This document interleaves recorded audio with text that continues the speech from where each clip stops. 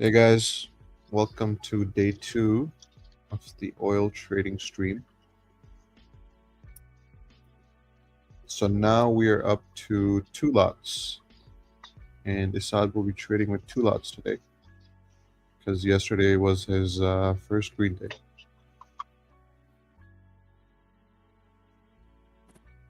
Yep. Today's two. I'll go over earlier. We already had a couple trades in with two lots, but we'll get another trade in. Probably two more trades in. I got offers sitting at 70. I'll switch over to the screen later in a few to go over that. But right now, I got equities sitting and waiting to get filled on some bids. But any open positions, you can see top left corner. If I have anything open, anything that's closed, obviously, it's going to be right in the middle. The fun starts when we get to 5 to 10 lots. So look, 1, 2 lots is not as exciting. Just not. What happened to my?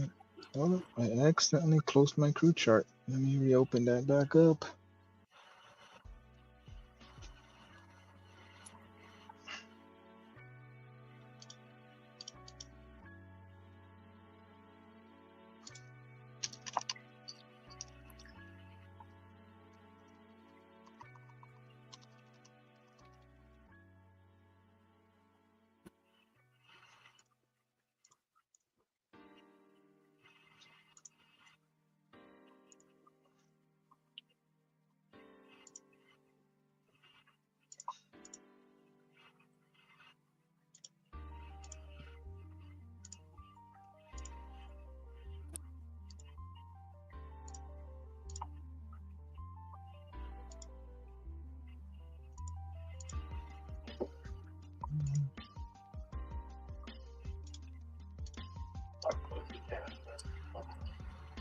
I'm gonna see what we can do here.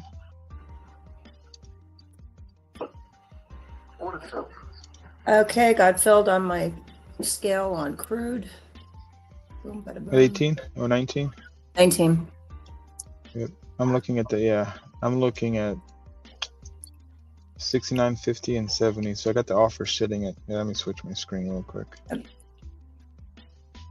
The interesting thing is that what I'm watching on the range is that the bands is actually trending up, which is coinciding with the bounce from oversold on my 13-minute or 15-minute, whatever you guys look at. So if we can cross that 35 area, I don't really see much until 69.70. So what I would do is when we start to hit into the 60-70 area on the runner, I'm going to tighten up a stop. Yeah, I agree. R2, I know. So this stream is going to be this, FYI. The challenge is on crude, but I'm not going to not trade equities. So the challenge is on crude, and the lot size is strictly based on crude. And then the bonus trades are equities. Yeah.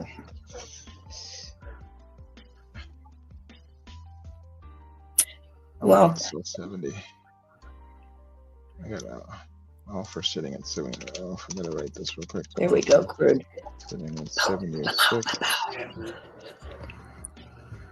Now I feel like a schmuck for taking one off at 19.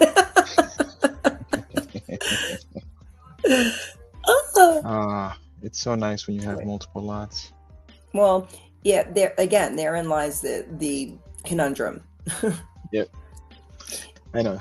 I just want to get to like day 5, and I'll feel better about this challenge. Yep. Just because it's just so much better. Well, look, you're good at crude, and that's your market.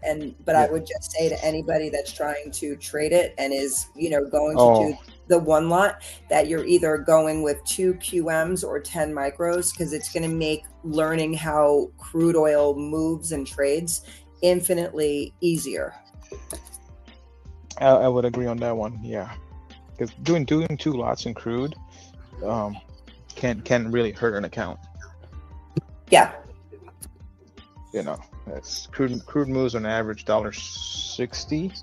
Right. So you're talking day. $1,600 a day on just one regular size contract. But if you're going to risk that one lot, like I said, to bring it to 2 minis or 10 micros, or even 5 micros if you're only comfortable, it's just going to make it so much easier, because again, how to trade crude and you've been trading it for a long time. So being able to do the one lot is going to be easier to navigate because you already understand how crude moves. Mm-hmm. Yep. Gold. What the hell? One thing to understand about crude is it is a very trendy market. Very rare, like today. This doesn't happen as often at certain levels. It just doesn't. And there we go. Look at, there's a shell. Come on, fill that down there. Yeah, crude usually, once it takes off a level, it doesn't come back well. It's over. So don't DCing in crude. It can be very scary. Yep.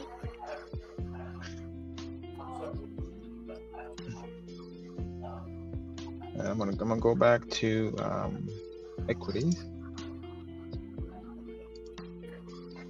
because I'm not in crude right now, but we'll go to equities right now and we'll see what happens.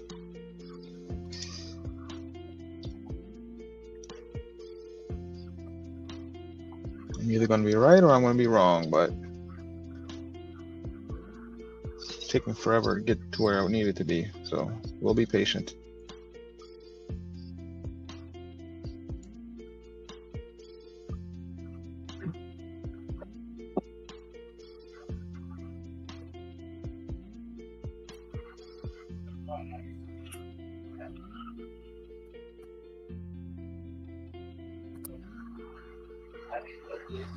All right.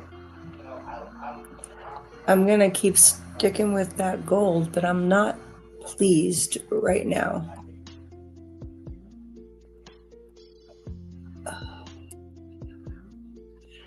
I'll probably, on the gold, get aggressive again back over 65. I'm not exactly sure what this little drop was about.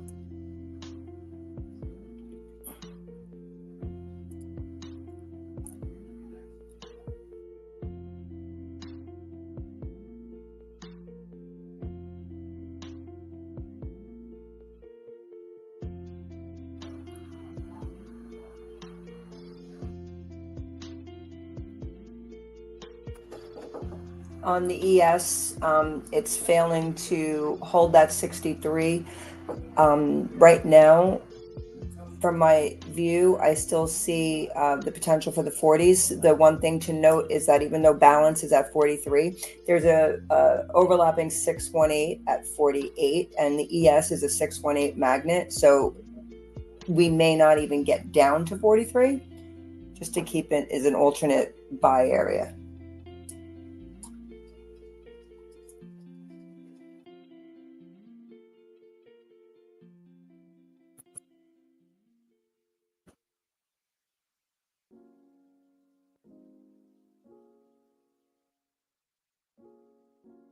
I'll be right back and now grab some food.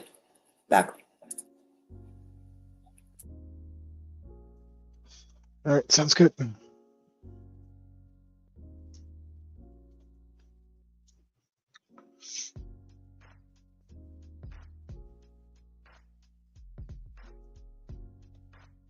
What's up, Matt?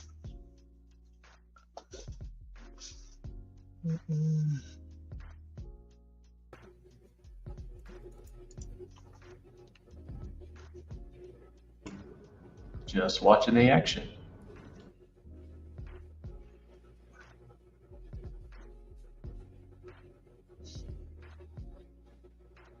Yeah, good. Waiting for price to get to where I need it to get so I can get back in. Yeah, I found out I wake up earlier than the TFD team.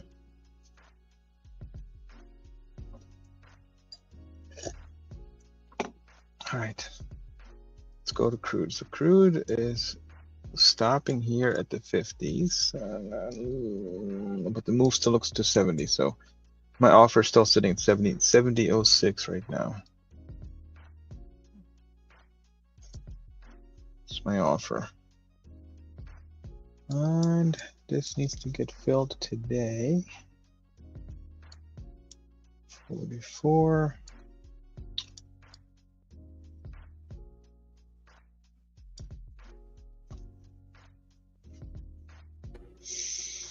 Good morning, Matt. Good morning, Raj. Have you heard of Esad's challenge? I have. I'm excited to watch it. The excitement starts next week. We got to get some more lots on board. That's when things get exciting for me. I think it'll be better off just to watch it scaling out and doing some interesting things in crude. So I'm looking forward to that. And then I know it's a longer challenge, but come next month, maybe even before Christmas, we'll see. I'm still watching the spreads, but the spreads are the June December spread that I talk about for crude will become a very much leading indicator. So for crude trades. So as of right now, it's still too early to use it. And my favorite spread of all time, which is December 12-month spreads. And I want people to understand when you're trading crude oil, specifically crude oil, no other market, of why it's very important to watch particular spreads, not it's calendar spread. So, and I'm excited to go over those things as it comes into play, because right now it's still a little too early, but it requires a little bit more time for it. That's all. It's all. When you watch spreads, you have about a month of like not watching spreads, which is usually December, because the best one expires in November, which is the 12-month spread, ZZ. And the next one we're going to watch is June and December, which is ZM25 minus Z 25. Oh, yeah. CLM 25 minus CLZ 25. That is the 6-month spread for crude. And what you do, I won't go over this, but what you do, you want to look at it and on how it handles its levels when it comes to weekly stuff. And if the spreads are breaking levels and holding things, usually 9 out of 10 times, flat price, current oil price will follow. It is the only thing. Usually the move happens in options and spreads first before it happens flat price. So that's the reason I watch spreads. But not every spread works. It's only 3 spreads you watch: 3-month, 6-month, and 12-month. 12-month is ZZ. So for this year, it was Z24, Z25, right? And that particular spread starts working in May all the way to November. So next year we'll have May pretty much all the way through November. And then you have 6 months of easy trading in crude. So I'm looking forward to that, little ones.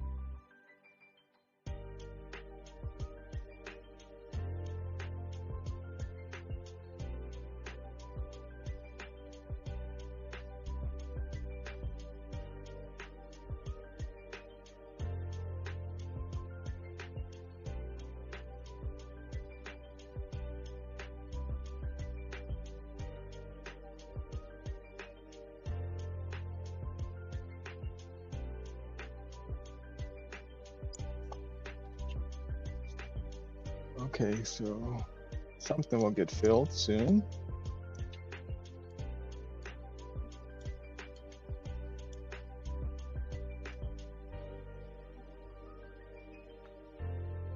Did you go over I your am. trade earlier this morning?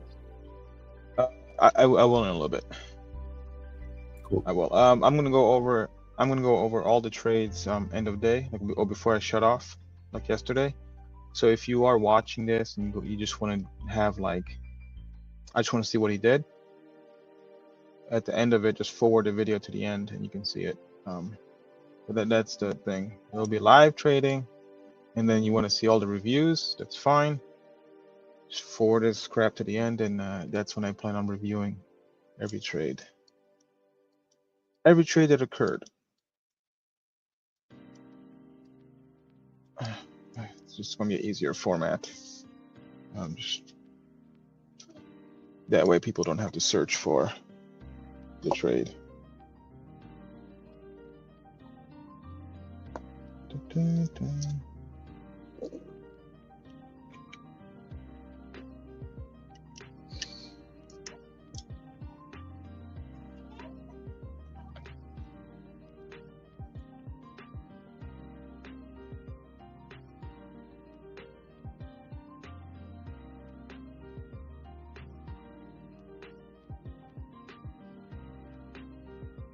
All right, the ES is at the 49, 48 area. It's below 48.75. All right, I'm going to take a little bit of a long here.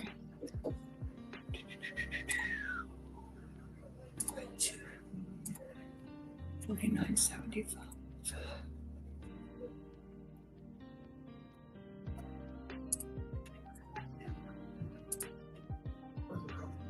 49.5.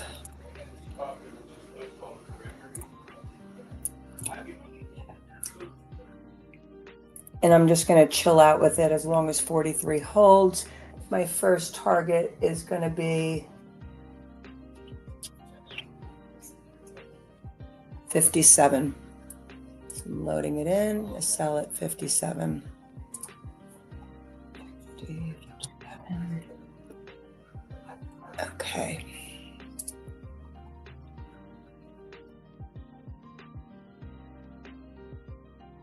I hear music.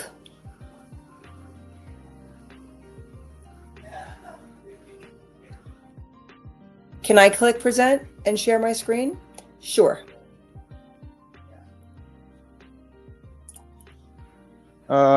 Yeah. That's what he said. Click present down there and share your screen. And then you can take care of my, okay. Share screen. I want to share, don't mind my, it's actually not allowing me to share. Let me see. Oh, here it is.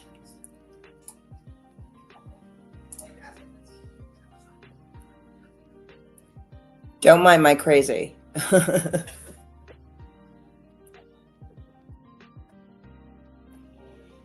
Wow. Sorry. I guess you have a huge monitor. I actually have 4 really big monitors. Okay. And then I have a laptop and a Surface Pro in addition. But I also trade multiple accounts and markets, and I do stocks, so I have a lot. You have a lot of empty space too. I do have a lot of empty space, and that space is reserved for things that I don't normally watch, but that are close to setting up. So when the time comes, I move them into the empty space. So that's just for things that I don't trade on a daily basis. Oh, okay. Got it. Yeah. The RTY is getting very, very close to that 24 buy zone.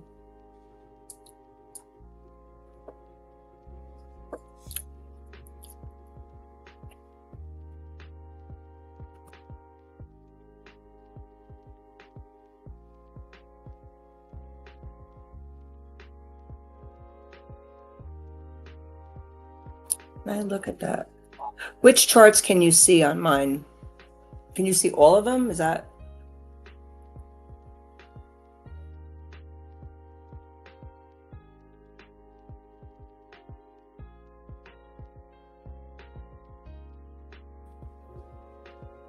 Yeah, I could see all of them, but it's just extremely zoomed out, so you can't really make anything out. Can I just change it to one screen?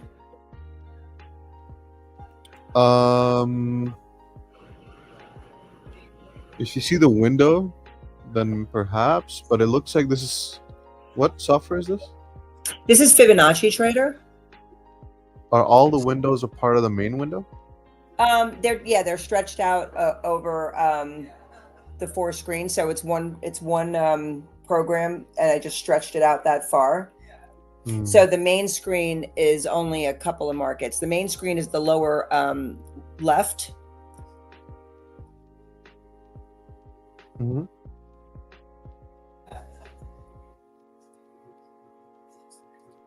I think tomorrow we can get you set up with OBS, and it'll be a lot Okay. easier to read, like Esad's. Okay, So that's fine. I'll take mine off, and then we can do that, because then I would be able to show like my ES and my gold and stuff like that on one screen, or the RTY and ES or whatever. It's not necessary for anyone to see the stocks and stuff, because they don't have anything to do with anything. Mm-hmm. Yep, sounds good. Okay. All right.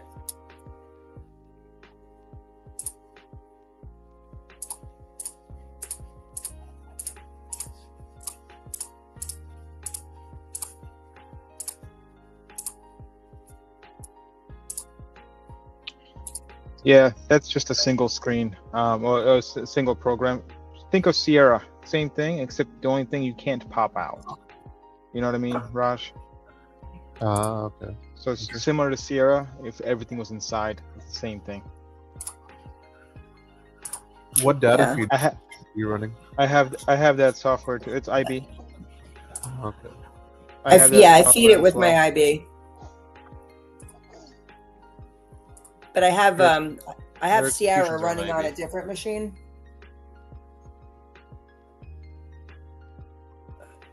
Oh, nice. Yeah. Okay. I convert everybody to Sierra. He did. I kicked and screamed. Earning a commission on the back. I might have even cried.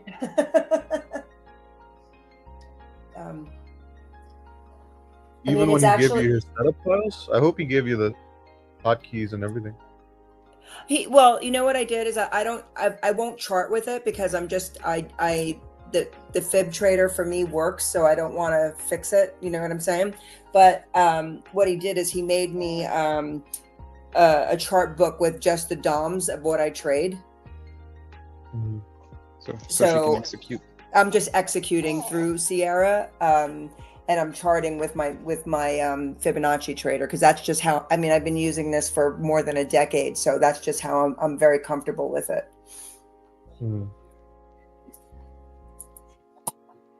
But Esad has managed to duplicate, and I've watched, because I've had a lot of people try to duplicate how the levels run, and his is by far the most Best accurate in the world.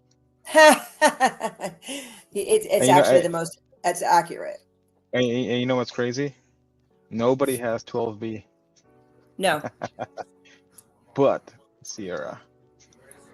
Yeah.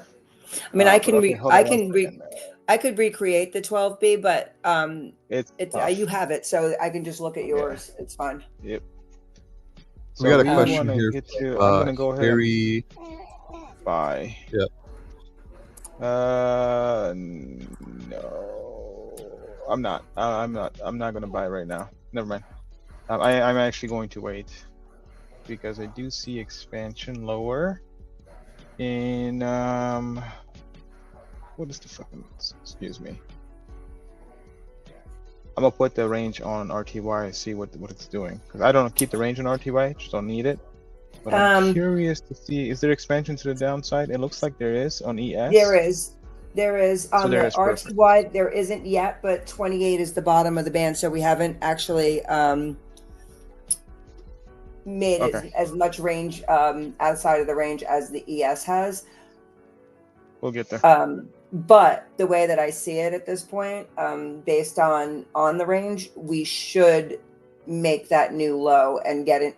I don't know that it's going to get 24 exact, but I would say that you're going to be in the spirit of that number. Yep, I got offer. I got a bid sitting at 24, 24 and a half. Mm-hmm. On a personal, I am just going to do 2 on it. So this one will do 1, personals will do 2, and everybody else will do whatever I do. When I say everybody else, I don't mean people on stream. I mean the other private accounts. Hey, could you answer that question by Harry Mantira? I didn't see the question. Let me see. USCTA. I am trading under POA, so I'm under the 15 rule. So 25 million, under 25 million, under 15 friends and family, so under POA. I am going down that route, FYI. BT used to be a CTA. The interesting thing is that you are only termed a CTA when you are also a member of the NFA. So you can hold your Series 3, which I do hold. And yes, I was a member of the NFA, but you're only allowed to use the term CTA if you're an actual member. So it's a more of a semantics title, because having the Series 3 gives you all of the qualifications to register, advise on commodities, except the registration for the NFA. Yeah, I think that's like 750 a year, something like that. It's not only 750 a year, but it's yearly audits. It's having to, adhere directly to the particular program that you're trading. There's very little wiggle room. Yeah, no strategy hopping around. Whatever you're doing, whatever you state you're doing, that's what you're supposed to do. Mm-hmm. Which I do that the entire time. I do nothing different. Yeah.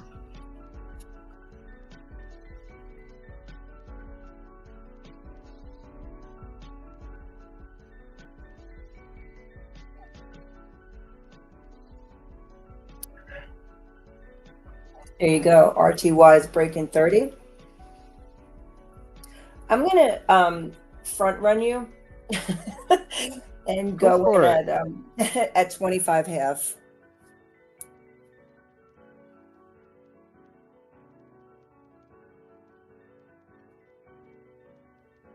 Just put that in. Oops, sorry. 24, 25, 50.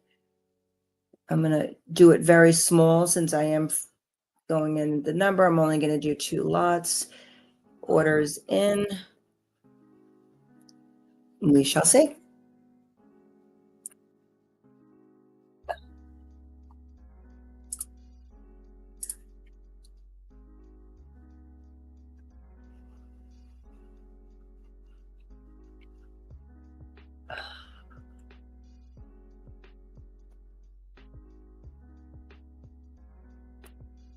Okay.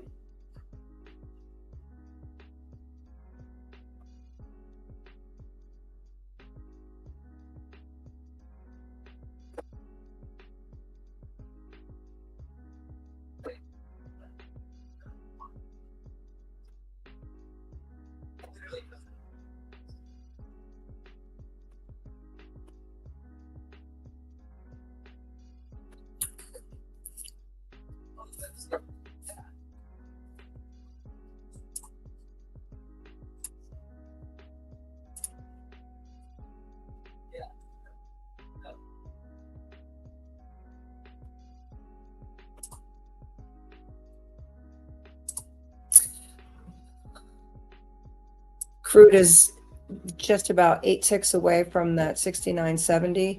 So for me, On my long, I'm going to trail up a stop to 50.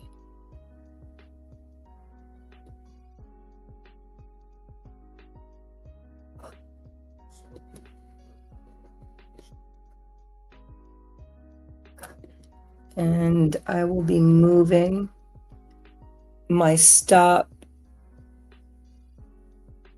trailing by 5 once we hit 70. I have expansion sitting at 75, 74 right now to 82. If we can hold 40, 69, 40 basically, hold that and expand up there, which is that area. And I still got my offer sitting at 70.06. I'm gonna get knocked out, I think, but I'll go back.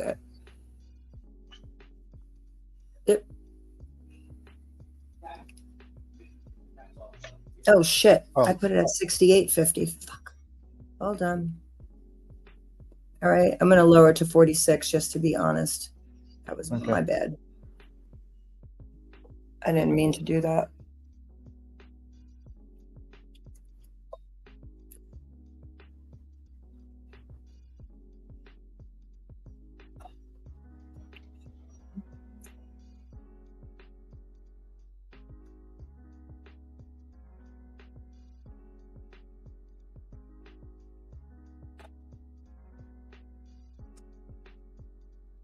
$49. I'm gonna go in at 48 on the ES. You going in at 48? I'm gonna add. I'm already long. Okay, I'm still sitting at 40, so I'm waiting for the 40. What I'm trying to do is I'm going in 25% increments. Okay. You're scaling. Yeah. I'm going to scale in and scale out. Are you FIFO or LIFO? FI. All right, same here.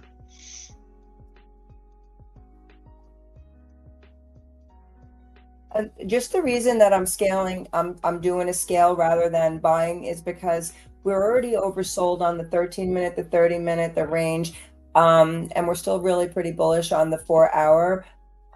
So I feel like I'm not sure that we're going to get down to the 40. So I make this decision where I say, would I rather, be in and maybe sit through a little bit of bullshit or not be in at all, and then it goes up? What's going to piss me off more? So that's kind of how I'm doing it, but I'm filled on that 48. But the way that I see it is that my dollar risk is still the same as if I were to go all in at the 43. My risk is still going to be the same dollar amount. So it's 6 1/2 dozen of the other. So I calculate everything beforehand to understand how many lots I'll put in on each scale. Yeah, no, that makes sense. Yeah, just yeah, everything is entry. Exactly, everything is methodical. Yeah, makes sense. Yep. Well, we're about to get that RTY. RTY is coming in. Yep. Now on the RTY, I am going to put a stop because I'm going to go in small, but I'm not interested in scaling into that. So I'm going to put a stop at 24.19, and then I will add on strength. So if you put a stop there, I may lower my stuff to enter there. The reason I'm doing that is because on my 4-hour, when I'm looking at my momentum, as long as the 24 to 20 area holds, we're good. If we start to take out 24 or 24.20, we're taking out the lower end of the dynamic range for the day as well. Yep. And then I'm not really interested in being long if price is under the dyno. Yeah. Oh yeah, no, I don't want to be long under the dyno. Let's see, 1 hour, 4 hour, 30 minutes, 1 hour. Ooh, I'm not loving the 30-minute. 4 hour I like better. I do not like the 30-minute. I got 24.21 on a 4 hour. Feels like it can get there. You know what? I am going to buy it on a reclaim. I may not. I may change my mind and just buy it on a reclaim. What I mean by that is get inside the dyno and then come outside. Well, Probably it looks like the daily dyno could get hit. the one thing that anybody who's following the dynamic ranges should understand is that they are based, that the probability of them holding is based upon the next higher time frame and where we're at in the rotation cycle. So with the RTY right now, we're above weekly balance. So that Mhm. makes the odds greater that the daily dynamic range will hold. If we were below balance, it wouldn't be as high a probability. But because we're above on the weekly, we're above on the monthly, it would make sense that unless, some kind of event happened, that at least on initial Yeah. touch, that 20 would hold and give you a tradable long. Now, if we bounce off that 20 and we get stuck at, say, 30 resistance, then you would expect that the next sell would go ahead and break that 20. But for the most part, it will normally hold while we're above on the higher time frames, if that makes sense. Yeah. Yep. Yep. And the weekly balance, if you look, it's all the way down to 24. So we're fine. We are Yep. fine. Yep. Yeah, and I don't see a drop anyway. The worst Well, case scenario you're today, also 24.19, majorly, really. if you look at the dual momentum too on the 4 hour, where Mhm. short term oversold, but the bigger momentum is still pretty bullish. So there's a lot saying that it's a good trade, and I think the risk reward is definitely worth it if I ever get filled. We'll see. On crude, I'm moving my stop now again up to 52. And I'm going to do a 20 tick trail by 5. That's what we're going to do. Come on. Get to 70, I'll be thrilled. Yeah, me too. Oof. Get to 70, that'll be $2.10 range Mm-hmm. for today. Got a range expansion up. The new pivot is 69.80, but we are a little stuck here at that resistance. But on the range, it did expand up.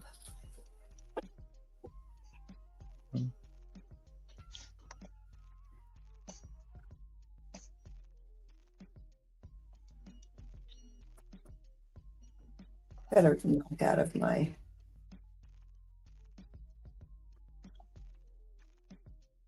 Come in, fill me. I'm at 23.4 to get filled. I lowered it a little bit. It looks like we are going to go inside. Mm-hmm. All right, that order filled was my SPX spreads. Oh, and I'm filled on the RTY. Oh yeah. Yep. Now I'm placing my stop. 19. 2. 19.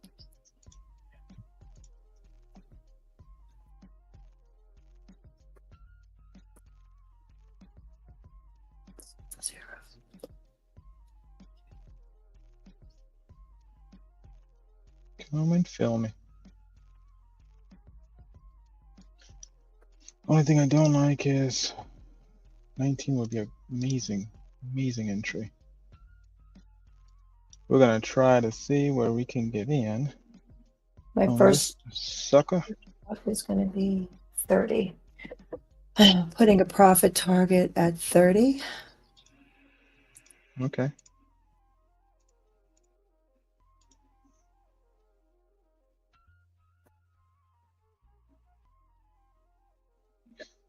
What time is it? 7. So we got an hour left. I may buy this right now. Order cancelled. What are you canceling? Just buy it. Oh, because I had my SPX, nothing to do with this. Huh.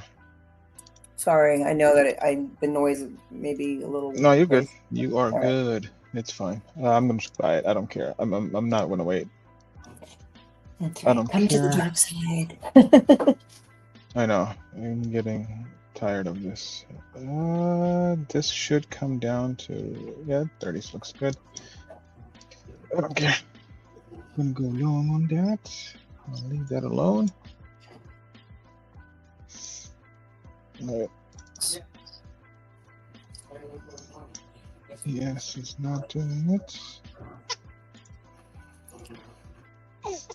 Hey, kiddo.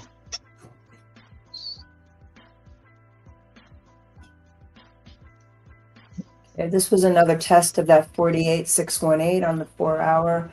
Mm-hmm. We really need to start, building some. What did I just get filled on?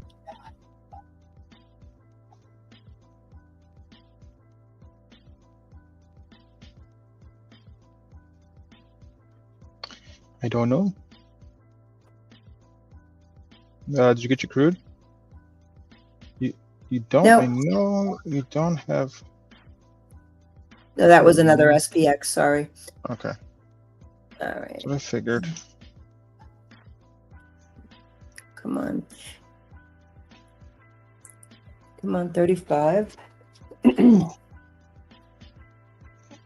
No, the crude, as I said, I'm going to keep trailing it. My stop right now is 52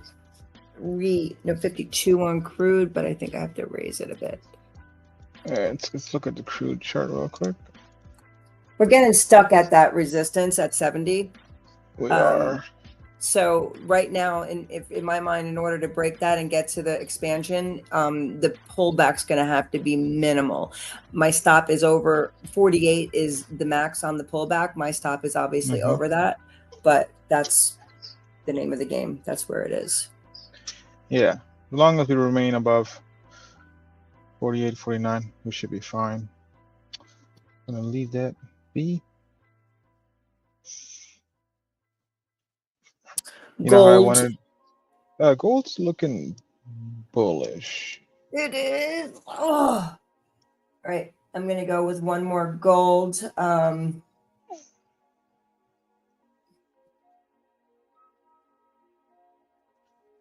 Crude is looking good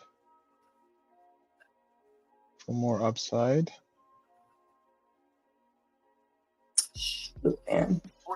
All right, I'm long another gold at 64.90.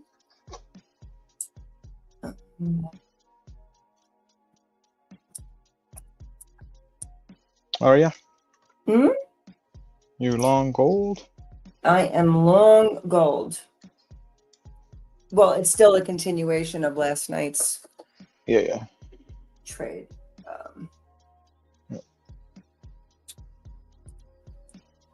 The gold actually looks really good too.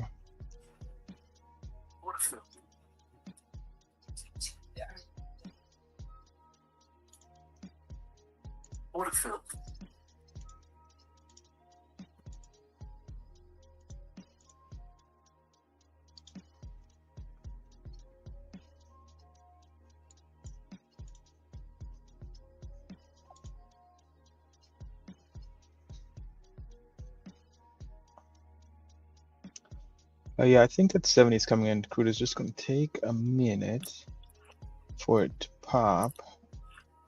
It's taking forever for it to go. That's what I'm thinking. I do not think. I feels like I don't think I'll get my 40 NES. I don't believe you're gonna. I mean, I honestly, I hope you don't, because. I don't think I'll get it. The only reason is this, because 44 is daily and tomorrow's daily is already above. So if I switch it back to, so if we look right here, we got daily and we got tomorrow's daily is already above. Like that, I'm not going to get what I want, and that's okay, right? But that's the other thing. So when I'm looking at a specific, so if I'm looking at balance, but then on a slightly higher time frame, I have like that 618 overlapping. And I don't know, whoever trades fibs, each market kind of has a fib that it favors, and for the ES it is the 618, whereas in crude oil it's the 786. And then RTY just keeps going until the ES stops. So yeah, I'm just, and I just want everybody to know, BT, when it comes to fibs, BT, everything you know about fibs, you're probably wrong. BT, I'm sorry, but I don't use fibs. You already know it. Mhm. But I trust when you talk about it only because of your history and background regarding what it is, Mhm. knowledge behind it. Mhm. Minor, like, come on, Yeah. all that crap.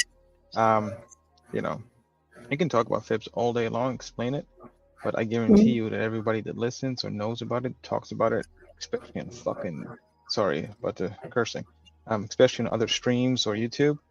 Mhm. I know they're wrong. I'm like, that's not even Mhm. how to use it. They use the same Well, fib over and over and over and over. It's yeah. like never I mean, invalidated. I think that's the biggest faux pas is that people use, like, look, a dynamic range and balance are fluid. You can cross through it as many times in that particular period, but Mm-hmm. once a fib is broken by, in my mind, I would say 4 or 5 ticks in the ES, it's gone. It's over. It's done. Yes. It's not a valid fib anymore. You have to erase it off your chart because it doesn't mean anything. That's it. It's not up for debate. That's just the rules of fib. That's just what it is. Yep. Not my rule. It's their rule. Exactly. The interesting thing is that the balance and dynamic ranges are also, so the premise behind it is that it's supposed to draw on the strengths of market profile, Fibonacci retracement and extensions, and Elliott wave, which I'm lost on that. But so basically what it does is it takes these three methodologies and it tries to minimize the Put weakness it and into exploit one. the strengths on it. And so that's what this is. Okay, I got my first off at 57 on the ES. And this is Good why I job. always put my orders in, because I trade so many markets and I talk a lot. So it's just Oh better for yeah, me you'll miss it. to, yeah, have sound. I like to have sound so that I can hear that I'm filled on something. And then I get a little pop up that tells me what it is that I was filled on. Yep. Because I do, like I said, I know that a lot of people don't trade multiple markets. And that's something I would love to see most traders change. Because I think when you're boxing yourself into one market, you're going to end up forcing trades. Whereas if you're looking at, 4 or 5 markets, you can always find it, your setup. But when you're doing it just to one, and I know everybody says, oh, become an expert in one. And the bottom line is that, especially when you're using balance and momentum the way that we are, it works on any market. So you should be able to, look at setups rather than the actual market. I agree. I agree because I would lose my mind Yeah. if I had to do one more. I know what force trades. Well, and I that's the know thing. that. So if we're only watching the ES and the ES happens to be crappy, let's just say, you're going to end up losing money because you're you're Taking trying trades to there. create something because you're getting bored. Hey, I agree. I 110% agree with that. The invention of micros especially has been, fantastic, because it would give you the opportunity, as long as you're with a broker that, offers a decent commission on the micros, it gives you the opportunity to learn the feel for other markets without putting much capital at risk. And the thing I always try to tell people when I was doing one-on-one mentoring, I would tell people, and I know it sounds very cliche, but it's like, you want to trade well. The money is the byproduct of trading well. So when you're learning, it doesn't matter your dollar amount at the end of the day. What matters is that you're consistent and you're consistently profitable. Once you have the consistency down, you can then go ahead and add size, and you're really not changing much. You're just adding size. But the difference between doing something live and actually risking your own capital, as opposed to being in sim. For example, when you watch somebody, and I won't say the names or any, but when you are watching somebody on YouTube, let's just say, and they're in a sim count and they're, slinging 30 lots in a quote, air quote, $25,000 account. Um, that's not it's not trading, and it's not really helping you become a better trader. That it's bullshit. And then I'm sorry for the language, but that's exactly what it is. You need to be able to be consistent. You need to be able to manage your risk for the account that you have. And so, like in a $25,000 account, let's just say, you shouldn't really be trading more than one lot of ES. I'm sorry to say it. You know. Yep. Or else over leveraging. And when you're in sim, it doesn't matter, because you're not risking anything but your pride.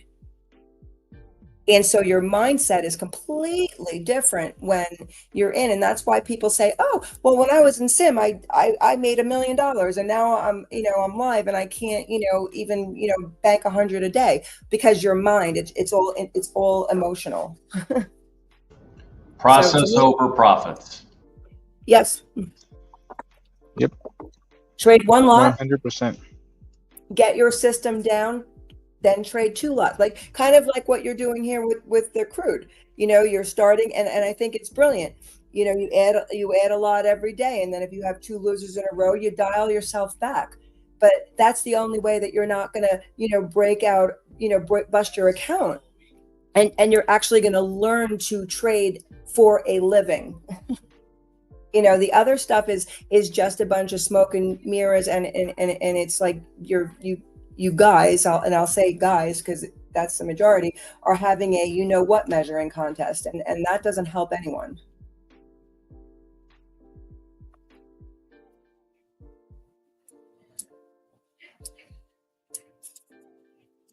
All right, so ES got through 57 and then pulled back.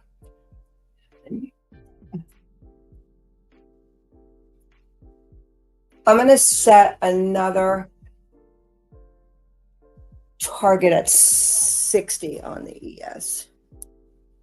No, I have one for 63. I'm going to lower it to 60 now. 60 half.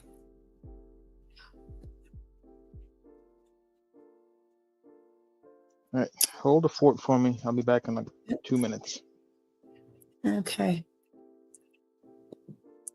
Stop. 19.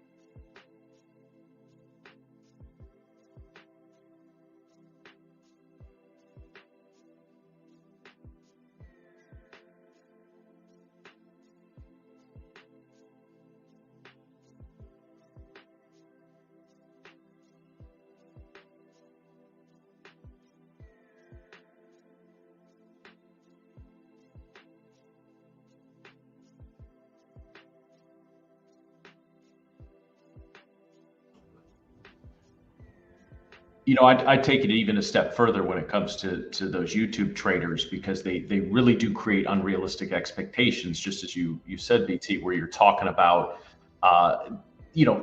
especially somebody new coming into this game, they don't understand realistic profits, loss, etc. They get on YouTube, they see somebody making 25,000, and they have no concept of the risk to reward that's involved there. When I'm working with somebody who's brand new, I'll say, just let's focus on, first of all, getting your process on $100, $150 per day, and build from there. Like you said, it's just a matter of nailing down your process and then scaling. Those really aren't steps; they're just very complicated. Well, the thing is that money is all well and good. We all love money, but when I've been doing this now close to 30 years. Yeah, I'm old. But yeah, about 30 years almost. And so I've seen a lot of traders come and go. I've had the opportunity to work with some phenomenal traders. And so what I've done over that time is I've taken inventory of the people that I see as most successful, and I'm talking successful in terms of longevity. And I kind of try to see what the similarities between them are. And so there's a couple of things that I have come to accept as trading truths, if you will. And when it comes down to it, it is that the money management. And I've been guilty. When I first started, and I'll just say it. I mean, I could make, tens of thousands, and then I can lose 30,000, and then I can make, 100,000, then I lose 120,000. And it was just a roller coaster. And if you're going to try to do this and really, give it a shot, for whether you're doing it for a living or you're trying to, create a side hustle, the one thing you need to do is learn the proper money management and the proper, techniques for, letting your winners run, and again, cutting those losses. And so what I've seen on a lot of those YouTube things, it just seems to me it's there's really not much value in that. I don't know. I watch and I'm just kind of like, okay, I don't even know what your position is or why you did something. And more importantly than telling somebody I'm long or I'm short, I think it's important to, when you're doing something like this, to convey that why I'm long or short, or why my stop is where it is, or what my expectation is. Why is that my expectation? And those are the things that, help other people progress. Exactly. Very well said. Yeah.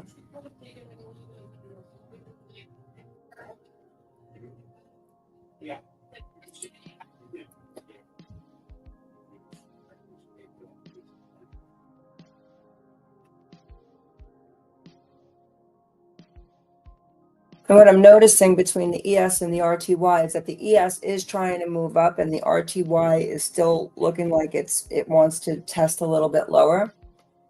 So they seem to be a little bit disconnected.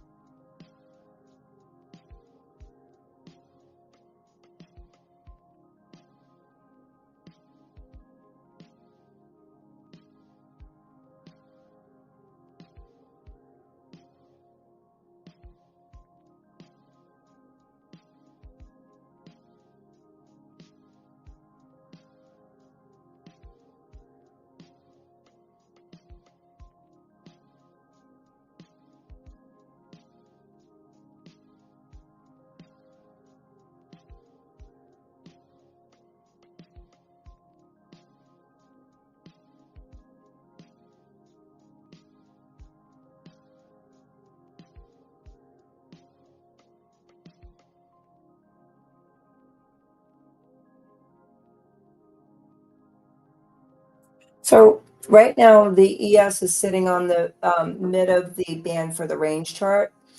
For the long, I really would like it to hold, because if we can't hold 53, we're probably going to go back and test that 48. And I'm not a big fan of multiple tests of fib levels. The bounce should have actually been bigger, so I'm kind of getting like a little, but it's just something worth observing. And again, as you can see, the RTY is still heading down. 20 is the dynamic range. And if we break below that, it is a potential for acceleration to the downside. So That's why my stop is at 19. The acceleration would bring that down into extensions, which are in the 2410 area. So I don't want to remain long under 20.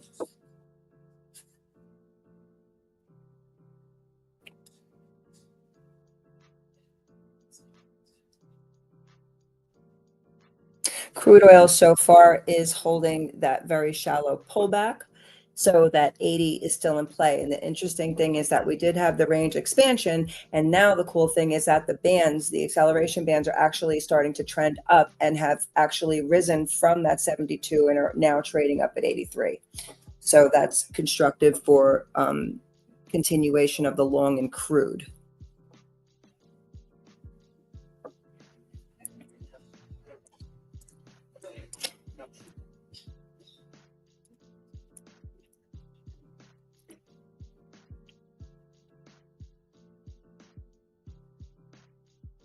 And for anybody trading gold,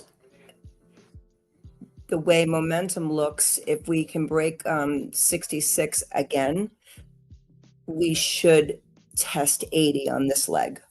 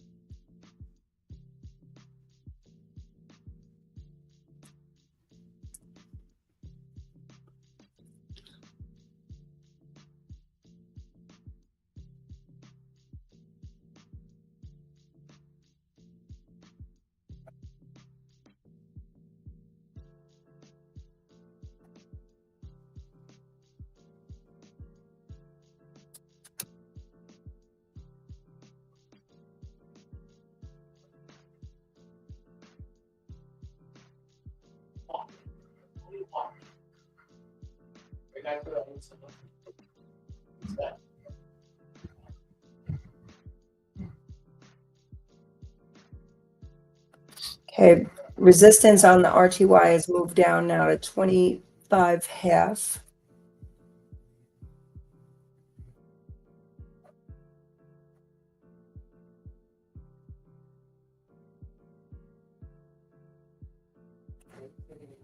And if we can break that, rotation should continue to 30.32 on there.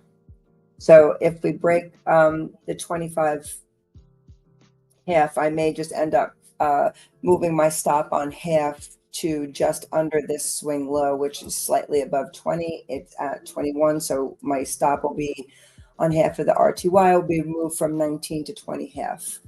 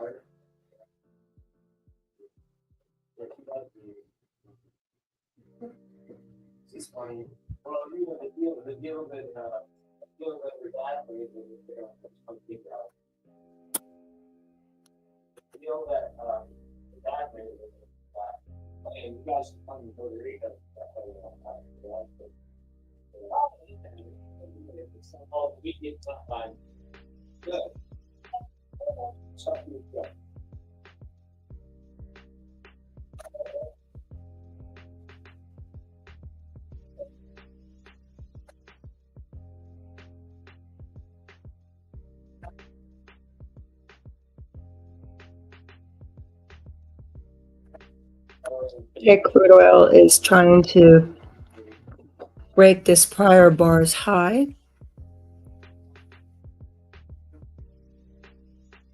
Once we hit and break 80, I'm going to move the stop up again.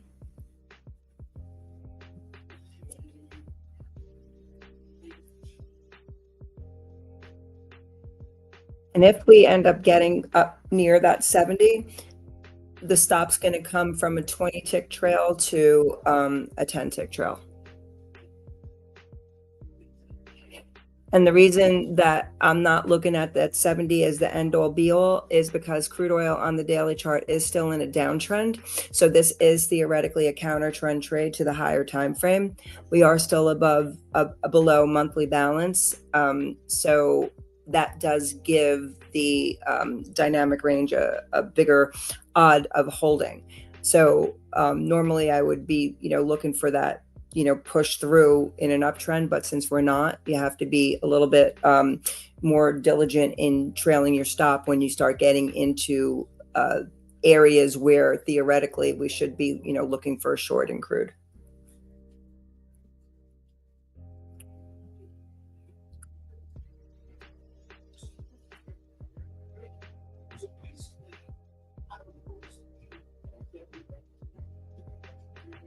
Gold is getting back to that 66 half that I was talking about. If we break it, we should go to 80.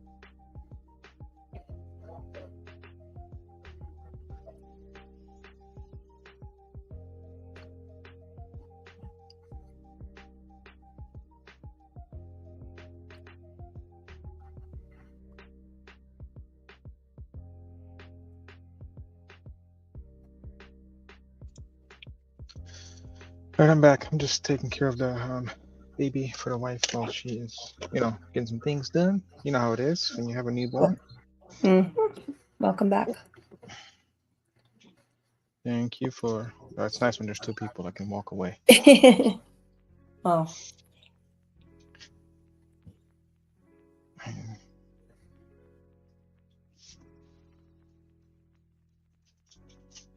What I was just noticing on the RTY is that resistance moved lower.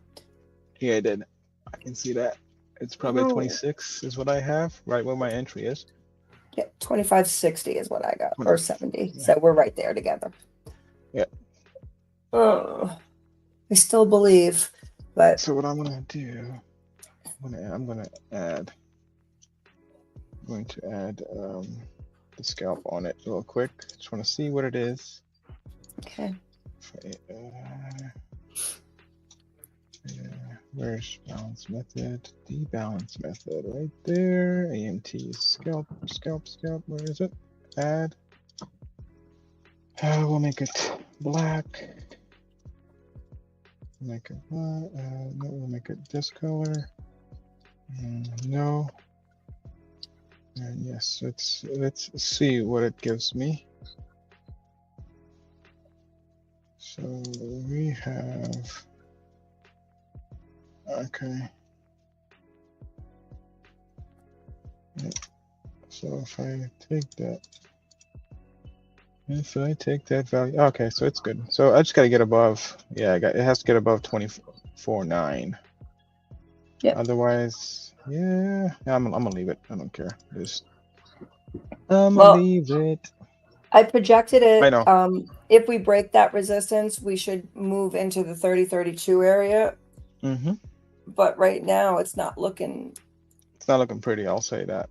No, Gold right here is looking gold great is above daily fabulous. balance. Now that it's above daily, and daily's above and all that crap. Future balance printing in 30 minutes for 12B. We're right at it. So that could propel us to 78, 82, 81, something like that is what I see. Mhm. Yep. And crude is going to 70.06. That's like for sure. Yeah, I'm almost ready to start moving my stop up as soon as I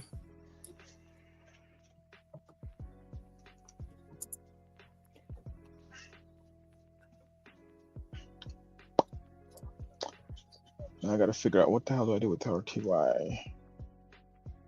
I made one mistake. I did not put a stop in profit when I was in profit. That's my rule, and I didn't do that. I don't know why I didn't do it, but that's just a rule I there's have, and I 80. did not follow my own rule, which is okay. But Okay. we should get there. 80, 82. Monthly is sitting. Oh yeah, this is going to be a sell at 70.40 if we can get. That's quarterly. Where's your quarterly? I got quarterly there. On crude? Yeah. Hold on, let me look. Let me look at I the just daily. moved my stop up there to 60 because we just hit that 80. Let me look at crude. Yeah, I got 70.40. Crude quarterly, week, month, quarter, year. Let me change that up. Yeah. I have an ugly bar.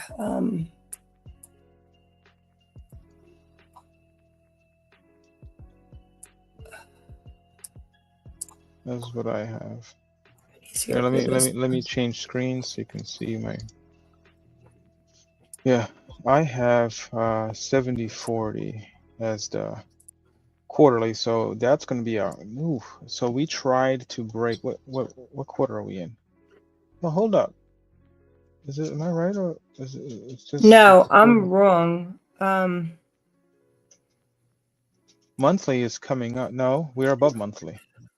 No, No, hold up. hold I on a gotta see. second. CLF. Let's do a back adjust this crap. I'm a little jammed up here. Hold on. Chart. Day, week, month. Yep. Okay. Nope, Month you're right. 7. No, you're right. We just broke it. So Yeah, we're just breaking above right now on the monthly is at 69.65. Yeah, we should be. I'm gonna do that back I'm adjustment. freaking. I'm gonna say no. We should be good. Yeah, we're above it. Yep. So we're above monthly. We're just now breaking. Yeah. So we're just now breaking. 70.40 is going to be the tell all. The So what caveat. quarter? The caveat, right? So you gotta remember this. Last quarter and this quarter, nothing changed. Right? What quarter are we in? Mm-hmm. We're in Q4. Yeah, so Q4. So we've been at this freaking quarterly level the entire time. Like ever since we touched it first, we've touched it every damn month. if you notice. Again, when you're looking at the dual momentum, the only thing that I see that actually is a little bit concerning in terms of crude oil breaking balance, I know that if anybody kind of saw my charts, there was a blue momentum line, and it's a CCI, and it's pegged at it's a 50 length CCI. Right now, what's happening is that we are still below the zero line on the daily. The anomaly with monthly balance and zero lines is that typically price will not maintain status above monthly balance when momentum is still in the bearish territory.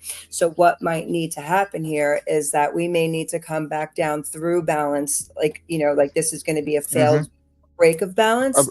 We need to have a breakdown. We gotta go up and down. So Exactly. I may need to cancel my 70.06 because I can see like a blow off top. I can see that occurring, and then so what I'm gonna do. Hate to do this. I hope I'm right. I'm going to cancel the crude. I'm going to raise my stop again to 65 now. I'm going to cancel that sell. I'm going to remove the offer. Yeah. What's I'm going to remove need the to offer. happen? If we hold 70, then we have to assume that tomorrow we're going to come back down. Huh? If we hold 70, tomorrow we're going to come back down to 69.40 or 22, depending where we are. That's what we'll come back to go higher. But tomorrow's target is already increasing to 70.60. Correct. For tomorrow. Yep. So that's what I see for that. I'm moving to 70 now. Okay, that's fine. But that's kind of what I think is going to happen. We'll see. At 95, it's going to be a 10-tick trail. Yeah. But the interesting thing will be now is that if we start to break back below, so if 70 caps us, let's just say, we have the dynamic range daily, then we're going to have 69.65 as monthly balance. What we would expect to see is exactly what you said, to come back through, test around the 68.40 area. If that holds, then it'll give the CCI, etc., a chance to gain a little bit of bullish momentum. And what the play would be is to kind of grab through the second push through monthly balance, because that would make your target be closer now to 71 to 71.70. So it would be kind of a leg 2 reversal breakout of what we've just had, this little, because we've had 1, 2, 3, 4, 5, 6, about 7 days of congestion since that big bar on the daily chart. So this is now going to be a pattern for a leg 2 if we do exactly what's anticipated tomorrow. Yep, and yeah. Yep. And we should get that. So if I look at the spread right now, I just want to, actually, no, it's not. Let me look at the spreads real quick. I'm going to look at, so the spread I'm looking at is, the spread is above 12B. It's nowhere near daily. Nowhere near daily. Spread right now is trading at $1.27. If we get to $1.36, wherever flat price is, I'm able to short it. That makes sense. I need to pull that up and show that to people, but yep, makes sense. And we're right at the 70 now. So I'm at, my stop is at 80. So I got to move it up to 85. I might be coming a little too tight, but it is what it is. Yeah, just put it at 83. It is what it is. Yeah. We do have a range expansion up on the 4-hour with a target now. And again, this is valid as long as we stay above 69.56, which, I mean, I don't anticipate going lower, but our new target would be at 70.18, which would also constitute a break and extend on that daily. And as long as we stay outside that, then we have anticipation of a little bit of a higher high. Now, if we do fail, and if we fail, then we're going to go back into that scenario. So we have an either or situation.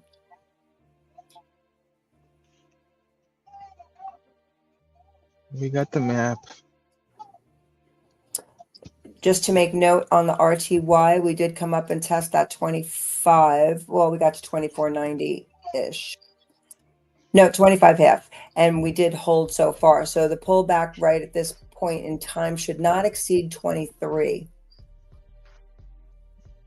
if we're actually going to break on this leg.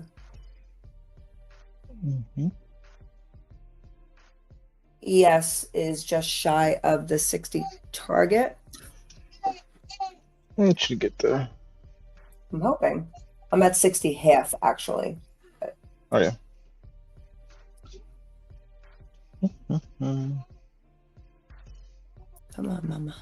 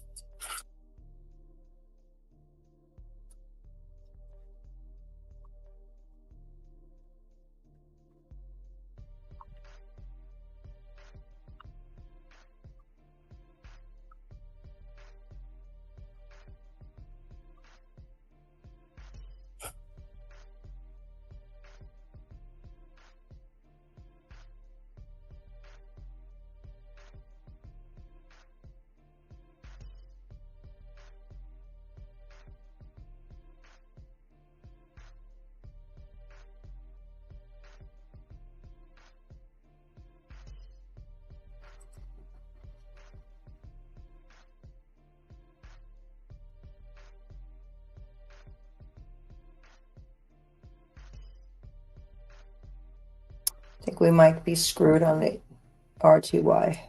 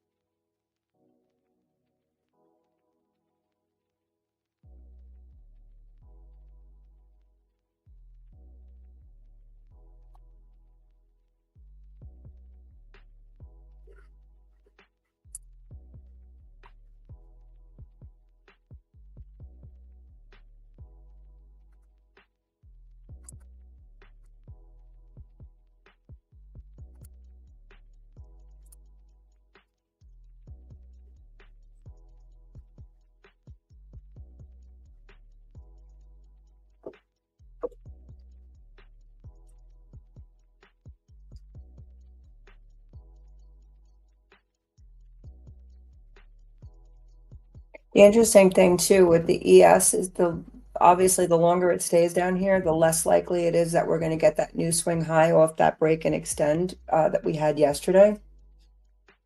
So I'm going to say that if we don't get up to at least 60 by 12:30, it's a failure, and it's going to be something to keep in mind throughout the rest of the week.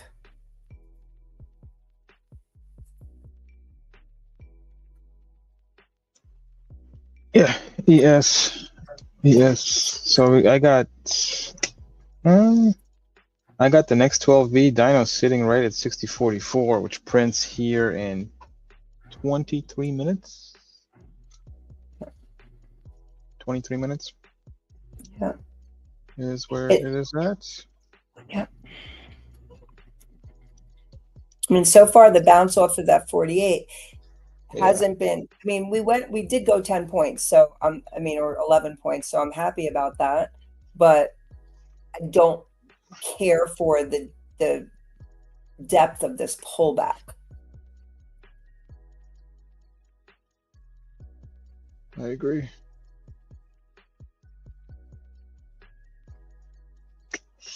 Not looking pretty on this. It's fine.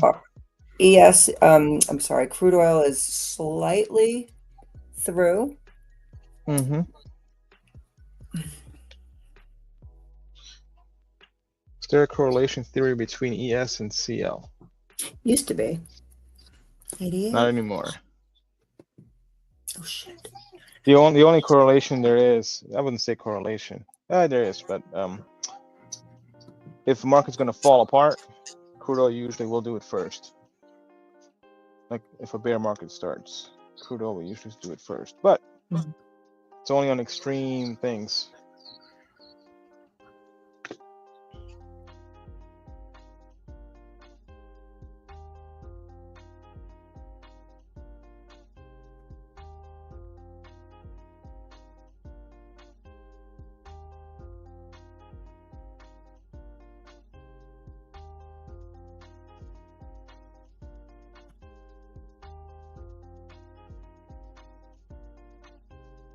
I'm going to be stopped out of the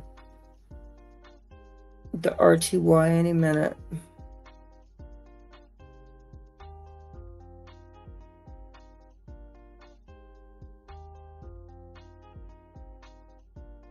Oh shit. Okay. I'll be back. Hold it for me. I need like 5 minutes to deal with the kiddo. Mm-hmm. Wife needs to step away.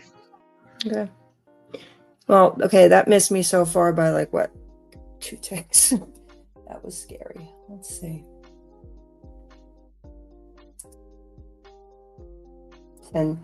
Okay, 1910. So by 1 tick.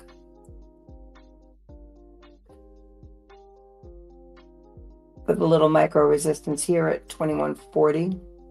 If we can break that, then we probably go back to the 25 area for another test.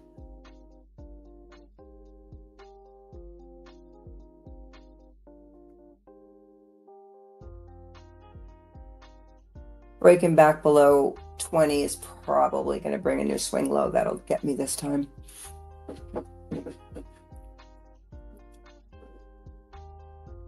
Yep, there we go.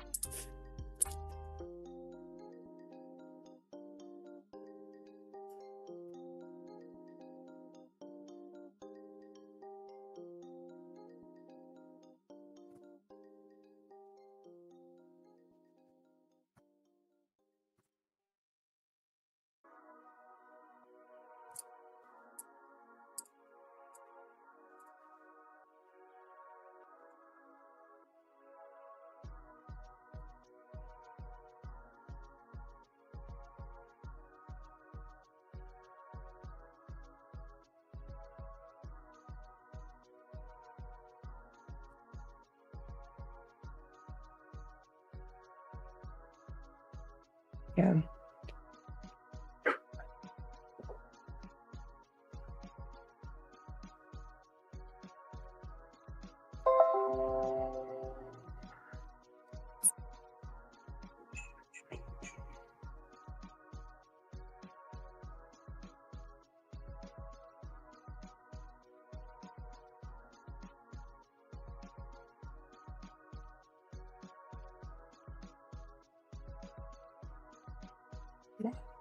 Kidding me?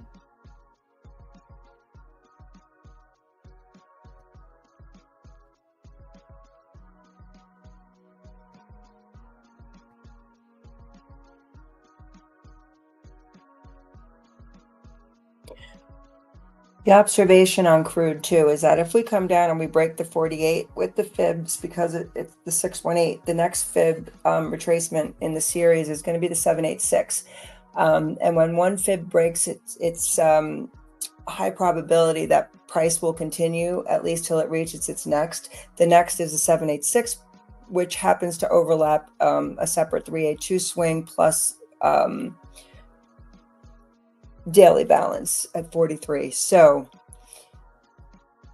I'm going to raise my stop on the ES and would be open to going back in the 43 area long. That would be the last long I take of the day, because it's either going to work or it's not, and I won't take 2 losses in a row.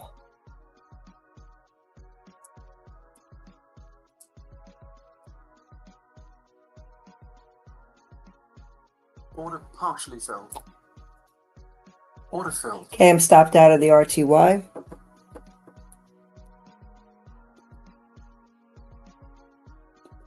And that was a 6-point loss.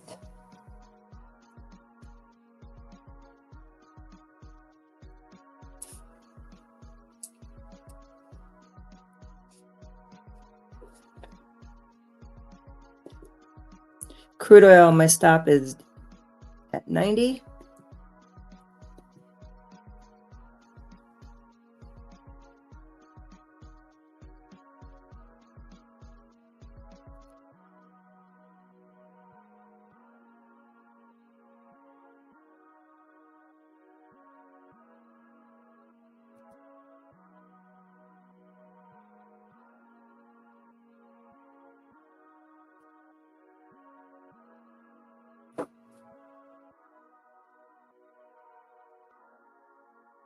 Now on the RTY, I would not be interested in a long again unless we break back above the 25 area.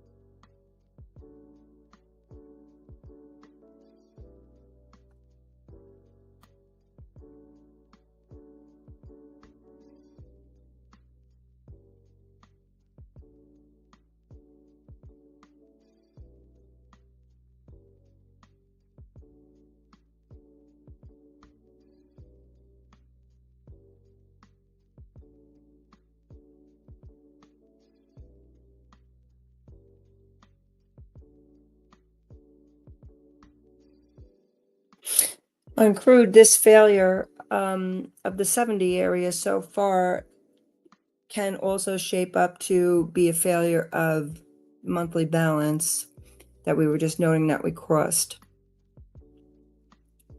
I'll be stopped out at 90, but for a higher time frame for the daily, the line in the sand is really going to be 70.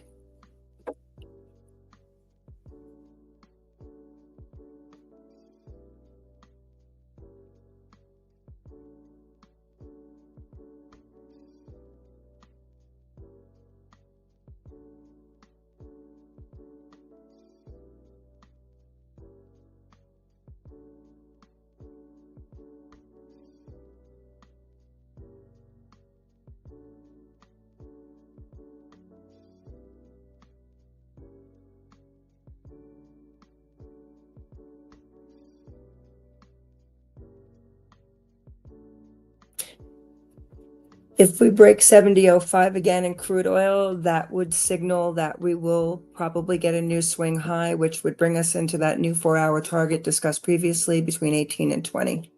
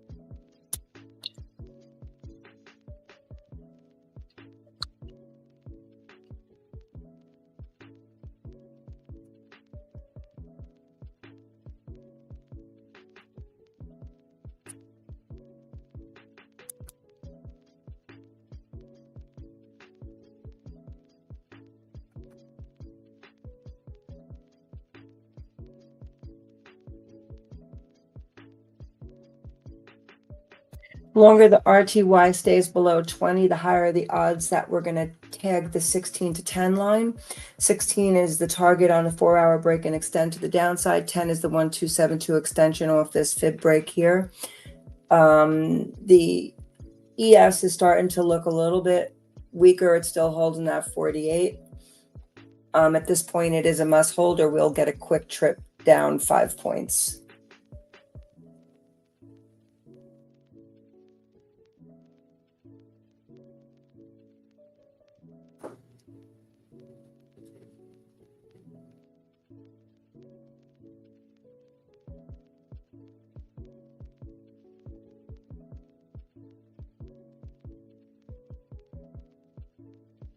The other thing to note on the RTY is it's getting pretty deep short-term oversold.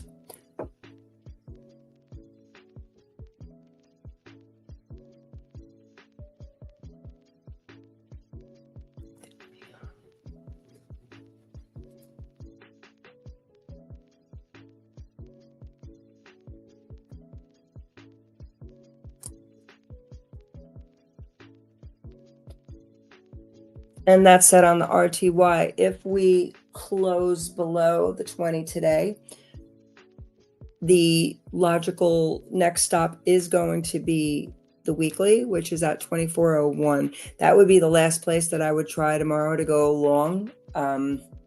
Again, that's if we close below 20. The alternative is going to be that break above 25 would be another long.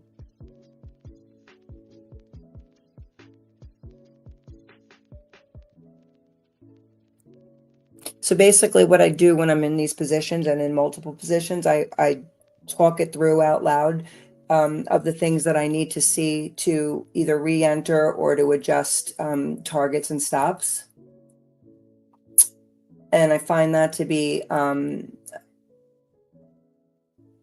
better than just pulling myself out of a trade. I think if you journal it or you dialogue it, it gives you an honest assessment of the rationale if it still exists for being in the trade. So that's why I talk so much, because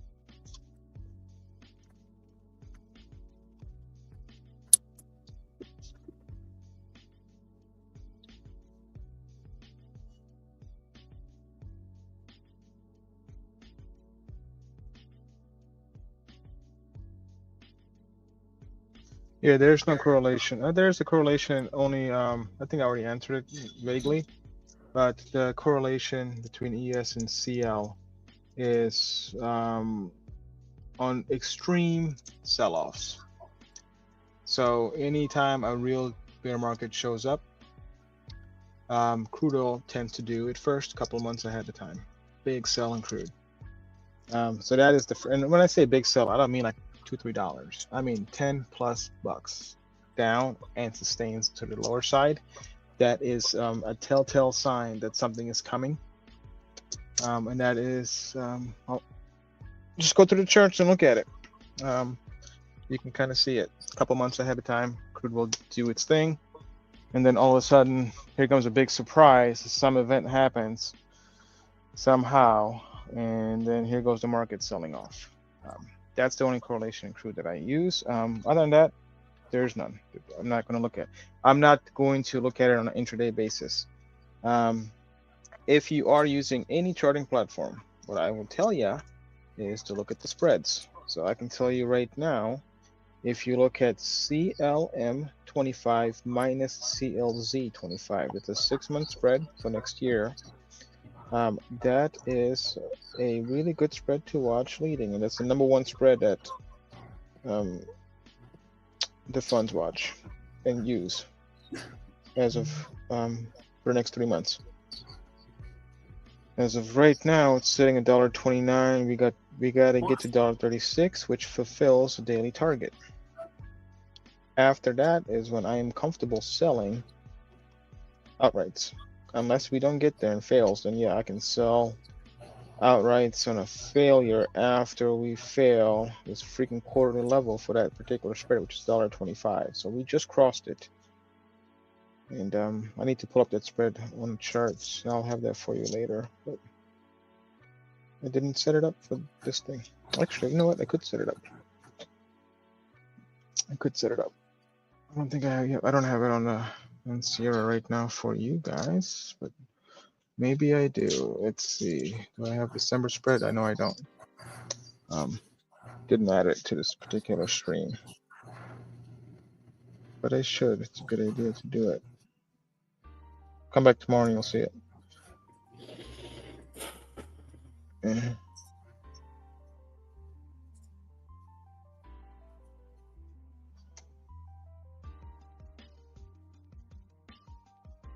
So my tomorrow's 3 lots. I'm not even going to touch the crude right now, but tomorrow's 3 lots in crude. I want to get to 5-10 lots so I can actually enjoy trading.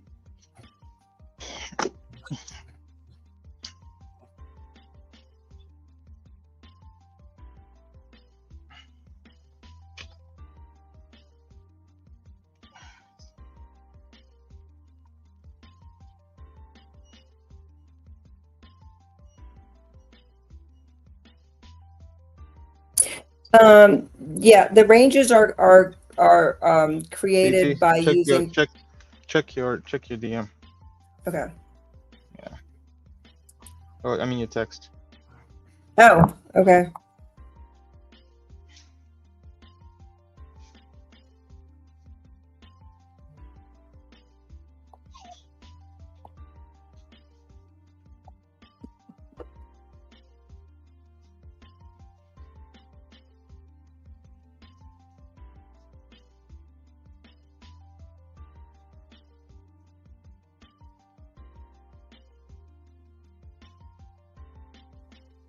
Hey guys, how's it going?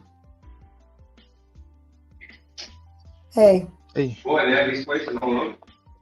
In Miami, Detroit. Hey, in my hometown. Now that's a great town. go for it. So you've been there. Where? Chicago. Is that where we go? I thought you saw her. Oh, I see you still got an RTY position open here. I see. Yeah, You know, I letting it be. Um, regarding the question on the ranges, the ranges are just math based, but what you really want is if you're trying to create it by math every day, it's going to drive you insane because you to have it through multiple time frames.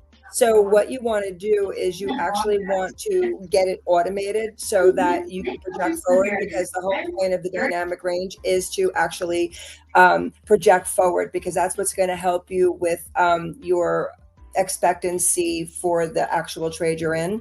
So, I mean, I could give you the math, but it really wouldn't make much sense unless you're going to automate it, if that makes sense. 70.49 crude. Well, then you'll have to talk to Esad because, yeah. Yep, 70.49. If any pullback happens, the pullback cannot exceed 69.29 to have 70.49 alive. I think you break under 60.29, 69.29, it's over. But that's, you know, it's 70 cents. So we have a big expansion on 12B. It is what it is, but 12B 70.49 is the next target, and it looks like we're going to get a drift mode. I don't think a pullback is coming for what I would like, but Are you talking about crude oil? Yeah, crude oil. Yep, 70.49, and that's going to line up with our quarterly. Yeah. Okay. So on crude, we're officially now in the first bar of the new 4-hour time frame. We are officially in a break and extend on the 4-hour and so far on the daily. So I don't see any reason why we're not going to hit that target up at 18 at this point. If we do hit the target up at 18, I'm going to move my stop up again. And the thing that we're going to watch moving forward, now that we are in a dual time frame break and extend, is we're going to try to guess whether or not we're going to get follow through tomorrow. And so what we're going to do is lay out what should not break if we're going to continue. If we do break, it's just going to be I will take this as a signal, and Esad, you can tell me if you agree or disagree. I'm going to take this as a signal that this was just a corrective move inside of a bear market, and the failure of, say, I'm going to say hypothetically right now, by eyeballing this, the failure of 69.80 will confirm that, and I would be looking for a short into the 66 area. That's Yeah, I'm getting 100%. ahead of myself, but that's what I'm looking at. Yep, 100%. Yeah, because if we break that 69.60s, it's over. Yeah. It's good luck. Because if we break, even for, let's look at the daily real quick. And we got next week's balance at 69.40. So we break 69.60, that's going to propel us to go break and go below next week's balance. And today is only Tuesday. So we go below next week's balance, it's you can't come back. Exactly. So right now, what we're seeing is right now in crude, the way that price action is, this is an attempt to reverse the trend on the daily. But as I said, momentum has not caught up to price yet. So it may require a pullback. So now what happens is you start to watch the pullback to determine whether or not you're going to get a resumption of that downtrend, or if this is going to be a new leg higher. And so that's why you kind of, line up that support. Like, this should not break. If we're going to go higher tomorrow, regardless of the break and extend, this level should not break. If it breaks, this is a complete failure of an attempt of trend change, and we should all be looking to move lower and quite possibly break the lows that we've already seen, these recent swing lows. So it's a definite do or die line in the sand type of trade here. So the good thing about crude oil right now is that either way there is a trade. And we just need to see tomorrow whether that's going to be short or long. On gold, we did get that break again, like we discussed. And right now we are We're headed 10 back up. points to the 80s. We're almost there. The move. Yep. So 80 is the move. Almost That's there. going to be where I'm taking my next target. On the ES, I'm still at 60.5. It's not looking so great, but it is the ES, so that can change. So far, the only loss that I've taken today was on, like I said before, the RTY, and that was for 6 points. That's okay.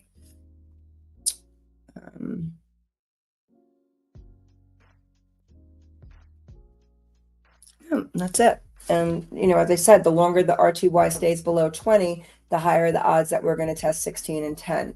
And if we have a break and extend, the target is going to go further for tomorrow. And that's that. The ES is trying to buck the trend here. But again, resistance is still coming down on that. So right now, we went from 57 resistance to 56 resistance. Or no, I'm sorry, 55. And right now, what we need to do is we need to break 55. If we can break 55, the rotation, again, I'm just eyeballing it and not drawing it out, should be up to 60, 60, 60, 62.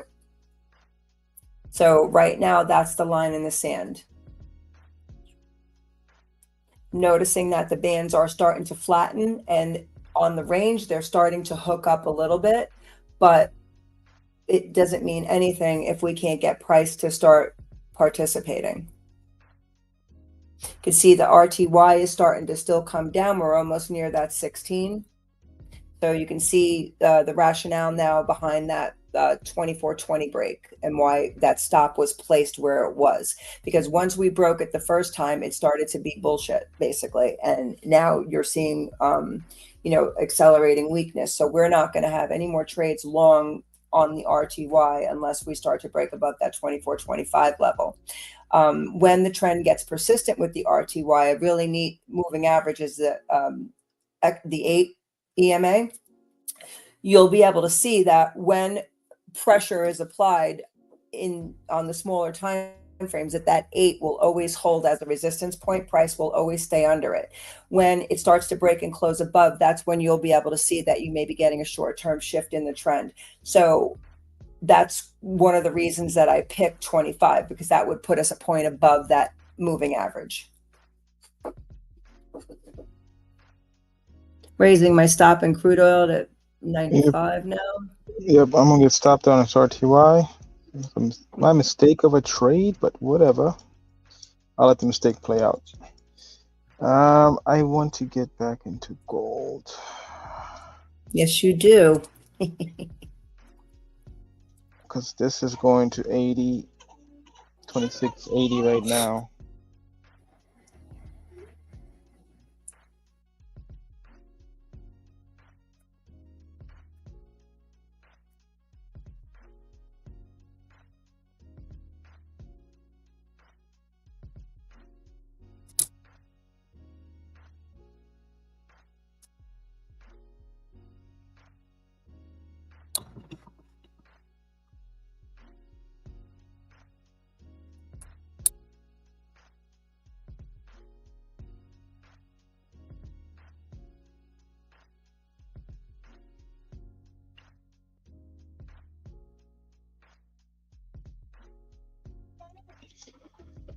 Tomorrow, 3 lots. So if I can get this, if this, I hope this sale doesn't start tomorrow, because I want to have some size on.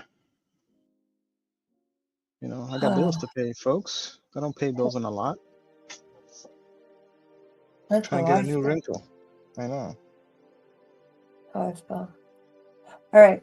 On the ES, the number we need to break now has come down even further, and that's going to be 54. The 54 will put us above the high low. It'll put us above the EMA, and it'll put us above the previous bar's high.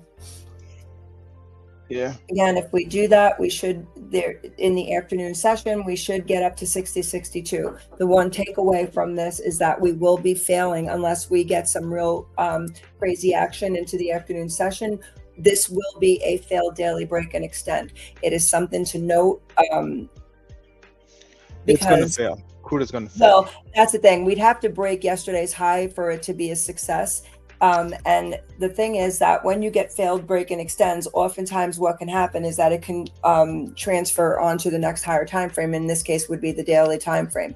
So we would have to start really watching that 43, because if we broke below that 43, you would have to assume that the pullback is going to be a little bit deeper. Yep. I would like to see this break. I would like to see it succeed, and I'd like to see a new swing high, not only because I'm long, but because it would make it a lot easier, because Easier we to do have take a timing. short from, yeah. Right. We have timing both on the daily and weekly charts. So for those of you that are not familiar with timing, it's basically, I mean, I'm sure that anybody who knows about fibs understands, the theory of timing.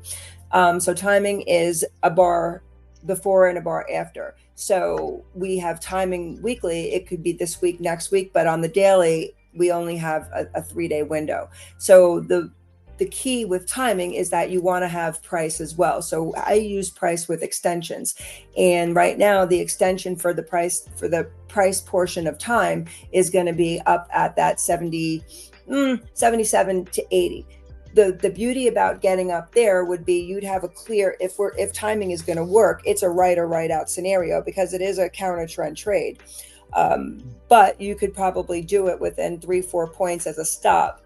The level down is going to be, we're talking, if we go the full ramp, you're talking into the 58s. So it's a pretty sizable move, which is why I would be willing to just flat out be counter trend. I'm not really a counter trend trader per se.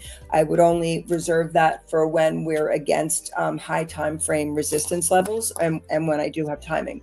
So that's kind of why I would like this to succeed, because if it doesn't succeed, that means that we may be beginning a period of weakness, whether it's for a week or 3 days or whatever, from a much lower point, which makes getting into the trade a little bit trickier.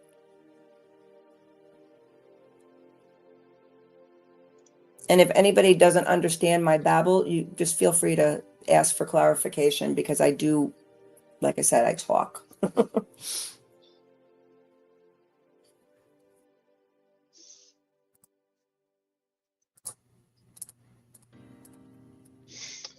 I do not use fibs at all. I will just let you use them. I'll take it as is. Yep. If I see them fit, I'll take it. Yeah.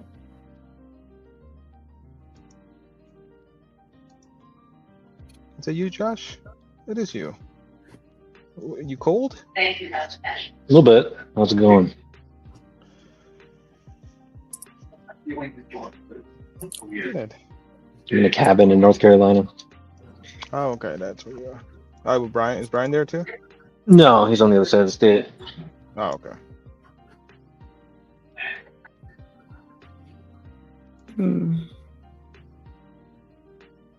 How's Costa Rica? Are you still there? No, back? we're back. We ended up bailing on Costa Rica early because there was some kind of La Nina, and it literally monsooned for, I don't know, 3 weeks. At one point, my husband and I were sitting on the couch at like 2 o'clock in the afternoons, like on our phones, and it was like, this sucks. So we ended up going to Puerto Rico early, and we hit the jackpot with the weather there.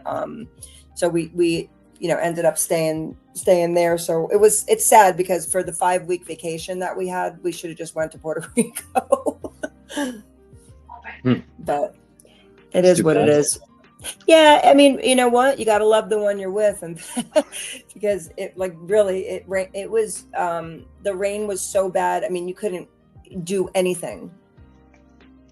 I mean, the airport got one of the 2 airports in Costa Rica. The runway got washed out, and they had to close the airport for like a week to rebuild it. Yeah, the roads there don't really get much love, so I'm imagining the airports aren't as good either. It was insane. I mean, we literally drove. I mean, obviously, the roads are not paved. And we drove through rivers. I mean, literal rivers with the rent-a-car, and I could tell, like, it was. All I kept thinking is, our rent-a-car is gonna sink into the water, and it was bad. It was actually depressing. Wow. Right. On crude oil, we hit the 18 as anticipated. Now the next target up is going to be 28 to 32. Yep. And that's going to be valid. Yep, it'll be valid as long as 96 holds. Yep. Exactly. Yep. And I'm going to raise my stop again. Yep. I'm going to raise my stop. It's going to keep climbing. Yep. Wish I was in this long. I was greedy. It's the best thing I did all day. I know. I shorted. Well, that and gold. Covered. And then I wanted 62s, and this thing went from 74, right? Yeah, 75, and I was too low. I was too low for so long. It is what it is. Yeah, but the thing is, it's funny because you and I, we see it the same, I think, but again, you're not as patient as I am. I think, you depends on the market. You like your money quick. Yeah. I'm a young gun, that's why. That's it. Give me that right now before the brokers go bankrupt. Exactly. I'm a lazy trader. I like to get in and I like to park. Yeah.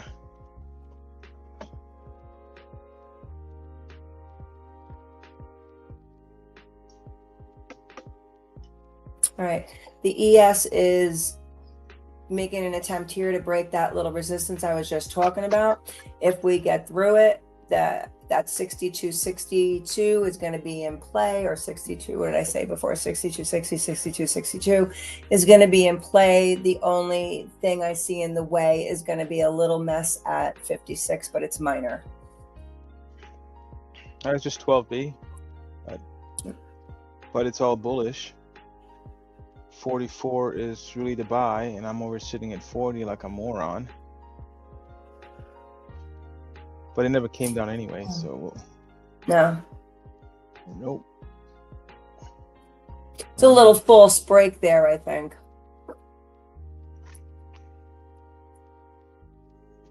See, that's the one difference about when you're looking at the ES and the RTY. The ES is one of those markets that loves to back test, so it'll test a number over and over again. So you have to kind of, be a little more patient with the ES than you would the other markets. Yeah. Yeah. ES has a 3.5 point deviation back and forth Yeah. at particular levels. So Yeah. so if your stop is a point, good luck. You better have your timing on right. Well, that's the thing. And, but that's what we were talking before about position sizing and, like I don't like to say the correct way to trade, but the way that you're going to improve is by using, a more reasonable stop and maybe positioning a little bit smaller in size. Yes. And I really appreciate you guys streaming on here. Yeah, I think there's a lot of knowledge being dropped. Oh. Hey, this is only day 2. Just wait till we can get some more size on for this crude stuff, and then things will get more interesting. And we can bring on other things we look at. And then we gotta get BT's charts up somehow. We'll figure that out with Raj later, or maybe tomorrow or something.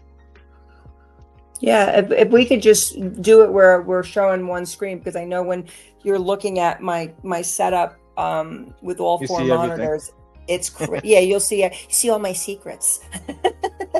But no, it's just that it'll be overwhelming because, like I said, I'm watching right now 1, 2, 3, 4, 5, 6, 7, 9 markets, and that's a little bit. I know that's a little bit of an overload for some, people, especially people that are only used to trading one market.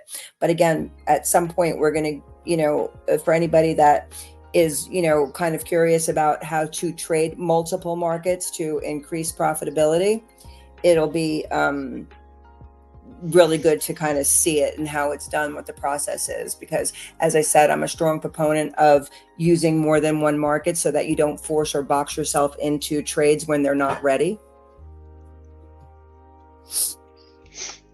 Hey, I agree. I mean, the best thing I've done, I'm gonna say, is do multiple markets at the same time. Yeah. Actually, when I first learned at the beginning, I did multiple markets. I did not ES, crude and natural gas. Those are my 2 markets. Yeah. If you look at enough, you'll always find a setup, because look, at the end of the day, if you look at the ES, for example, yesterday, what was it, like a 13-point range? No, it was 32. A 32? Yep. Oh, it must have been that was pre-market. I'm talking like during the market hours. Yes, during the market, yes. I'm talking all day.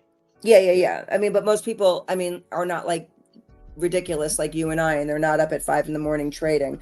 I'm talking about in general. When you start to see, the range decrease, it becomes obviously harder to trade that market. And then sometimes you could look, and I won't look at the NASDAQ, I'm just using it as an example, but that may be the superior market of the day. So by only watching that one, you're severely limiting yourself, and you're severely limiting your profitability. And at the end of the day, it doesn't matter where you make your money. Yeah, no, it should never matter. No, I mean, like, I'll tell you honestly, like, I've been trading MSTR. And the thing is, it's a stock, but it's a beast. And at first I was talking to somebody, and they're like, "Why are you wasting your time with the stock?" I'm like, "I don't really care where my money comes from. Money's money." And it's been an amazing trader. I mean, it's up 30 points off its low from this morning, so I'll you take should never it. care where the money comes from. Well, that's the thing. I mean, the ES has been in a 5-point range for an hour and a half. So, you're sitting here anyway. You might as well look around, right? Yeah. Yep. All right. Okay, my stop 70 on crude. 70? Yeah. No, I'm not. I know. So I'm gonna say this: the fund is looking at 71.40 on crude, so that's hitting the weekly. Mm-hmm. Well, if this break and extend pans out, it's gonna push it. That's the target. Yep, it's gonna push it. Mm-hmm.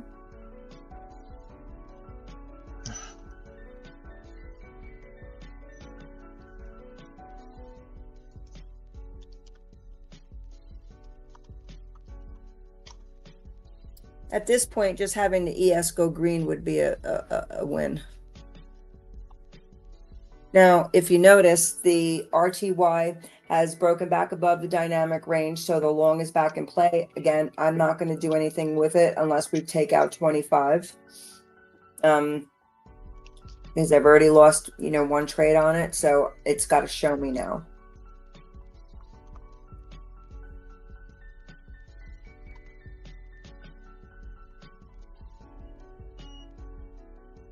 Yeah.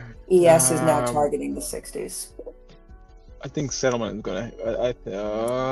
Yeah, it's gonna. I got 59. Actually, no, 60, 61 is expanding.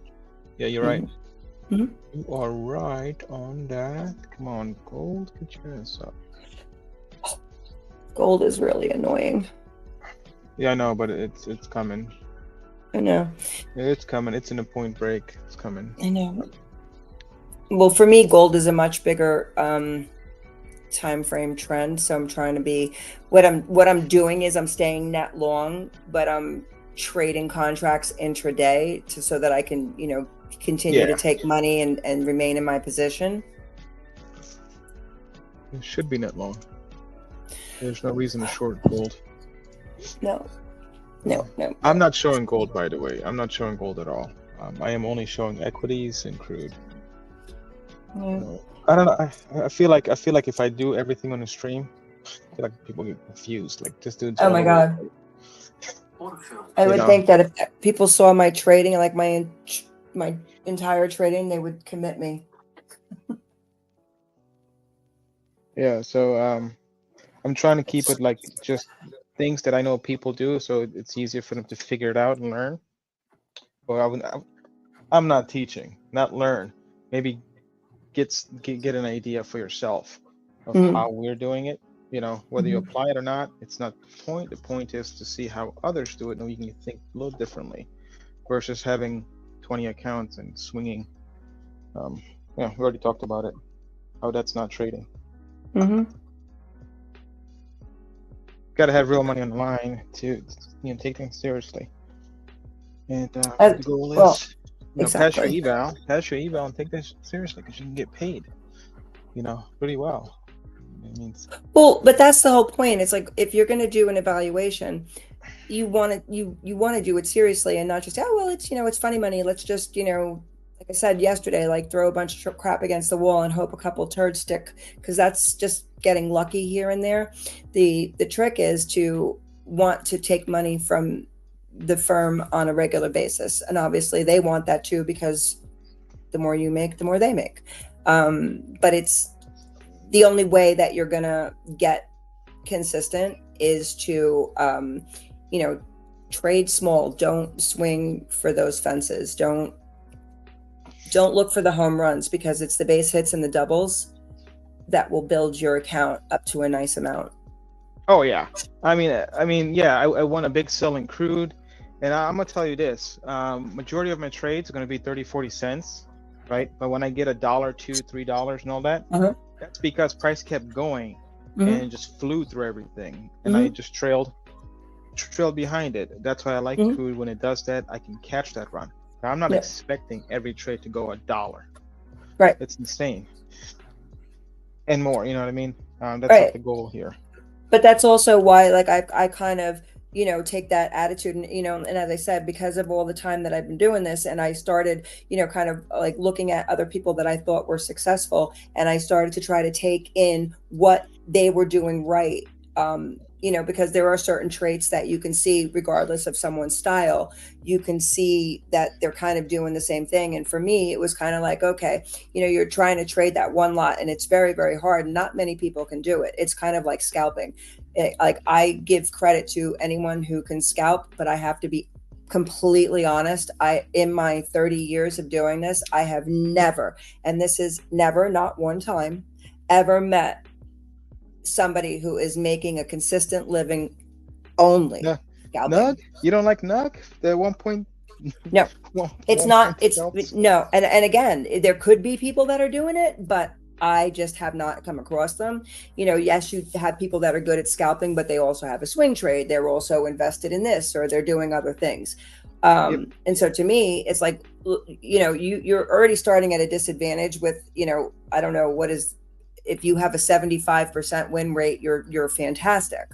So if you know that 25% of the trades you're going to put on are going to be losers, then you owe it to yourself for that 75% to always kind of trail that runner. And the way that we're doing, like the range chart, for example, I like using the ATR of whatever time frame, and then we expand it out as we have to account for, when the range expands, to use that as kind of a trail area. When we get into close to targets, like I said, with crude oil, because it's a counter trend trade, I start to be a little bit more chintzy with how I move my stops up.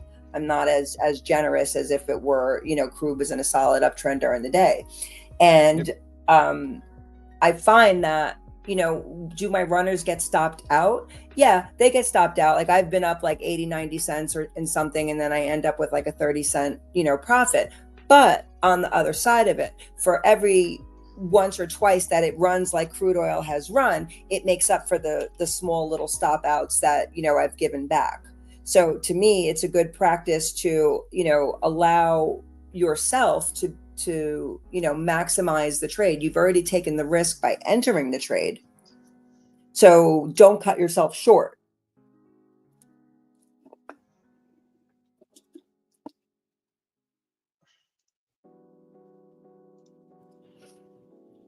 Oh, crude, you're a thing of beauty. 05 is the stop now. Yeah, it is. And we have that pullback towards 12B. It was 29. Okay, yeah. 70-40. So pullback. I'm going to look for a pullback to get long overnight. Okay. For crude. I'm going to do that. So, and depending where we settle, if we settle above 70 settlement, I want settlement to be the actual settlement price in the next 2 hours. I will buy anything that is above, anything I pull back towards this little teal line. So right now it's 69.50. I am going to buy it in my stop on that particular, if it was 69.50. So 69.29 to, like, you know what? Let me open up this fucking thing. Give me 1 second. If I open up 12B on this chart, I gotta open up the stop that I like to use. So we'll do yes, and then we'll make the same color. Is that the color? All right. So 69.24 ticks is gonna be my stop. Let me move that to the right. 111. Put this to 94. I'll move it all the way over here to the right. So that will be, what is that, 2? Nope. The only thing it's not, I gotta keep using a number to figure out what it is. Which is a good idea. So that's the stop I need to be in. And I'm gonna do the point where 24. Should I do in ticks? Nah, not points. We'll do in ticks. Okay, 1924 ticks is gonna be my stop, wherever to buy that pullback.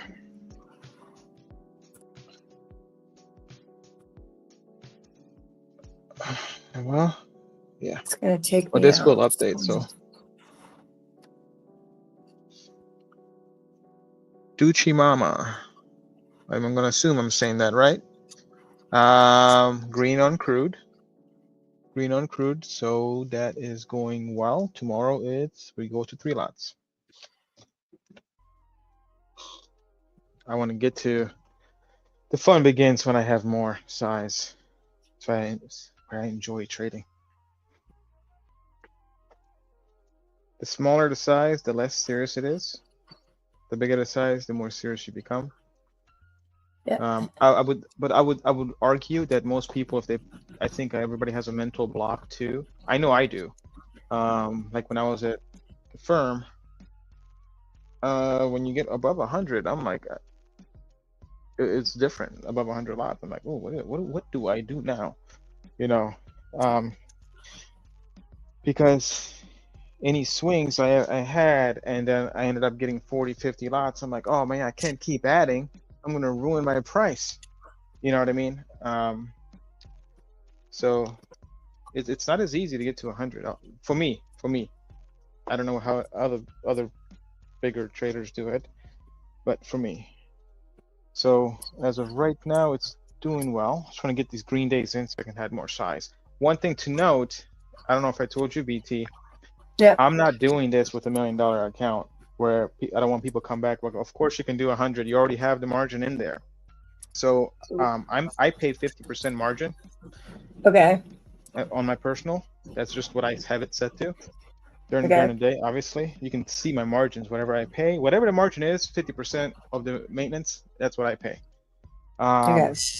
And I started this with a $60,000 account, meaning I gotta do well to get the size that I want. You know what I mean? Right.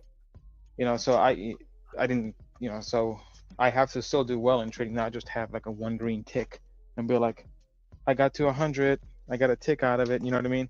Like, no, I can't even buy 100 right now with 60,000. Well, You know? I'll tell you, Yeah. the most crude oil that I've ever traded was 150 contracts. And again, it wasn't only my money. I did it for somebody who it was their individual account, and I did it collectively. I can tell you, it was not comfortable. It was not, No, it's not. No, I was not happy. it is not comfortable. It's not comfortable because I had one of the trades and it was a short, and I was shorting into the weekly balance. This is the day or the month in May where my target was weekly, and then I saw it moving lower, so I canceled my target, and I had 40 lots on or 30 lots on. I had 30 or 40, and then just like bought another 10 or sold another 10. I think I had 40 or 50 on this trade, and the thing dropped $10 over the course of 2 days. I just held it, and Ugh. nobody knew why I was going down. I had no idea why I was going down. I'm like, I don't know what the hell's going on. There was no news. Ugh. There was no news. There was zero news. I did it for that. I did it on my personal. I did it for my private clients. I did it for everybody. And I could not explain the trade. Like, if you ask me for the trade, I'm like, I have no idea what the hell's going on in the world. I'm like, there's zero Well, news out. The thing kept going. I just kept trailing it. And I made one mistake. Market closed. I went. Wife made breakfast. Market closed, like electronic close. I'm like, okay, I'm gonna go eat. So 2 p.m. Pacific for me. I go eat, and I'm like, oh, let me go look at the chart now that the market's open. But I'm already in profit, like $6, $7, whatever it was.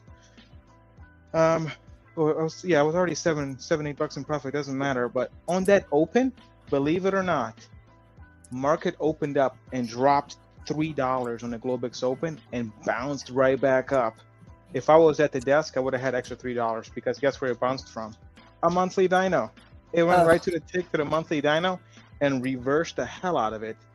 And I'm like, I wish I was here. So I just closed the entire trade, and I could have had extra $3. I'm like, why wasn't I here? I didn't expect it would open like that on the Globex Open during the week. You know what I mean? It was like a random Wednesday.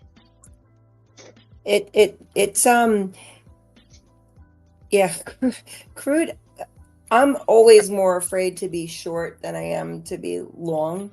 Oh no, I'm the other way. I can be short all day long. I'm more afraid to be long over. No, I'm not. I can be short over a weekend and sleep like a baby. I don't know. I guess it's just like I said, because anything that's ever happened to me that's bad in crude oil, it's the other way. It's been because I've been short. So, yeah, I just feel like there's just so much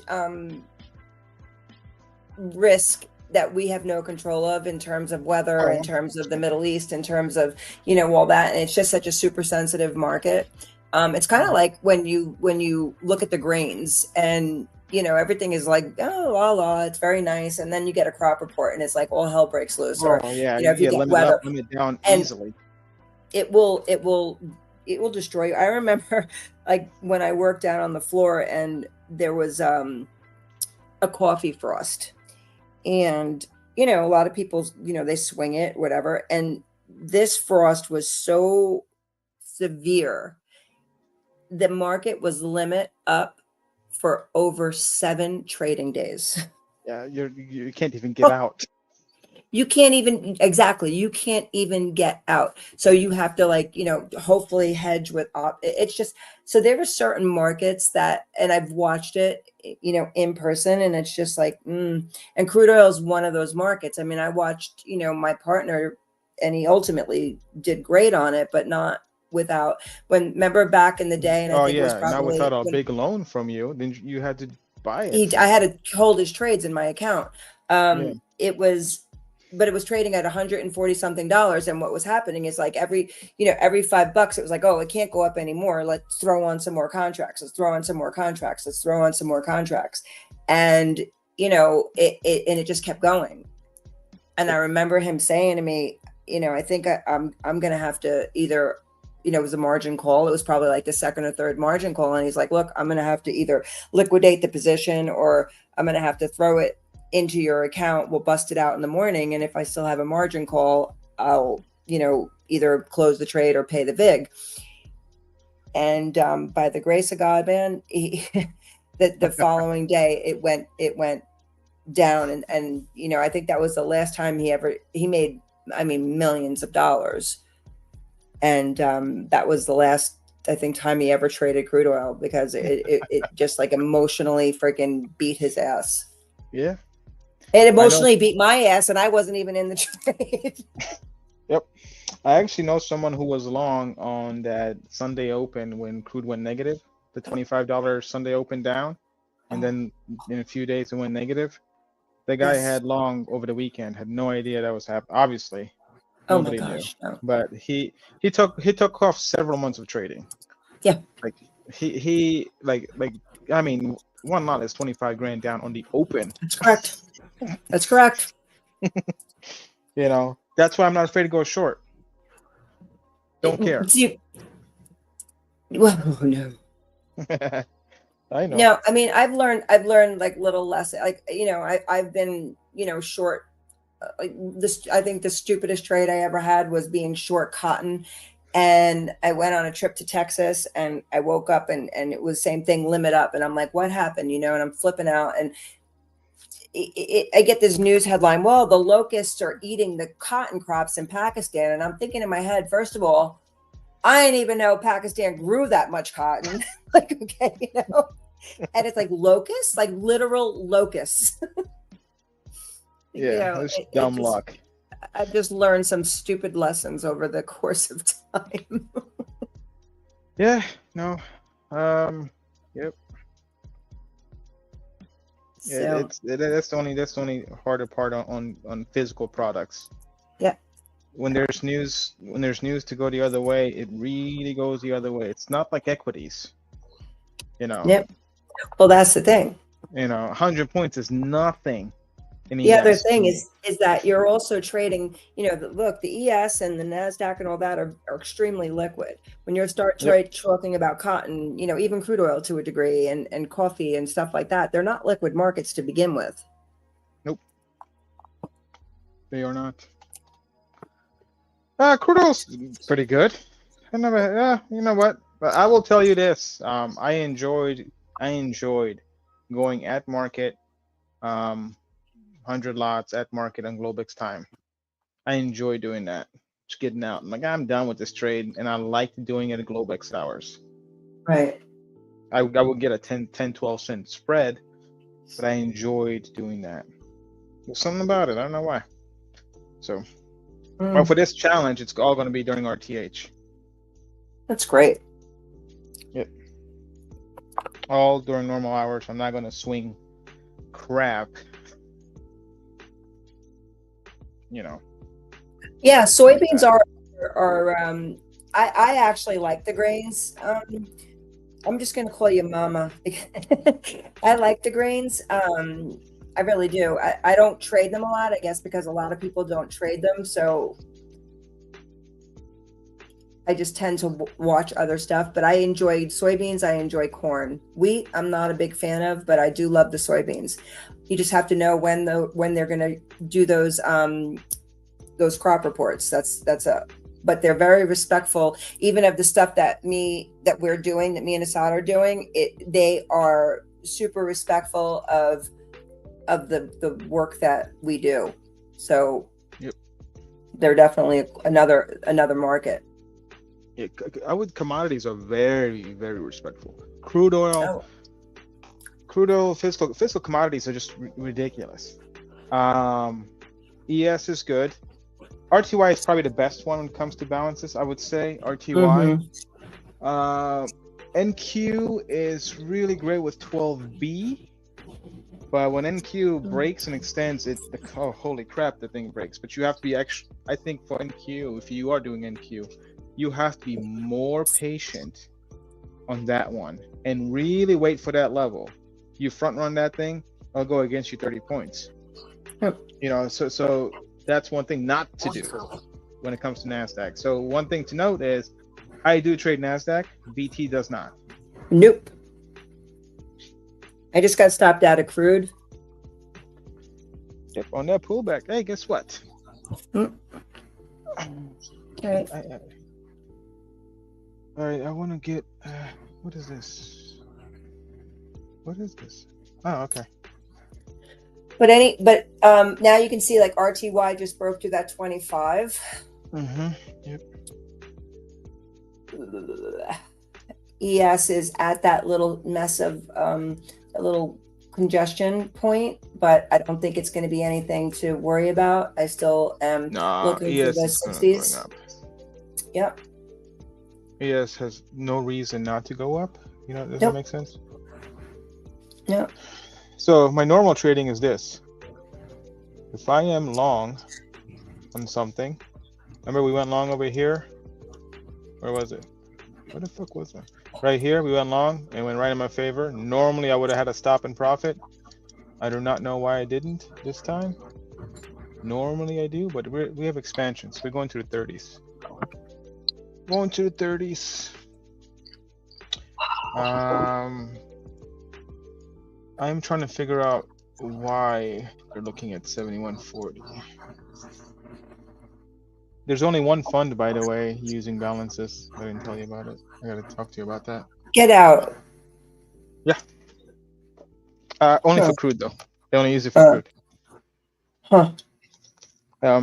Well, they have access to it because of me. Okay. And the only thing I get access in return is certain trades, a certain size they do it at certain levels, which I can see them on a dom now every time they get in. Yeah, it's fine. Yeah, it's good though. I'm a perma bear on crude, and there are perma bull. See, I'm a perma bull on crude too. Yeah, I'm a perma bear on crude. I want always crude down. I want it down. Oh, by the way, speaking of crude, new show, you should watch it. Landman with Landman on Paramount Plus with Billy Bob Thornton. I will check it out. Really, you would only enjoy it because we trade crude. That's the only reason you would enjoy it. All right. Okay, I'm going to short crude here. Yes, you have to. Yep. We got the short going at $70. Mofo, look at RTY go now. All right, RTY is going. That's actually unfortunate. And I'm trying to think about what I would have done differently on the RTY. Not close. Nah, you know what though? If I'm gonna be, yeah, not take a stop. If I'm gonna be honest though, can I go back and be like everybody else on YouTube and go, no, I'm still in. Okay. Yeah. No. No. I think The only, about I'm going to say this. The only reason I'm still in and never closed is because we were below the daily. And Mhm. if you look, we never really closed below the bottom of the daily. Mhm. You know what I mean? Does that make sense? Yep. So we never really closed below, and I'm like, why should I close? You know, Yeah. there's no reason for me to close. Well, first I front ran the 24. That's one. Right. Oh yeah, you Second, did. I did too. Because you gave me FOMO, and I just yeah, said, I you know what, did. just buy it. But I really do. I'm I'm gonna looking get at out it of it now, right here. and I'm Sorry. thinking, you know what? I still think it's a valid no go when you're breaking the dynamic range like that. Yes. I could have gotten long on a reclaim and close over, but Yes. now what I'll do is I will take a leg two. Right now, Yeah. the pullback area is 24. 24.6. Yep. I gotta fix that, but I got 24.6 as a pullback area. I gotta tell them I'm short. I'm short for 70 right now. Let's see if I can get to 69, 69, 69, 69. 69, 69. See what happens. So yeah, so right now my margin for crude, I'm paying 57.20 for two. I'm okay with that. I am a-okay with that. All right. I think I'm going to get my next target in the ES. Again, is 60, 50. And then I'm going to set another one for that upper 4 hour. Come Yeah, on, I'm gonna baby. cancel my buy in the 40s for that I had in ES. I would have never bought any of this. I wanted the 44, but the only reason I put it at 40 in case it just flew down. But I really wanted 44, and I'm not getting that, so I'm gonna go ahead and cancel that from my anything ES. So ES, yep, cancel. So I'm gonna cancel that one. It is what it is. I'm gonna leave crude on. I really want to keep this in a swing because I feel like I could do it. All right, we'll Come leave it on. on. Push. And what do we got? Well, Push, I want to get. push, push. I want gold to push. Gold is just don't look at it. Ignore it. I know. You just have to like not look and be like, this should be fine. You know what I mean? Let's put it over here as well. I want to get some more.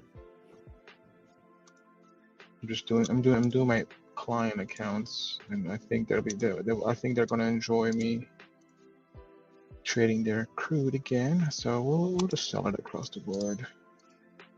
I gotta do it it's just for a trade, nothing crazy. We'll do two there. And I want to go buy some gold. I think I'm gonna buy gold real quick. I'm not buying gold on the account you guys see, but I am buying it because I love it. I love it.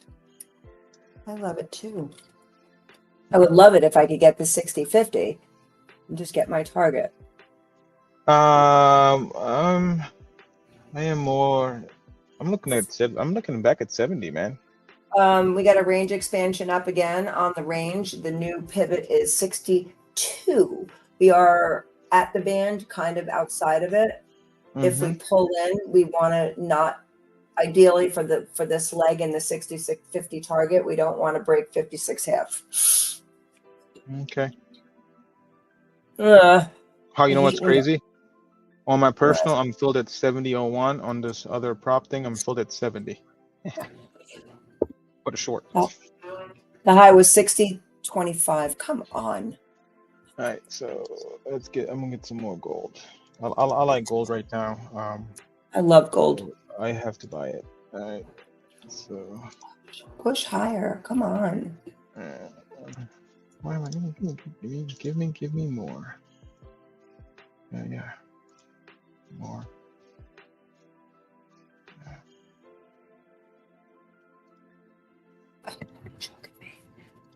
Yeah, we should get a 70 back to 70. That's for sure. So we got some there. Buy more right there. And I like that. I'll buy more right here. Right. So crude. Where are you gonna go? I would like for you to go right there. Come Oops, on. wrong market. Wrong market. 2 more ticks. Come Right, on. this is 3 more ticks. 2 more ticks. Come on. where the fuck is my cruise? Right there. We want to go. Where are you? Where are you, All right. buddy? Boom, boom. Got We'll the 60, go 50. right there. All right, we'll go And right now there. cell 63 is my next. All right, there's gold. Gold's flying. So let's go back to the gold. Sorry, I'm all over the place.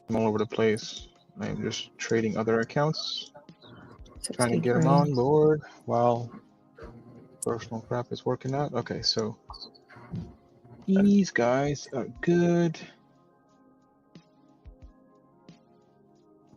All right, so I gotta do well enough, right? So yeah, gold's nice. Yes, keep going. All right.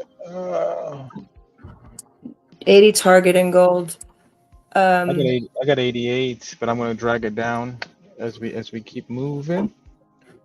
I'm long in gold, so I'm long in gold from 69.5 right now, because I was buying in and out. So I am right now from 69.5 for myself or for clients, FYI. If anybody cares, just for clients. All right. So we are crude is doing well. Just need to put a stop in profit. I need this thing to drop. Yep, and then there's the damn 30. All right, let's go crude. Let's go crude. So the thing with crude though is that we're failing. We're obviously failing not Yes, we only are. the daily break and extend, but we're also failing the hold. And this was what I noted before of monthly balance. Mm-hmm. What's going to happen now is we're going to have to see again. I think I said 80, or did I say 80, or I have to look again. 60. 80 or 60. And 60 so 60 is going to be the line in the sand to determine whether or not we're going to resume that downtrend or we're going to hold and make another attempt at crossing back over. Well, I also have for next year a Trump trade. He is going to change the policy, so I am going to make a big bet that he is going to change and open this crap up. That I am not political, FYI. Full disclaimer: I do not care what party you're on, but I do follow of what each party does, and crude oil will drop drastically. I do believe as soon as he enters office, we can actually make some bigger changes that need to occur in crude, which one will be great for everybody else. It's going to hurt some companies, but they've been ripping everybody off. It's fine. They're still making money. Crude needs to stay above. I will say this. What, $45 would you say, or $50? Where are we at right now for US? I'm going to say if you're right, I'm going to we're say going to 45. 55. Yeah, we're going to 55 easily. 45 will be attainable, but most people won't be able to hold till then. But the U.S. companies need crude price to be at a certain price so they are profitable. Middle East, they're fine. They're making money as long as crude oil is above like $8. You know, Saudi Arabia, I think, has the lowest cost, I believe, to produce. Yes. Yeah, I believe. I think they were like at 30, 35 or 38. Yeah. They're making money hands over fist. So obviously, the more money, the higher it is, the more money they'll make. But you know, that hurts everybody at the pump. It doesn't, you know. And one thing to people to note is crude oil is not just in your car gas. It's in everything you have. You would not have your computer if crude oil didn't exist. It's in your Vaseline. Never mind. Yeah. You know, sorry to say it, but if you are a true vegan and true green person, no, not vegan, but a true green person, you would not have anything electronic. Mm. Simple as that. Crude oil is very important for the economy. All right, I'm gonna put a stop and profit in this crude because it's not moving as fast. But there we go, gold. I'm sorry, gold's going up. I gotta close some. All right, it's 1 o'clock Eastern. So right now with the ES, the big line in the sand. I'm at my next is at 63. The big line in the sand is 65 right now. It is a double overlap on the intraday charts. Now, that said, if we do break that 65, then I'm going to take back the statement that I made earlier that the break and extend from yesterday is probably not going to play out, and I'm going to go for it is going to play out. However, we're not going to get to the 80 that I thought. I'm going to dial that target back down right now to 72 to 75. Okay. Depending on the time of day, I will probably do something for exposure to the short side, whether it's sell some calls, whether it's doing a credit spread, something. If somehow we rally 19 points by the close, I'll outright short. I will short 80. I will short the hell out of 80. 100%. 80 would be a great short. That's my thought. The other thing to note is that the RTY, while it has moved nicely, I said that if we broke 25, we should get to 30, 32. And it looks like we're getting hung up a little bit on that 30 area. Yeah. I'm going to change that 32. If we do break 32, we should continue rotation up to 24.40, which is extremely unfortunate that given I'm not long yet. But that's how I'm trailing it right now in my mind. I'm still waiting at the 24 to pick me up for a long. If we pull back, it doesn't look like that's actually going to materialize, but still. So for tomorrow, we got 12B sitting here at 68.72 right now. So that's where it's floating. Daily balance dyno is lower, even though balance is higher, but the actual dyno is lower. So we have a smaller range going into tomorrow, target wise. Therefore, I'm willing to take a short from there. So if I can get the 80, yeah, I will outright short that as well, no matter what time it is.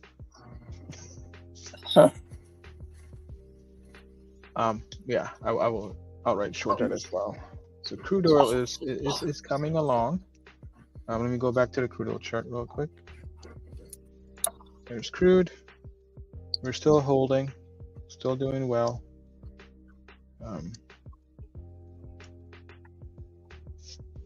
So this is the second crude trade, right? Yeah, second one. I mean, that was a great short. It was a nice short. I mean, I know it's frustrating with what are you doing, 2 lots? Yeah. But it was very nice. Yeah. You know. Very nice. See, for me too, it's really hard for me to go long and short, long and short, long and short. I tend to try to stay on one side, which is unfortunate, but I do too. That's why I didn't go to long. Well, I'll rephrase it. I wanted the long just from a 12 ticks lower, and it never came to me. You know, it's because I'm trading smaller lots, and I wanted it at a better price, if that makes sense. You know, so I'm gonna lower this. I'm gonna put a stop and profit. Oh, never mind. I'm out. There you go. Nice. That was it. I'll be right back. Actually, should I need to do, yeah, I'll do that later. But we need to show that later. Yeah, so that was it. That was the trade for that.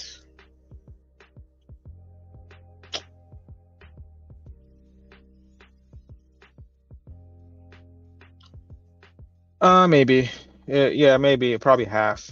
Yeah, like right now, I'm not trying to do scaling up because it's 2. Tomorrow's 3. Once we get to 10 and more, yeah, I will scale out. And when you get to 50, yeah, definitely. Why? Because why not? You'll never give me an argument to tell me not to do that. I like to be all in and scale out is my idea, my ideal thing.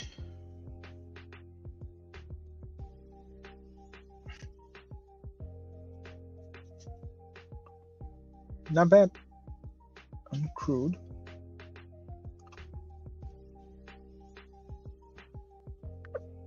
Yeah.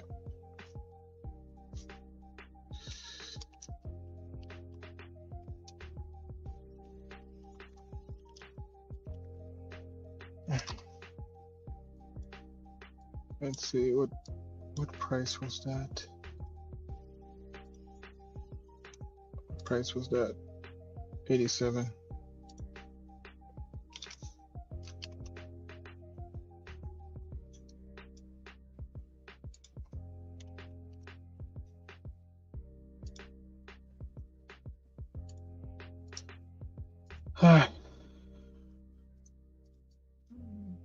Took that from my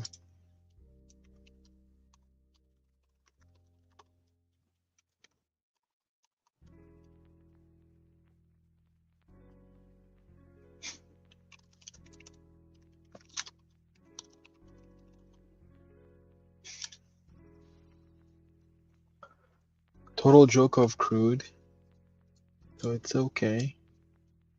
All right. No, I don't. I don't permanent trades.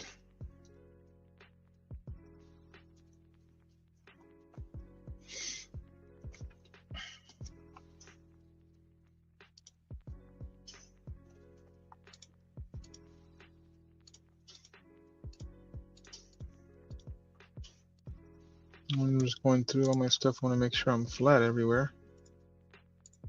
So I don't think I am everywhere. Yes, I am. Flat everywhere. Okay. Flat across the board.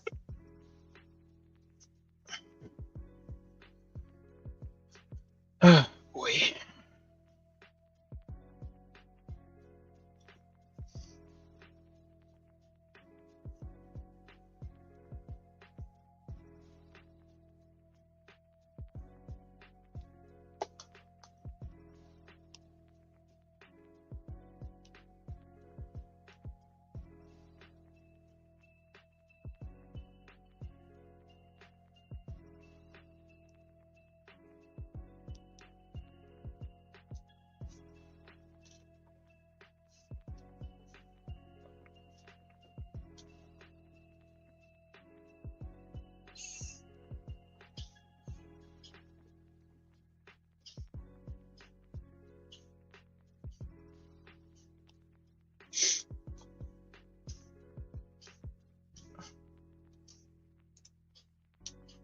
Yeah.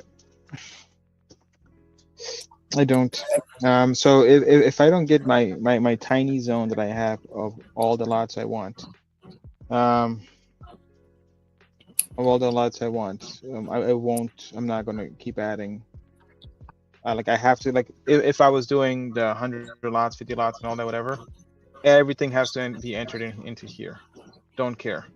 If I don't get that fill, FYI, so this is live. It's not a damn sim. If I don't get that fill,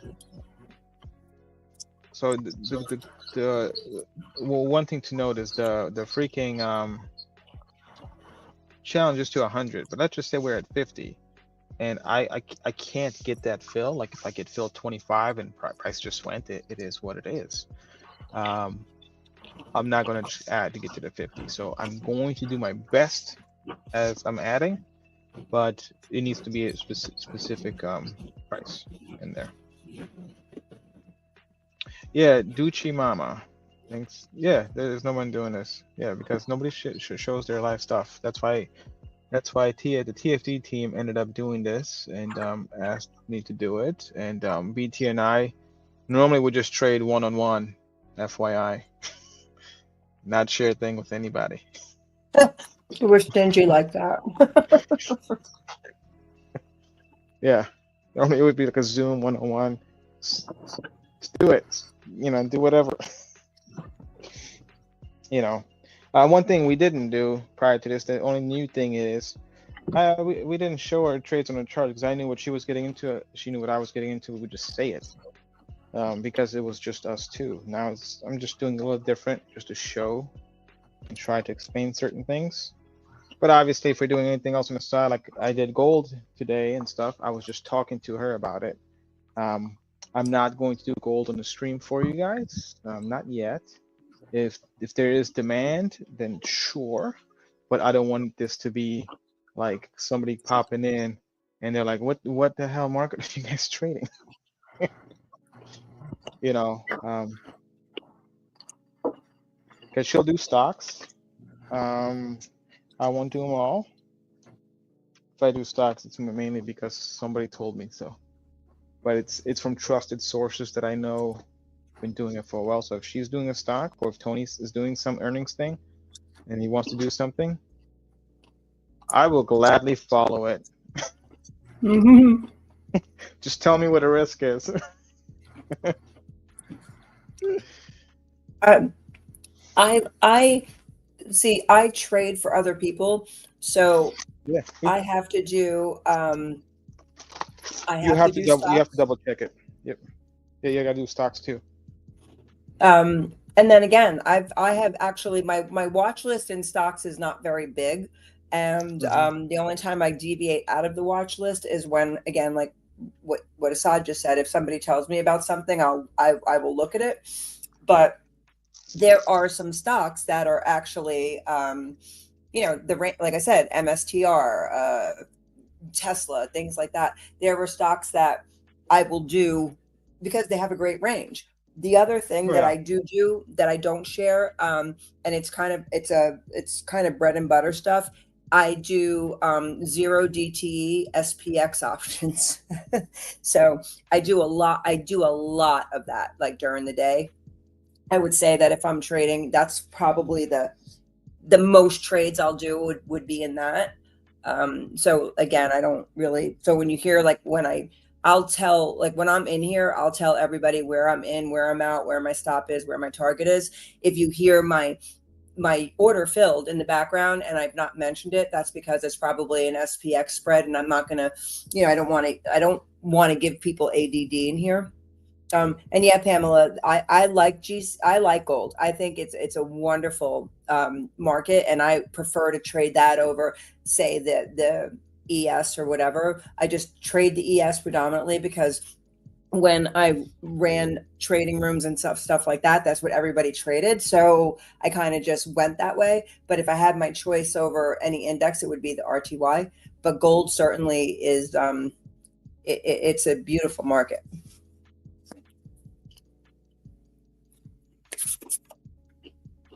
No, I don't like NQ. Doesn't like me.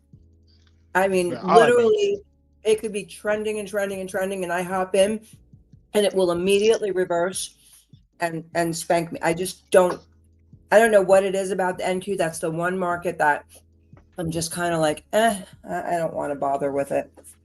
So I'm gonna tell you this: when Russia, did I tell you this already? When Russia attacked Ukraine, I started a short in NQ with one lot, and I kept adding and adding and adding. It got to 16 lots, and every ad was in profit. It was never a DCA to the downside. It was in profit ad, in profit. I kept that. It kept going. That particular day, I broke $56,000 on just NQ trades because that thing was. I built that thing up to 16 lots, and I was adding and just add and trail, stop and profit. And I just kept doing that, and that was literally during the first attack, and I did it on the stream. I was like, "Holy shit! Look at this!" Didn't expect it at all.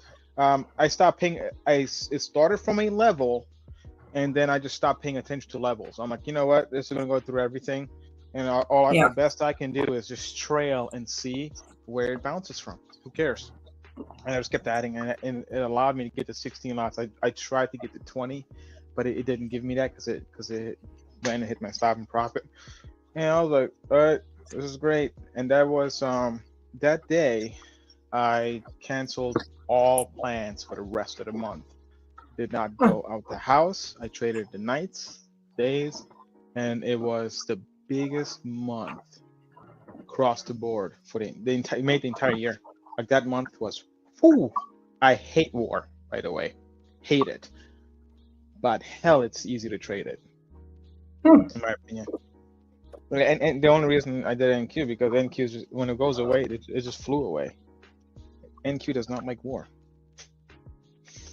You know, and statistically, when the market falls on war and things like that, there's only a certain amount of months that the market can fall. If you look at all the wars of how many months it goes, and that's when you get to that average, you lay off. You just have to lay off and wait. So that's how I traded that year. And it was one incredible year. It's actually my best year, I think. Yeah, it was fun. It was fun. It was fun. I hate war. Hate every aspect of it. I come from a country that is destroyed by war. So I do think every politician is a moron. I do, you know. Even though I want my daughter to be go into politics, technically go into the Fed. I want her to do that. So I'm gonna do everything I can to steer her education towards something in that area, if she chooses to. You know, she made her first trade. Did I tell you she made her first trade on RTY? And I had used her little hand, clicked it. Aw. It was the winner trade, and then I did a MNQ trade, and I did a stop of $100 and a profit target of $100. I'm like, one of these will make it, and it was a profit. So she had two trades that she clicked. They were winners. Aw. Got a lot of slippage on that MNQ because where I was trying to get her to get it, she got it like 30, 40 points later. I'm like, all right, let's see what happens. That's so cute. That's so cute. I am working with my big girl this whole month, starting next week. So she will be joining for her intro to technical analysis, because right now the only thing that she's learned in school is fundamentals. Fun though, I'm actually going to be teaching a segment in her college next semester in technicals. Well, you're gonna be the Paul Tudor Jones. You know he did that. 'Cause he was in Virginia teaching. I'm gonna be teaching a little section of her professor's class next semester. Nice. Yeah. What to do when you get older? Like, I'm gonna go ahead and teach some people. Well, because I have my CMT 1 and 2. I've had it for many years, and I've never. So if you get your third, you were actually qualified to teach at university without having your. I guess you need your master's in it, whatever it is, but you're allowed to do it. So I'm going to work on my I'm going to work on my my third, and again, it's not for anything other than just, get out of the house and have some fun and teach these kids that there's other stuff besides fundamentals. Yeah. Well, for me, it's 90% technical. Everything is technical for me. The only way I bring in fundamentals is if I'm trying to get a big swing or something like that. And really the fundamentals that I do is for a swing portfolio in stocks. If I consider certain companies that are good, and I consider the economy is going to a place that I think it's going to, that's the only time I consider fundamentals. Right. I'm like, all right, this makes sense. I want to make sure it's a dividend play because I want to get paid along the way. Right. And I'm not touching that. When I'm going to touch it? When I think the next bear market is, I'm liquidating the hell out of it because it's been many, many years since I had it. I'm gonna liquidate it, and I'm making my mother liquidate all in her entire 401k and all that stuff that she has. I'm like, you're going flat. Don't care. You can always rebuy back in. Yep. Because she's older, and I'm liquidating for myself because I do think 2026 will be a shit year. Yeah.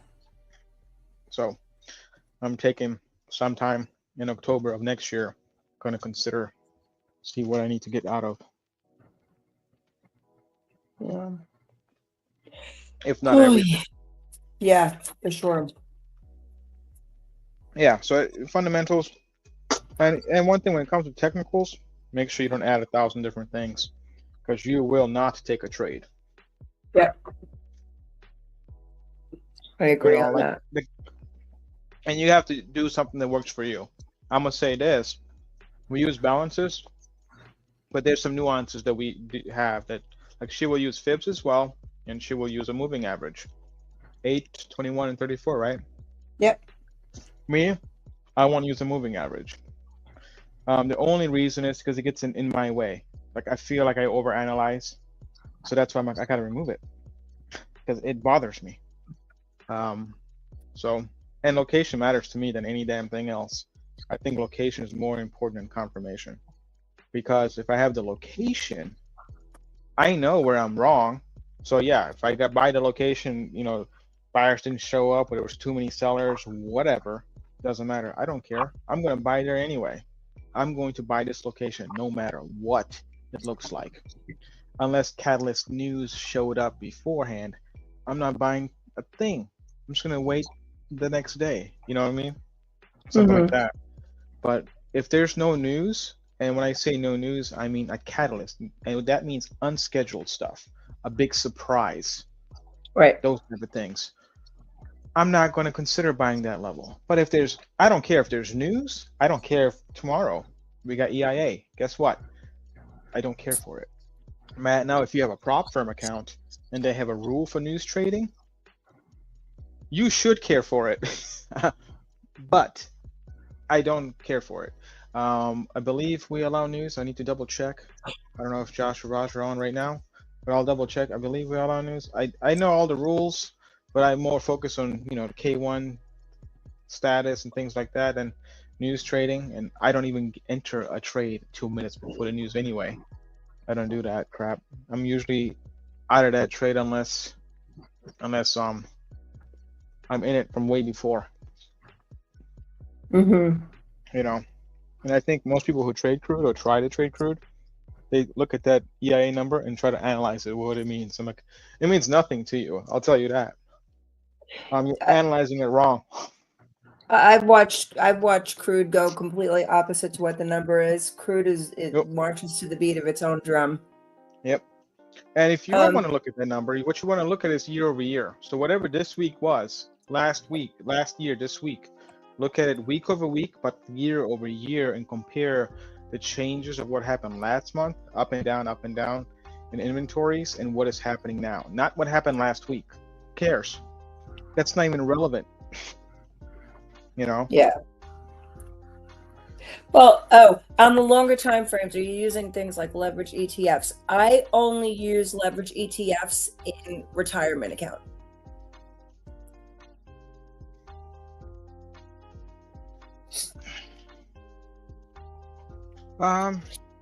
Yeah. The only reason that is because I am a believer that if you're patient, even on a longer, like a swing trade or whatever, if you wait for the right level, you can get in and still have a reasonable risk. Like I said, with the ES, for example, like if I'm hot to short the 60/80.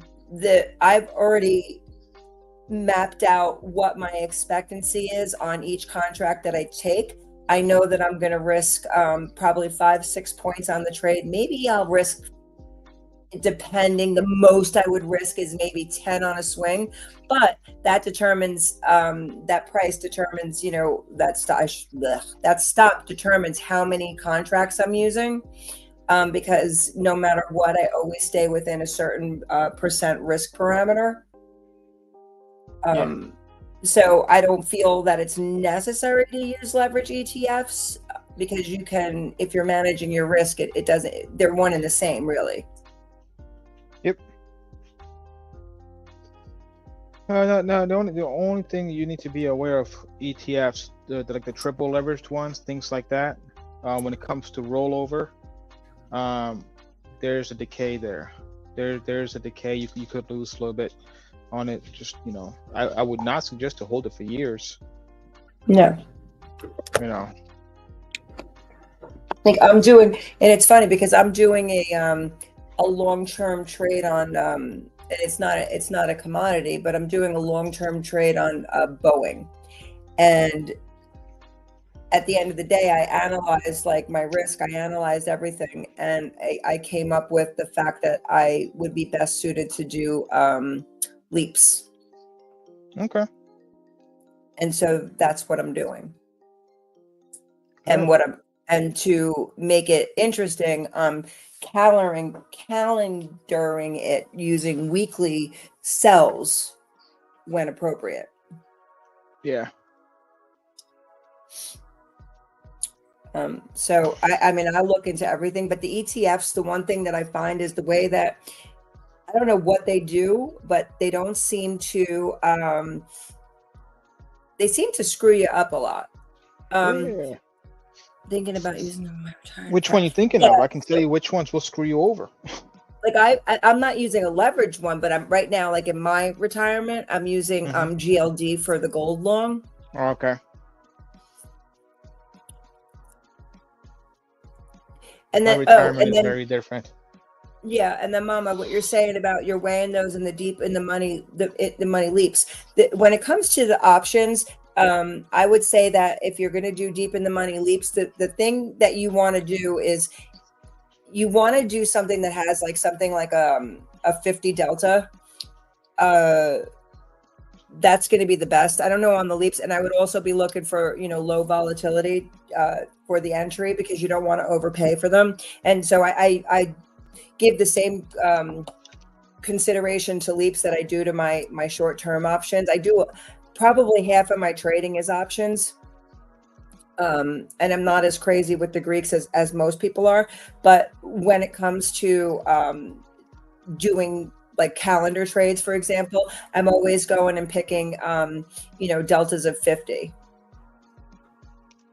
So that probably, I would have to say it either puts you slightly in the money or maybe $3-4 in the money at that delta.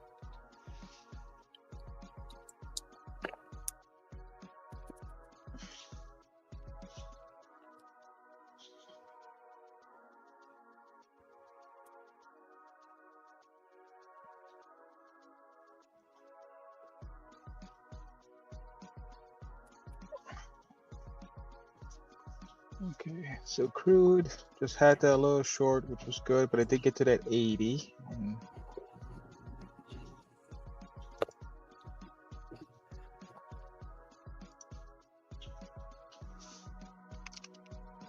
Oh yeah.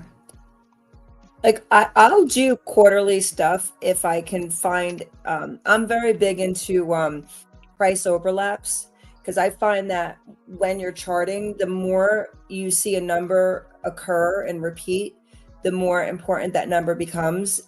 So when I have a quarterly level that overlaps with a couple of other time frames, I'll do the same as you, and understanding that it's a quarterly level, I will go further out in time to give it more time to work, because obviously when you're on that time frame, you have to kind of wait around for the others to flip. Yeah. But I think more important, yeah, entry for me is important also, but more important is how you manage it once you're in it.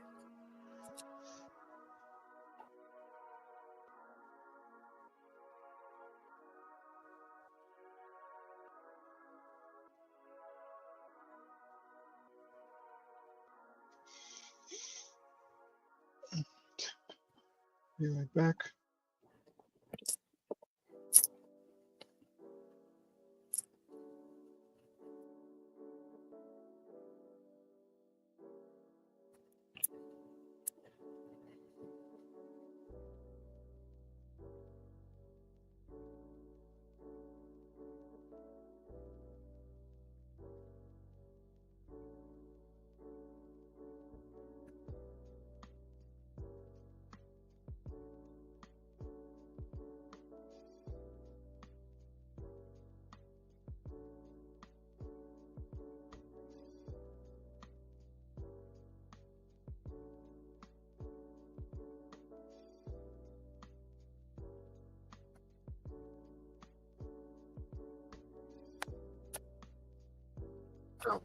Oh, I got filled at the 63 on the ES. Good job. Good Yep. job. Now I've Yep. got one left, so I'm just going to trail it. My final contract, I never put a target in. I always trail.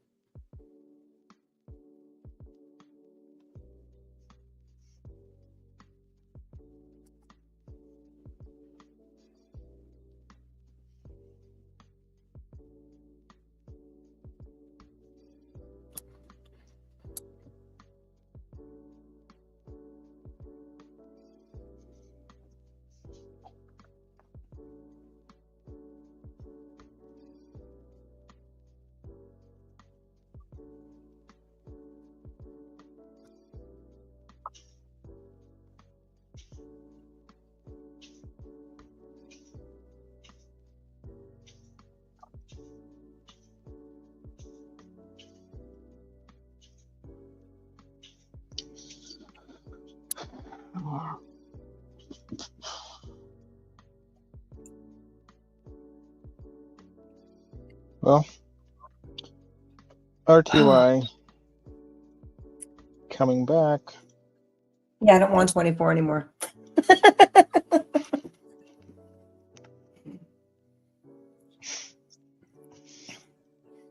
I gotta clean up RTY real quick.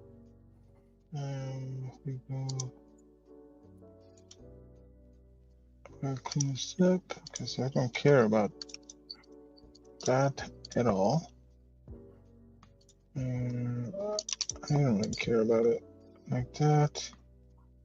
Oh, yeah, we're below the live balance line.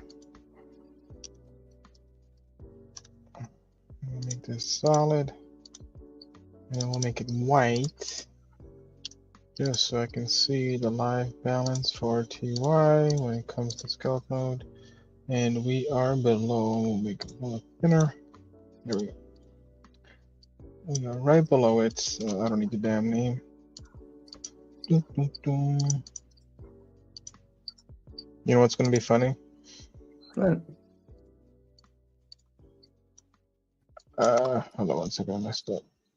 So, oh, forgot my divergences. Do I have any divergent plays happening? So, there was a divergent cell. Oh, that was at midnight. I'm looking at there was a divergent cell right there. But no divergences. Everything was as it should have been. There was a cell there. Cell there. What was I doing at 4 a.m.? Sleeping?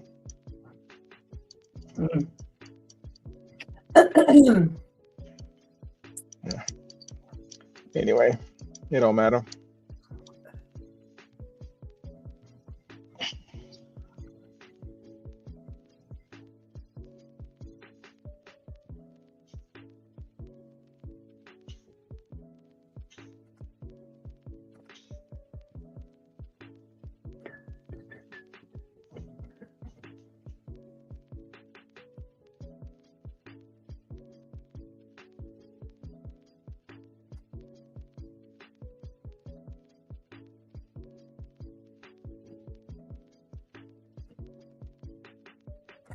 On crude oil, if we hit 69.70 or so, I'm going to try to get back in for a quickie.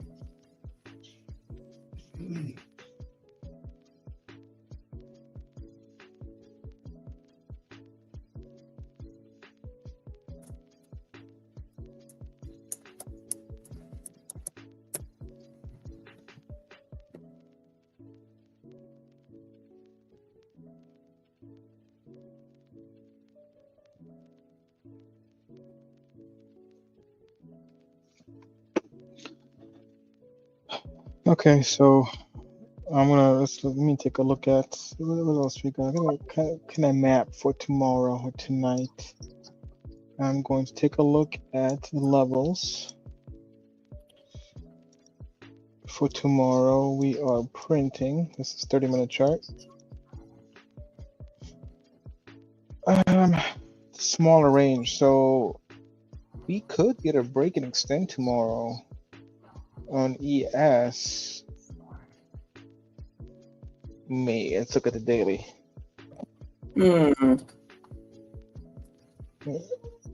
Let's look at the daily chart real quick.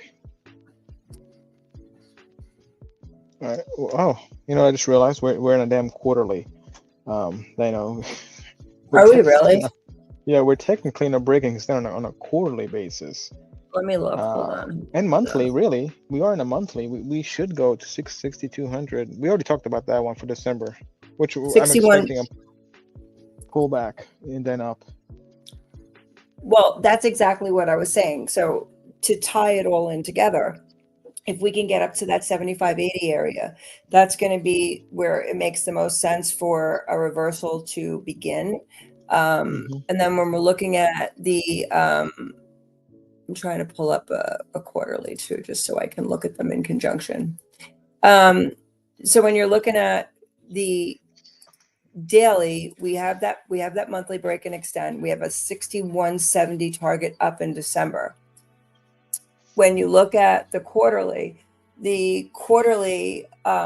is, let me gotta stand up. See, the dino is at 150, 57. So say 6160, which is overlapping that monthly projection.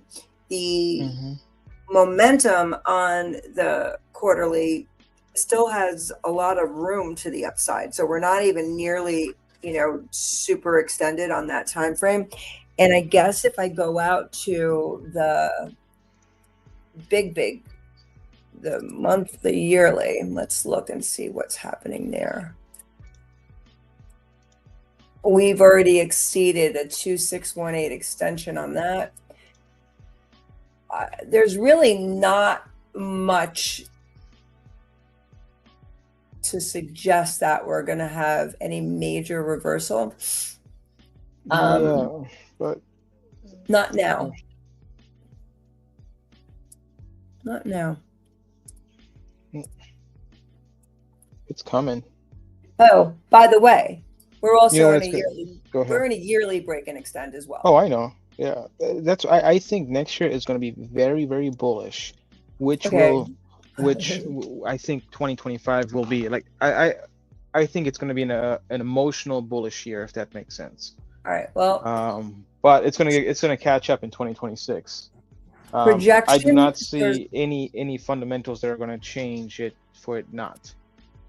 Projection for 2025, all things being equal, is currently, let's pull it up. 6,800 to 6,910. Yeah, let's pull it up. I'm gonna pull Holy it cow. real quick. It's just unfathomable. I'm pulling it up right now.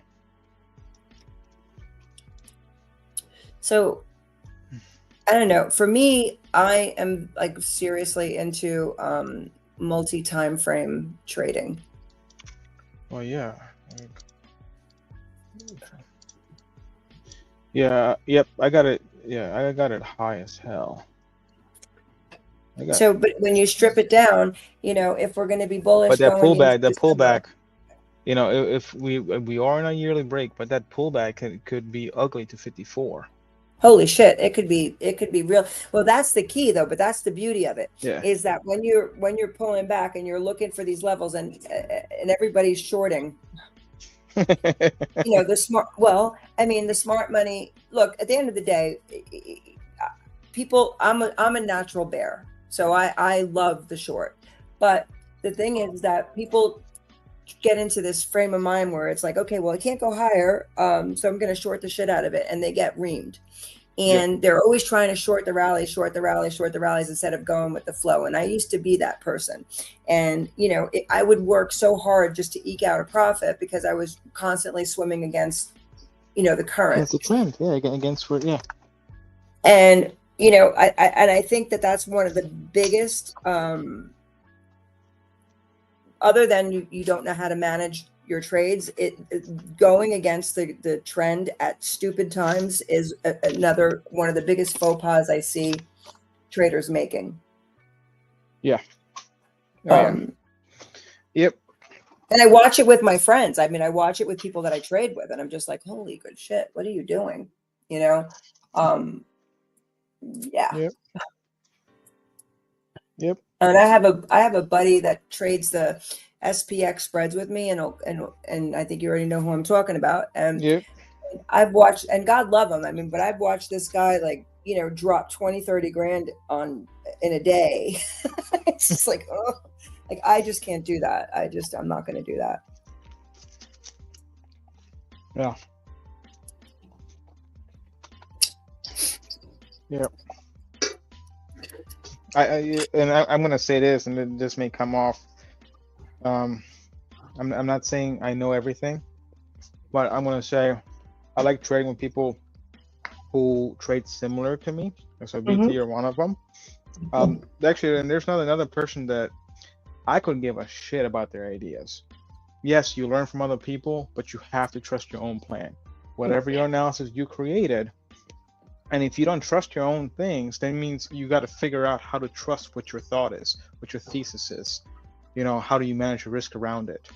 So when I place a trade, it's going to be very hard to convince me not to do it, because I trust my analysis. I'm like, I do this every damn day. I'm going to do this trade.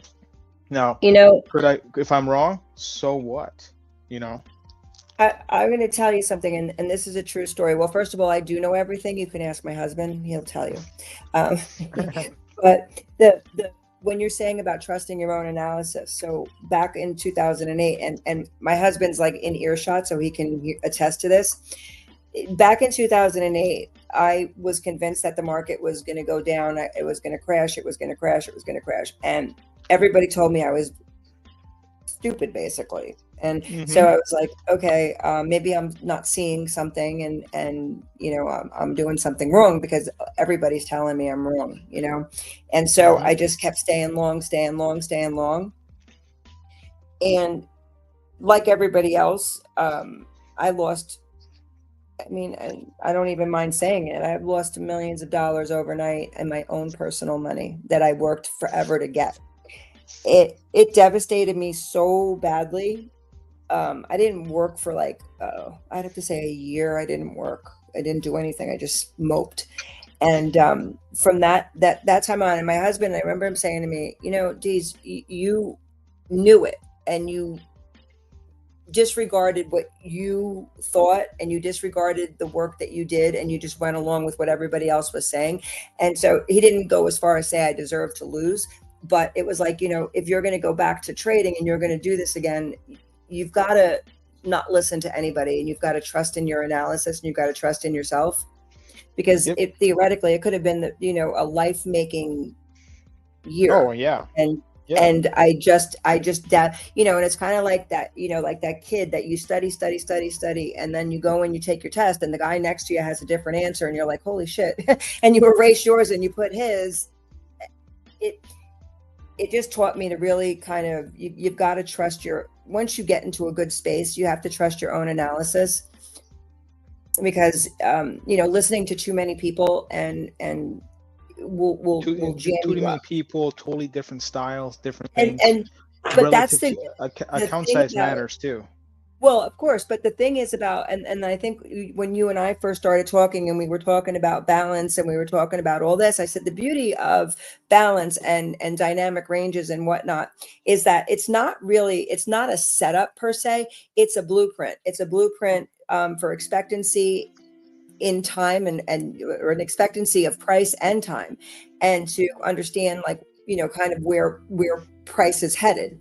And you can use whatever indicators you use. You can use your moving averages. You can use your momentum, whatever it is that you like. This is simply a blueprint for direction, a blueprint for expectancy. It's not, like Esad has obviously created his own setups tailored around it. I've done the same because I use, like he said, the fibs and the moving averages. But it's the beauty of it is that once you can understand the relationship between rotations and time frames, you can take this and use whatever it is that you're set up. The only thing this is going to do is help you stay on the right side of the market and give you an idea of, is your risk worth the trade? That's really what it comes down to with this. I'm going to put my stop in at 55 on the ES just for my runner. Cool. I'm flat right now across the board. I still have this. I'm still holding out hope that the market's going to shift into gear. I think I'm pissing up a... Oops. All right. Well, I'm flat. I didn't change it to a stop. I had it at limit still. Oh, crap. All right. Well, I'm done on that. So the only thing I have left now is gold, and that I'm holding. I don't have gold. I closed it already. Got my profits in. I am going to rebuy gold. Should I go over a long setup? Yeah. There's a. This is gonna be a bonus. So I'm gonna pull up the gold chart. All right. Pull it up. This is 2 minutes right now.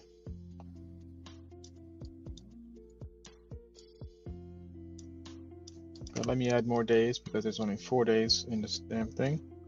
So give me a second. Oop. Gotta add more days. But actually, there's 9 days in here, so let's do 15. So gold every day. This is a Globex setup. If you are trading gold, and we'll make it a 5-minute thing. So if you are trading gold every day at 6 p.m. Pacific time, so whatever your time zone is, figure it out. And whatever time it is for you, figure it out. And 6 p.m. is 1800. Okay, so at 1800 right here, you can see this. No, yeah, you can. Okay, so at 1800, I'll make this all gold. So 1800, this is a 5-minute chart. You can see it up here. So 1800, every day there is volatility that enters the market for gold. It is skewed to the long side. It is very much skewed to the long side. If you over time, and I ran a test on it, if you over time bought the open at 6 p.m. Pacific time and sold 20 minutes later, okay, over time, your equity curve goes up. Okay, now, how do you avoid a loser? How do you avoid losers? So what I do is, here comes balance. If I'm near a support, I don't care how close I am. I just need to be near one. If I'm near a resistance, like if I'm up here at 6 p.m., I'm not taking a trade just because. If I'm near support, I'm taking a trade blindly. That's just what I've been doing. So if you go back at 6 p.m., let's go last week. You can even look at it. So, oh, come on. I hate when I have charts. Let's do this. Okay. Let me hide the divergences because I don't care about it. I just need to look at, and this is a really good setup. So there's 6 p.m. 1800 right around here is there, and this was below. One rule is when you're fucking below, when you're below a dyno, this is below a support. There's no way I'm doing anything like that. So below a support, obviously you don't want to do it. But when you're at a support, there's 1800 right here, and we were coming on at a resistance. So because of this, there was no trade for me. But if you keep going every single day, there's 1800 here. This is support. This area is support for me. This is my 12B stuff. There is a long here. So near 1800 bucks is 1800 time frame right there. It's just a long period. So I wouldn't. If you are a gold trader and you don't know about this, go through gold and look at 6 p.m. Pacific time, what the long side looks like. Whatever levels you have, consider something. So to me, this is a support area. This is my 12B stuff. 1,800 bucks is right there. We tapped into it 6 p.m. and flew off. And just, obviously it kept going. Doesn't really matter how long it goes. The idea is for the next 20 minutes, it should be bullish. So trail, do whatever your risk is, trail for yourself. But if you keep going every day, there's going to be something there if you're near a support. Now, the support dyno is down here. This is right here is the resistance. This right here is the middle. There is no trade for me. I don't trade the mid whatsoever freaking ever. It's hard. So you got to be close to this or up here above it, close to it, to these boxes for me. So, whatever your guys' setups are, figure out what your support is. Will you be right all the time? Of course not. But it is skewed to the upside. 1,800 is right here. Below, this is a resistance. You are below it. There is no trade. For me, I don't know what the hell you guys are doing, but anyway, every day, the same thing happens every single day. If we go to 1,800 here, in this case, it's already into a break and extend. Most people won't do this trade because in this particular case, it broke resistance, created support already, and half hour later, it just kept going. Would I take this trade because we were right here below it? No. Just that's my rule. Hindsight, of course I would have. In life, right here, I'm coming into a dyno. I'm like, I'm not taking that. But then all of a sudden you're like, I should have taken it. Yeah. So hindsight, of course I would. Yes, you would have. You're in it. Come on. But that's just one setup. I have a PDF written on that, which is fantastic of a setup. But you got to figure out your own thing, Unless you have the dynos, I think people know about it. Well, anybody who is using Esad's scripts, if you want like a little bit of a write-up on maybe how to put them all together, and some nuances of balance and the dynos, feel free to let me know, because there are a couple of little nuances that would make deciphering this information. I mean, he's done an amazing job of putting these levels and automating them for Sierra charts. There are, like I said, some nuances that would make it, tie it all together a little bit, neater for people who aren't well versed in them yet. Yeah, I've been meaning to do that. I should do that. Usually I tell people, just watch it, spend time, listen, yep. You'll get it. Because we have Greg has been doing it, and all he trades is gold. Who? Greg in the room. All he does is gold. Greg trades gold. I think that's the only thing he trades. I'm pretty sure he's 100%. Oh, that's awesome. Gold. Obviously Chunk is ES. I know he does a lot of ES. I think he does other stuff too, options and things like that. Yeah. Everybody else does. He already knows how I look at how I do things. Oh yeah. Yeah.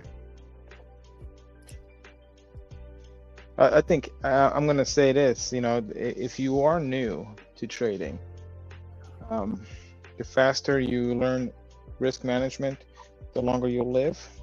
Yep. In this world. If you ignore that at the beginning, it's going to be very hard for you to figure this out.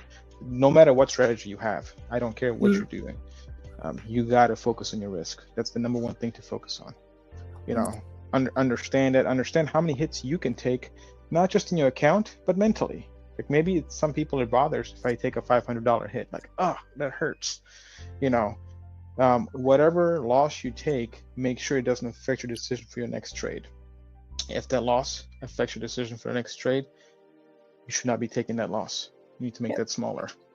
Yep.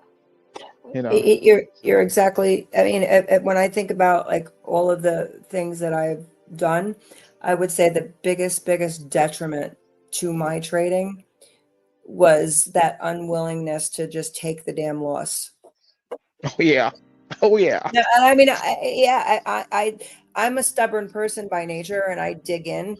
And I mean, and there are some people like Tony and I have been trading together for a long time, and I will sometimes and I don't do it at all now. I'm a lot better at it, but there were times where I'll just keep freaking adding and adding and adding and adding and adding and adding because I do trade very small relative to my account size. But yeah, it's just amazing. Once you break free of doing that, it is, you're just 100 pounds lighter. It's just so much better because it's so much easier to get back into it. Like for example, with the RTY, I took that loss, and normally I could have said, you know what, I can add down to 10 or whatever, and then I'm not even trading. I'm just gambling and hoping and praying that it's going to go my way.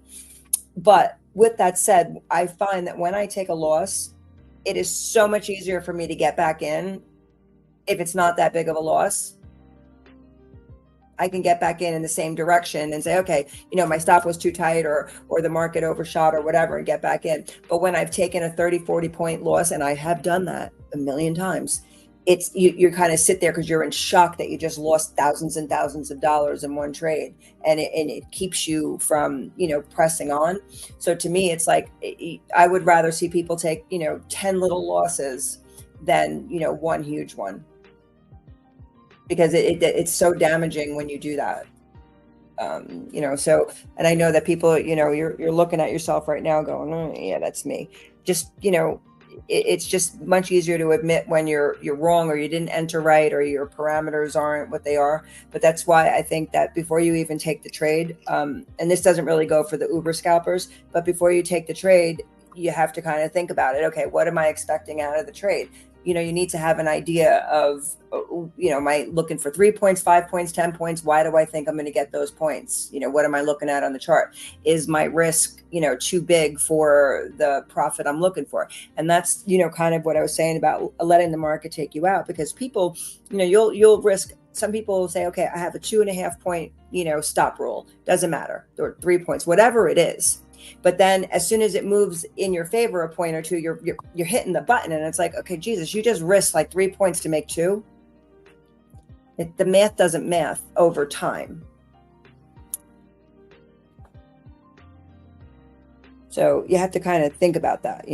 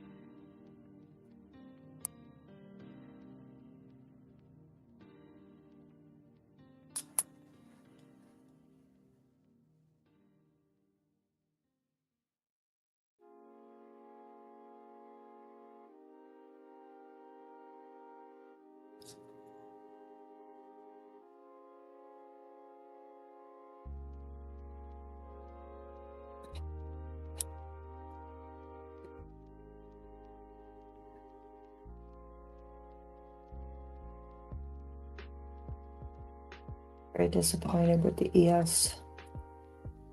So look at RTY, Esad. It went right back, and it's going to drop back down. Now it's going to make a new swing low.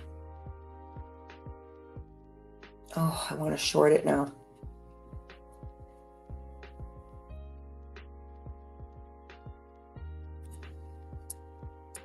If we move back up to 24 in the next, 2 o'clock, in the next 15, 20 minutes, I'm shorting the RTY. That's fine. Hello, baby.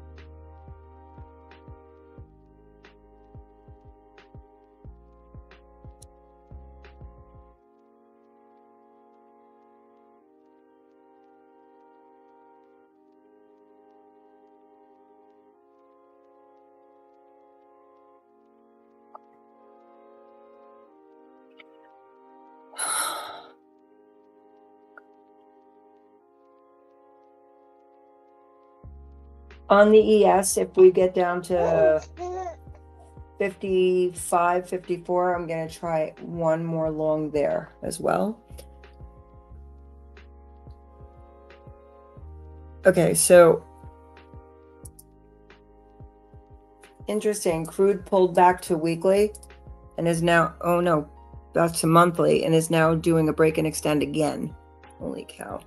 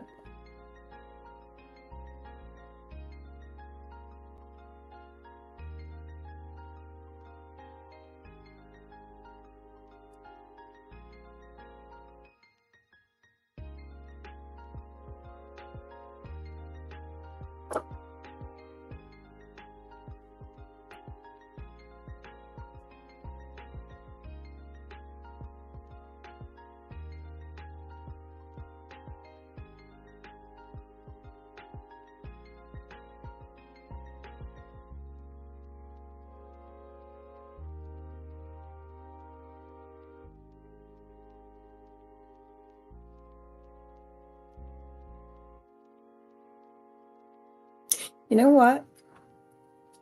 I'm going to take a little small, tiny, long in crude oil. And I'm going to use 90 as my stop. Okay.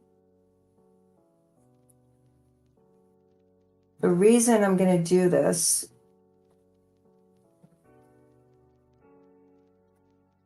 Order filled. okay, I'm filled at 70.07.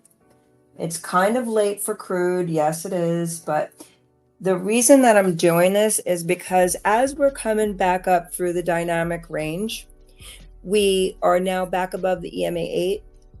I have my CCI, which is my bigger picture momentum, is laying flat on the plus 100 line, while my short-term momentum is hooking back up from the oversold. As long as the 90 area holds, this should signal a new swing high. So that target is going to be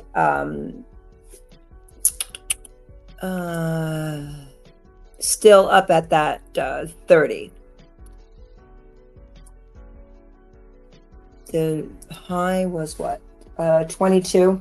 So anything over 22 is a win.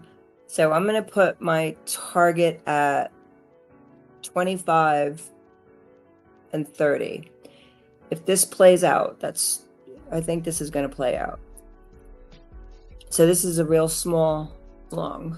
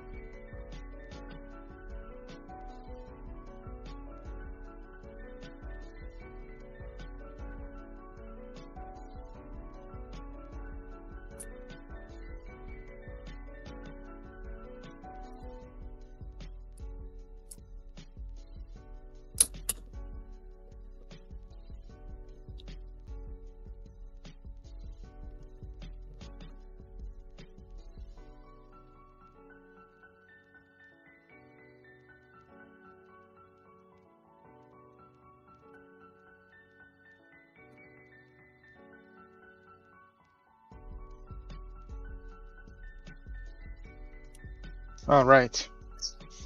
Sorry, I am back. Mhm. When I gotta step Excuse away, I me. gotta step away. But yeah, I'm probably done trading for the day. Let's see, I've been working on strategy. Any questions? No questions. Good.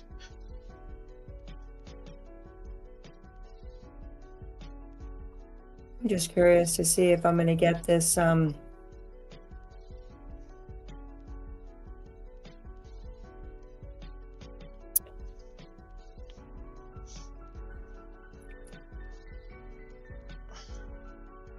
This crude oil to play out. You're long, right? I am long. I took the long right here. Exactly. Oh, 07? 07. But I'm looking for a new swing high. That CCI is a dead giveaway. Yeah, I can see.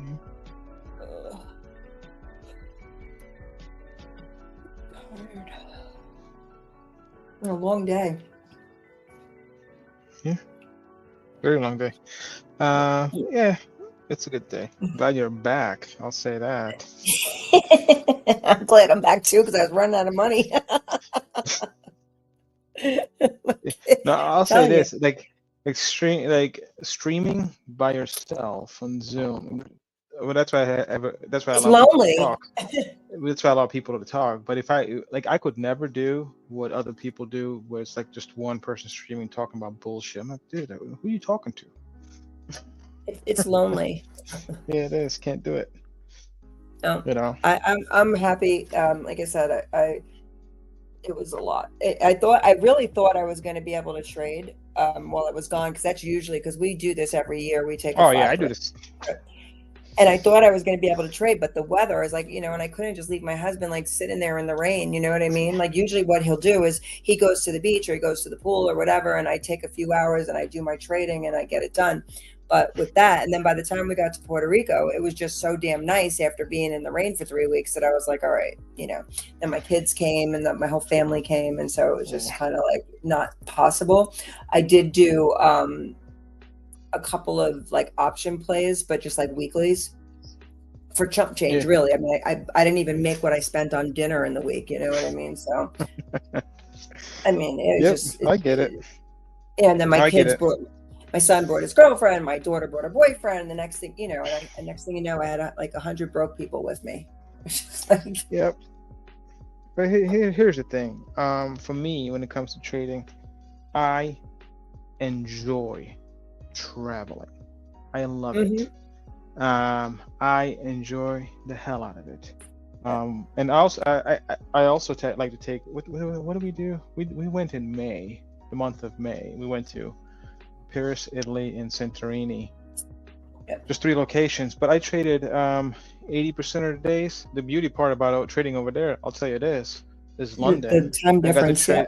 Yeah, I got to trade London and the U.S. I was there for a couple hours, but it was already. And what I liked about Europe is because you eat dinner late. By the time you're eating dinner, I'm already finished.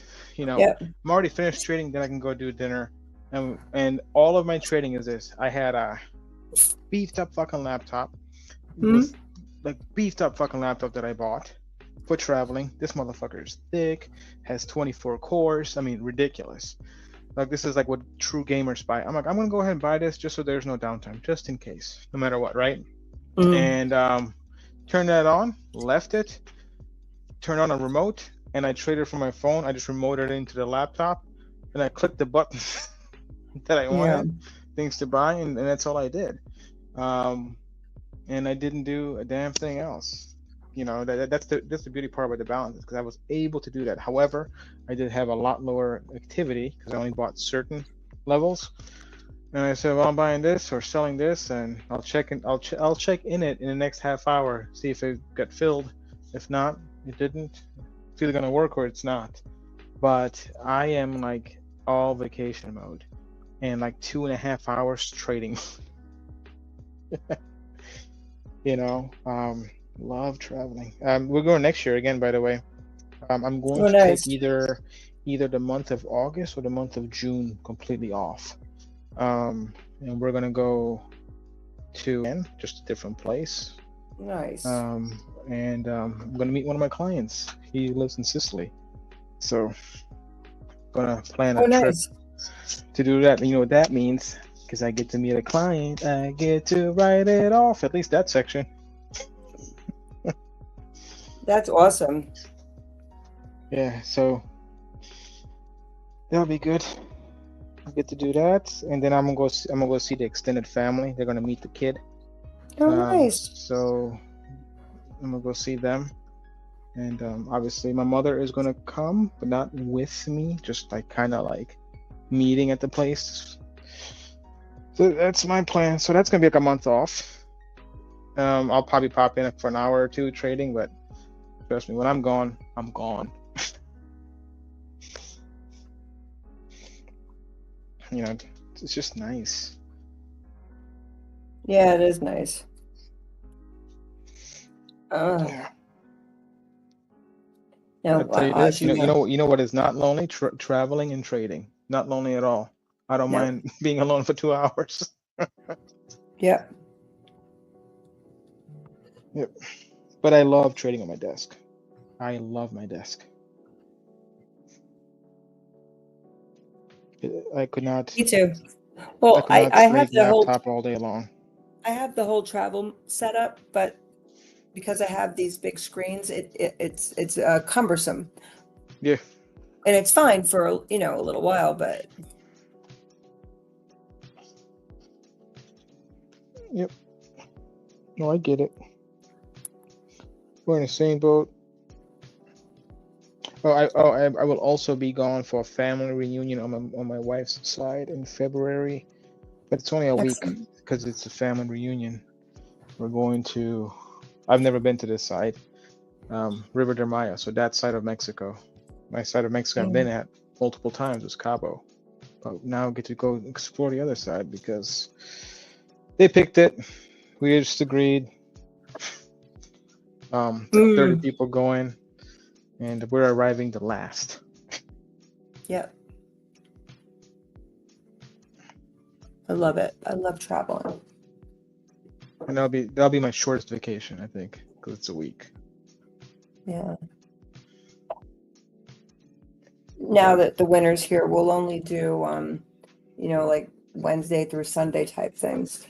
Yeah. My husband's busy in the winter, or has to be home close to home. Oh yeah, he makes money off of winter. Mm-hmm. Yep. And he has a whole crew, but he's a control freak also, so Yeah. he likes to be here. Okay. You know, it's crazy. Of all the times I spent on the East Coast, I always left in the winter, so I've never spent a winter there. Only summers. Awful.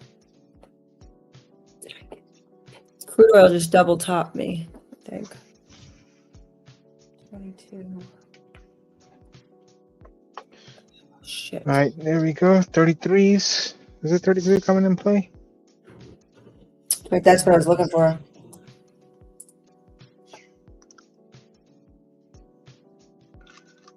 So we got like a 1 tick high. Come on, that's not a new high. Hey, a high is a high. No. That was lame. Yeah. We didn't even get any air on the CCI. It's still pinned. Is ES not moving today? It's not moving. It's gonna. I still think that there's an opportunity to test 65. We've got till futures close, 2 hours. Oh, so we still could even make a new high. It's just not looking very. Yeah, I mean, I'm looking at the orders. So it's just like a fight in between, just going back and forth, back and forth. It's like barely moving.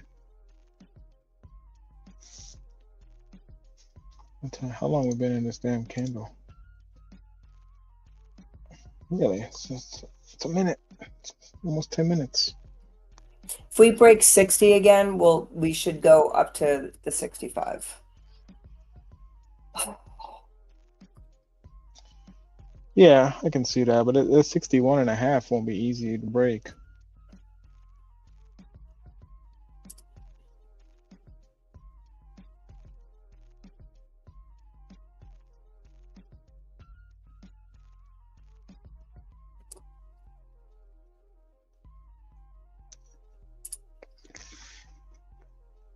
So based on today's action, I forgot what yesterday was, but today was only $770.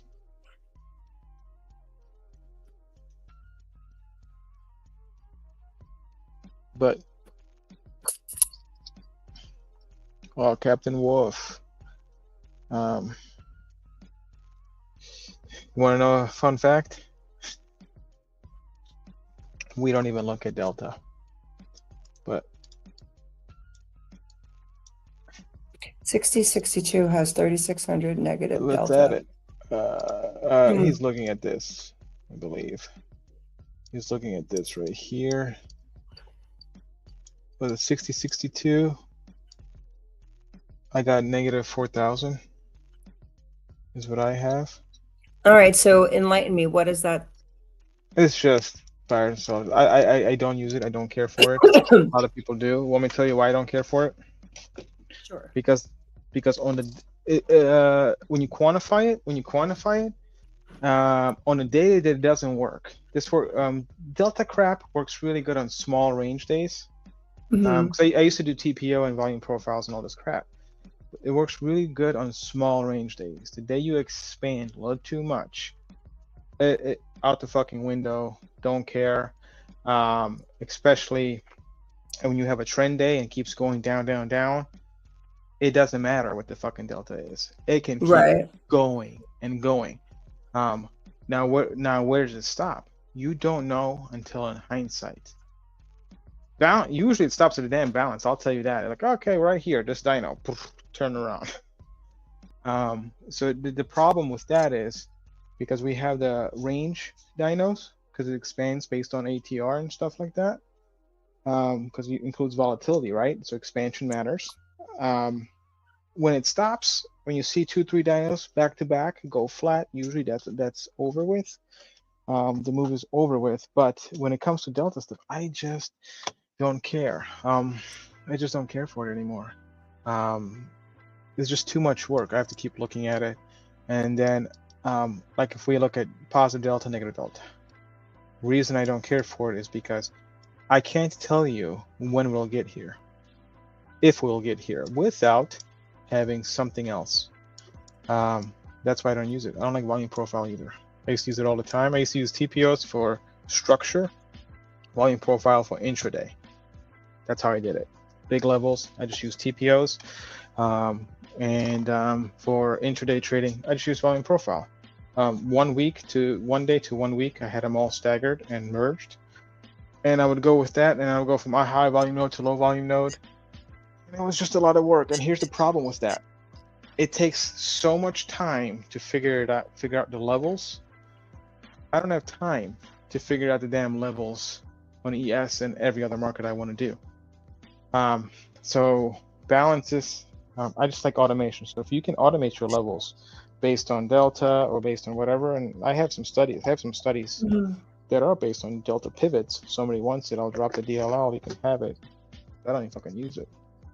Right. But if you want it, I'll drop the DLL. Take it. Wasn't my idea either. Somebody else's. But I'll drop that if somebody wants it. I don't care. Well, I don't trade naked price action. I trade balance. Because I go level to level from balance depending on expansions. It's just volume profile is too much work alone. It's too much work alone, but that's the delta one. Let's see. That's what that looks like. 6062. I had 4,000. I don't know. Maybe did they just add a bunch more or something? Yeah, I had 4,000. Well, actually, I'm sorry. What's my session? Yeah, no, 4,000 for ES is what I had. Just putting it on. Let me put it back on. I want to make sure I have it correct. Yeah, I got 4,084.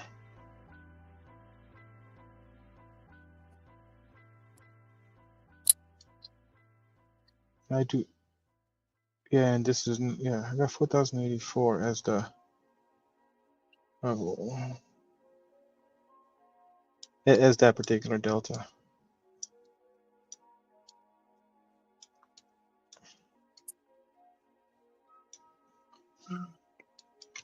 But let me remove it.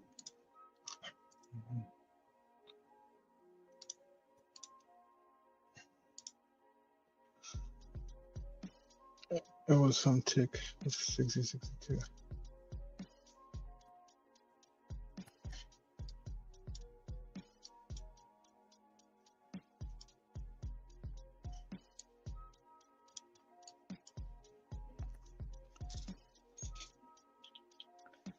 I don't trade naked price action. I did trade levels and just I mainly more trade location based levels based on balances. So I do not look for confirmation as much. I like to have confirmation, but locations over confirmation for me. Because I know for a fact I'm gonna buy that level no matter what the hell it looks like. I think we talked about that earlier. That's how much I love 12B. And 12B I trust, so I'll just buy it. I don't care.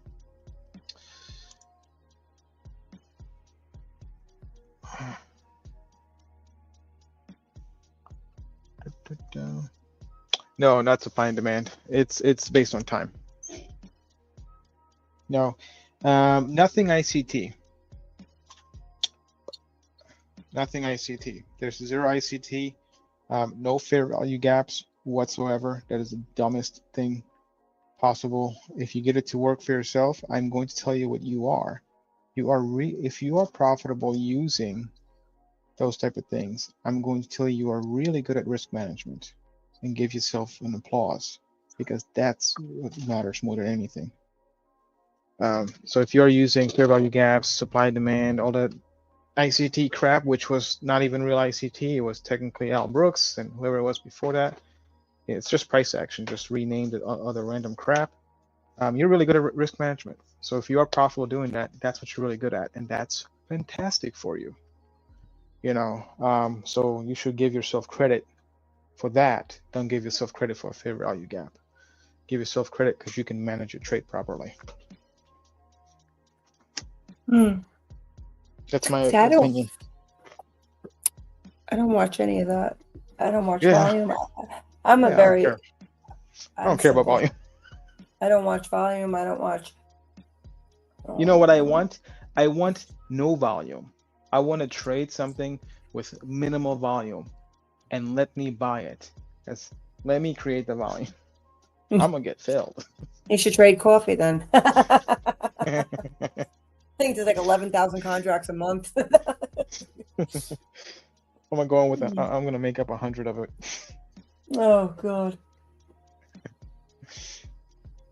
A day. A day. Oh. I'm 10% of coffee. Exactly. I can't believe crude doinked me. Well, I'm still waiting.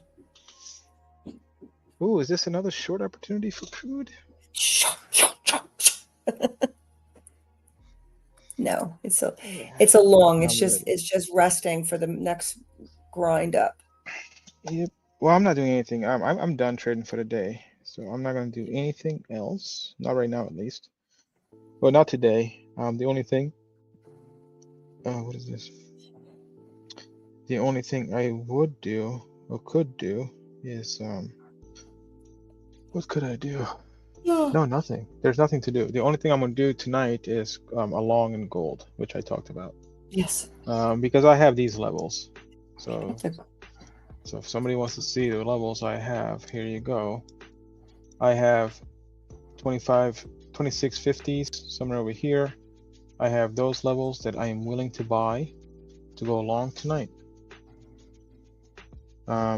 So that's the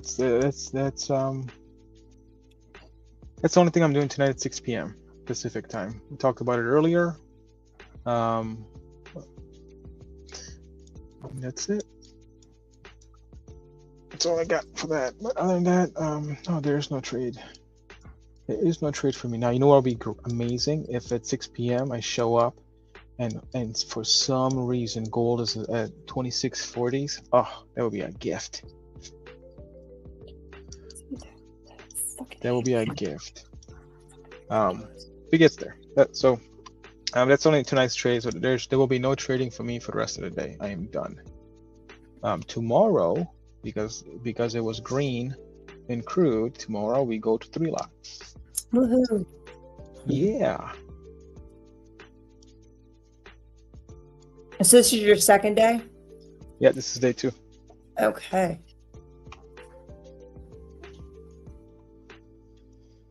This is day 2. So I decided to start in December. Yep. So this is day 2, and then I'll just keep it going. Day 2. I cannot wait till next week, because I'll be at 5. You know what I mean? 5 and 6. It's just the P&L is just so much better. I don't trade the dollars. That's true. Never trade the dollars. Trade the trade. But you know, it's just prettier when there's more. Yeah. You know, and I now when I say that, let's put it in perspective here. It's relative to the account size you're trading too, and relative to your skill as well and confidence in the trade that you're doing. So don't go, I'm gonna go get an eval, I'm gonna go do this, and there's like $1,000 daily loss limit and maybe $2,000 for the entire account before you blow it up. Why are you doing multiple lots? The answer is no for you. You can't do that. Especially if you're doing an NQ, like insane to do a single full lot in NQ. You need to be on micros. I don't care how good you are. You need to be, so you can pass and build up a cushion before you are allowed for yourself, right, mentally and everything else, for the account to trade a single lot. You know, profit is great when you're right, but the number one goal for you is, how many times can I be wrong before I'm out of the game? You know, you pay $200, $100 for the account, whatever it is, and you want to go and you have like $1,000 loss. Why would you, oversize? If you're trading NQ, get on MNQ, do 1 lot, 2 lot, 3 lot, whatever. You know, you should not be doing a full size. Crude, maybe do 5 lots. You know, $1 against you is only $500. Not saying you're gonna let it go $500, dollar against you, but the idea of it, you have much more room to be wrong, more flexibility. You don't have to be on point as much when you have a full size on to that account size. You know, it's all relativity matters. Yep. You know, now if you have $1 million account, I'm going to tell you this: what the hell are you doing on micros? You know, when I say account, I'm talking your trading account. I am not talking about how much you're worth, how much money you have set aside. That's not what trading is. You have to trade whatever the account size is, and what's the risk you're willing to do. You know. Yeah. Can't be 0. Be like, oh, you know what? I'll lose it all. No, that's gambling. You know, don't do that. You have to think logically here. Think logic, proper logic. Yeah. Do it for a living. You know, I'm surprised Goldman Sachs doesn't pick up every damn YouTube trader. Sure. All right. You know what? Yeah. I'm going to go for an RTY again here. Hold on. Long? Are you Yeah. shorting? Let me see. I am going to go long. Ooh, look at Well, you. I am. You're shorting. You're buying daily. That's good, actually. I'm buying.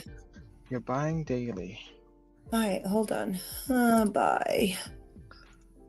I'm only going to do 2 lots because it's getting late. And 23.20. So 24.23. I'm sorry. I'm going to have to skip on this one just because it's late, and I'm trying to stay with this challenge until I can get into bigger lots and not I'm destroy. in. Good job. Me in. Yep. Thing is, we can't. So the why I'm high on this trade. We came down. We exceeded balance. We came back up. We went up to 30. So it was like a 12 or 13 point rally up.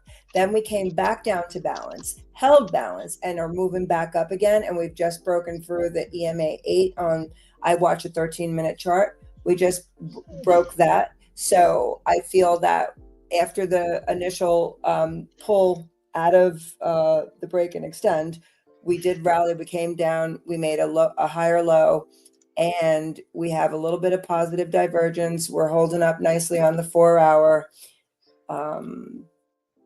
So I feel like it's the right thing to do. But the logic behind this also is as we get into the close, because we haven't broken down, all the bears are going to start throwing in the towel. They're going to cover and do the heavy lifting for me.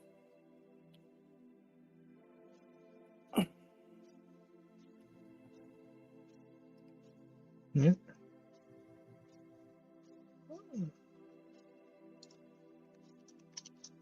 Let's see. Greg wants to speak. I'm gonna put Greg on. He's the gold trader. 1 second.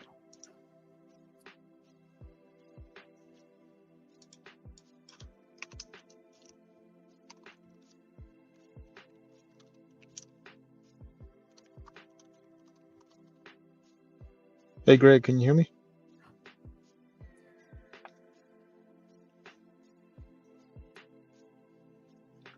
I think the only thing you got to do is unmute yourself. Well, I can unmute you if you want, and you can speak. Ah, okay. Yeah, you can speak anytime you want. Just ask. Yeah, you can just DM it to me in the Discord or just ask. Doesn't matter. It don't matter to me.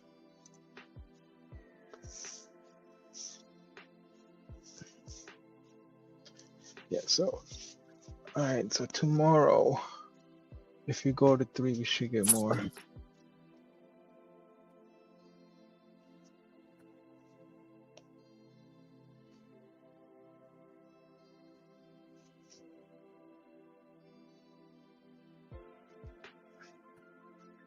There we go, baby.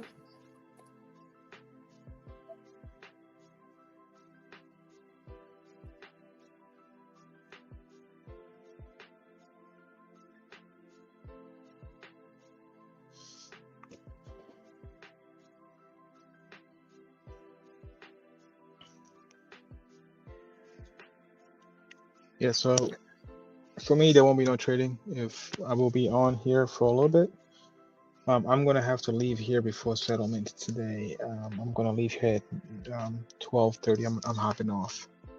So I got about an hour, for 40 minutes to an hour. I'm gonna hop off. I got things to do. Because I gotta be somewhere at 2 o'clock. And if you live in California, it really depends on what time you damn leave. If you leave at 3 o'clock, it could take you 20 minutes. If you leave at 3:15, it could take you an hour. That's like reality. You know, the only sort of beauty thing about trading is I leave before everybody gets off of work, and I'm going back when they're you know, getting off of work. You know, the traffic here can be insane. So that's one thing to remember. Yep.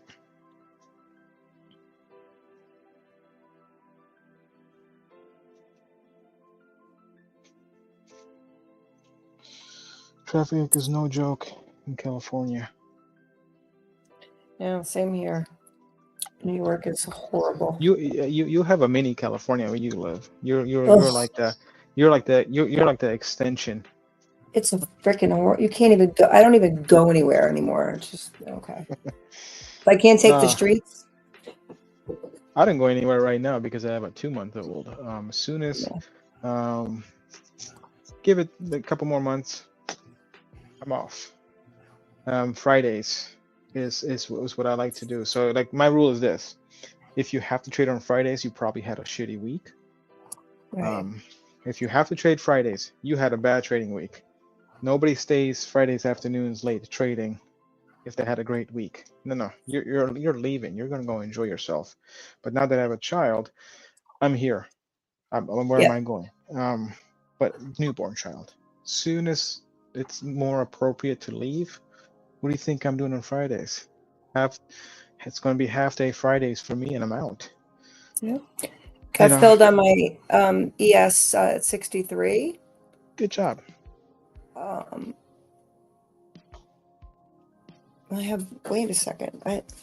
How did that Wait. happen? I mean, hold on a second. What did I do? I thought I only had one more left. Oh, two more left. Okay, now I have one more left.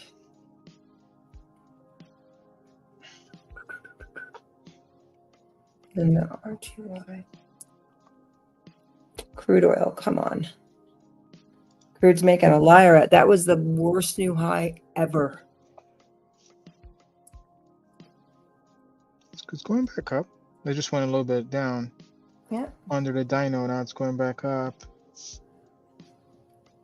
49. I've got the quarterly sitting there, with everything. So it is what it is. Gold is being a tool. Yeah, it is. Oh, That's gold for you. yeah, it's okay. I'm still good with the gold. There, the ES is getting a little spunky now. Told ya. It's taking some time. That's the thing, is that I think a lot of people try to short this.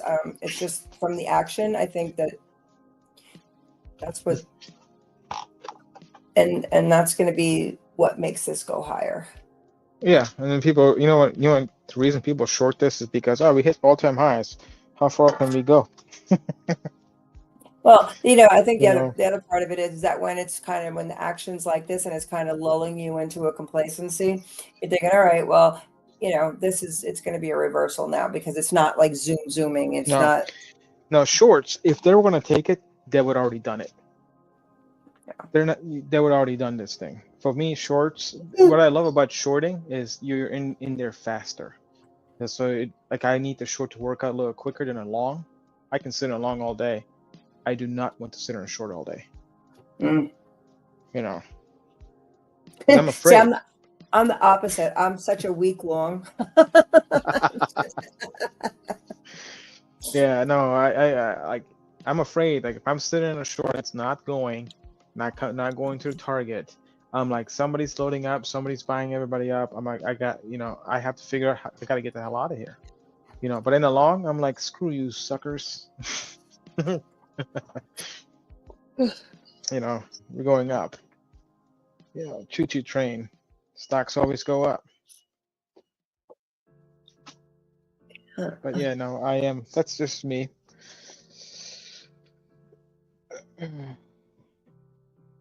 I think I think everybody's the crazy thing is everybody hates when the market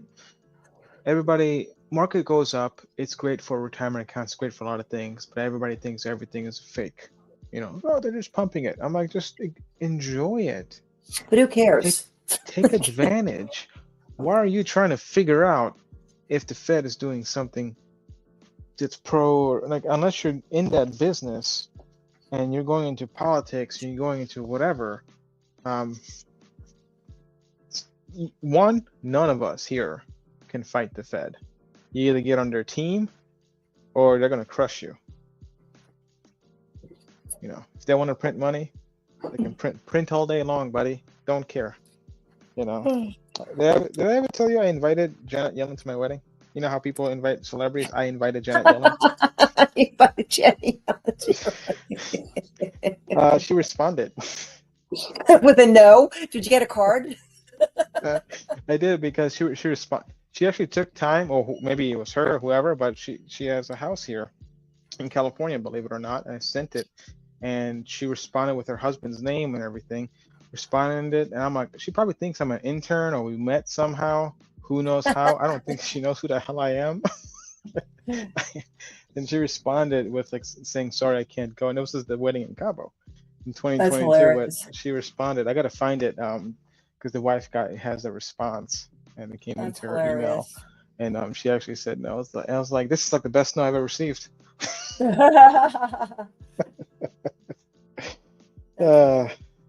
And then my first target on the ES for 26. I mean, on the RTY. That's freaking hilarious. Yeah, that was great. Yeah. If she would have showed up to the wedding, I would have said something. I'm like, when are you going to lower these interest rates? Oh, that's hilarious. Okay. First target's in. That's so perfect. Funny. Yeah. Oh my God. Starting to get tired.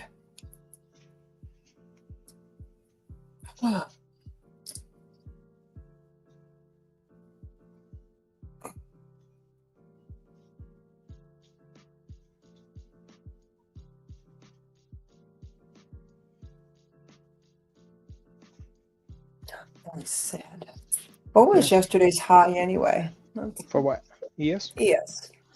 We made a new high yesterday. So yesterday's high was, is it 60, 68, and 50? Is that it? Yep, 60, 68 and a half.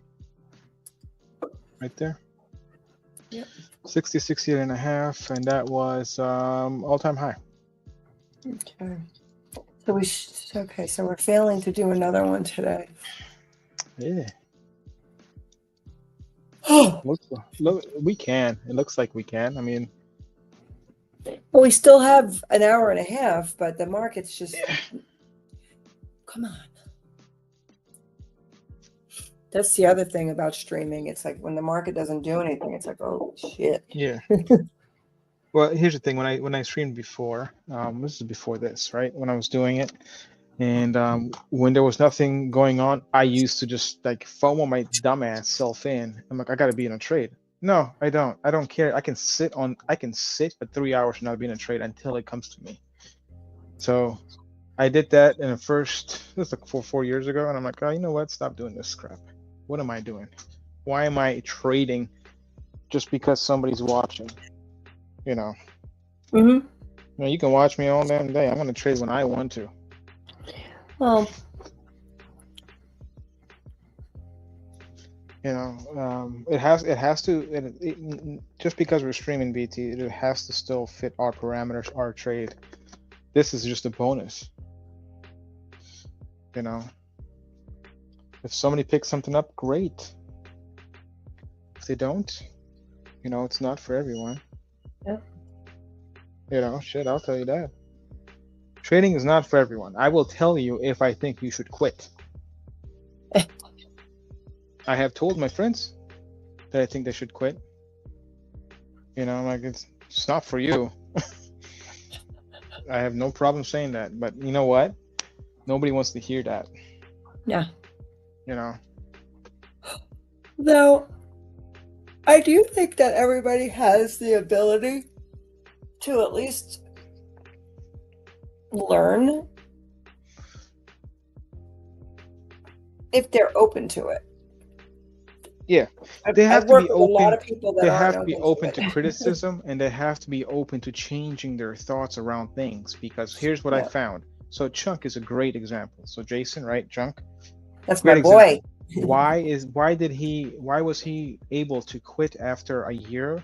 Because after a year of trading, quit his day job because he was a loan officer. He quit, and you know, because when I met him, he was like a couple weeks in of like never traded before. This guy's in his 20s, 30s, whatever he is. I think it's almost 30 or is his low 30s. Doesn't really He's matter. in his 30s. Doesn't matter the age, but it's his first time trading ever, right? So, and I met him like a couple weeks in, and then the first thing I told him, like, you got to get to your charts to change your life. Trust me, don't listen to these weirdos trading anything. Trading with any other Fibonacci trader. But so he got zero charts, and then he got on balances. And I think the reason he picked it up well is because he didn't learn other bullshit and try to create 15 different strategies into one. He took one method, and he had his own nuances over time. So after a year, he ended up quitting his job, and I believe it's been since last October is when he went full-time trading. And he trades his own money, and he trades a prop account, 2 prop accounts, live, not sim, FYI. And he trades another person as well. I'm not going to name who it is, doesn't matter. But he trades full time now for himself. And I think because he was new. Now, I have known people who been doing this for a long time but never making it. They're not like, you know, they're either losing or they're break even. They're just kind of stuck in a rut for the last, 5 years, 6 years, whatever it's been. And those people, I find myself harder for them to adapt something different, a different thought completely, especially when you tell somebody, Who the fuck? I'm sorry. Who cares about volume? It doesn't even matter. Mhm. Just remove that from your chart. All that's gonna confuse you. Mhm. That is the most confusing thing to people, and I think people get balance or get whatever, and they start adding all these other things. I'm like, what are you doing? Mhm. What are you doing? Are you creating something hybrid that's not going to work that way? All you're going to do is Mhm. create a losing thing for you, and then when you're wrong, again, people struggle with risk. You accept Mhm. that you're wrong. Like, okay, have you ever got in a fight and you tell me you never took a hit? Guess what? Both of you are going to take hits, just like Yep. like a boxing match. If you tell me a boxing match, and unless it's like a one punch knockouts, that's totally different. You're going to have those one punch wins. Like, oh yeah, bam, today was 100% winners, nothing went against me. Great. Doesn't happen every day, as you know. Mhm. You're gonna take hits. You just want to make sure that those hits do not knock you out of the game. You can't, Mhm. let that hit just keep on coming at you. You got to walk away. You got to throw in a towel today if you lost 3, 4 times in a row and be like, you know what? I don't see it today. I need to step away, leave. Like Aussie is great. What I love about Aussie, he told me if I have a red day, I expect the next 2 days to be red, so I downsize. Mhm. He expects if he loses today, he's expecting to lose tomorrow. So he downsizes, which I love. I'm like he figured out his own way thing, right? Even though I don't Yep. agree with his strategy, because he's totally different thing he does, but Mhm. he knows his risk. He figured out what to do, and then the time he has a green day, he starts increasing size for the next day. Mhm. So think of the crude oil thing. I'm Yep. only going to increase if I'm green. If I'm red, Yeah. I'm not doing nothing. If I'm red twice Right. in a row, remove a size. Yeah.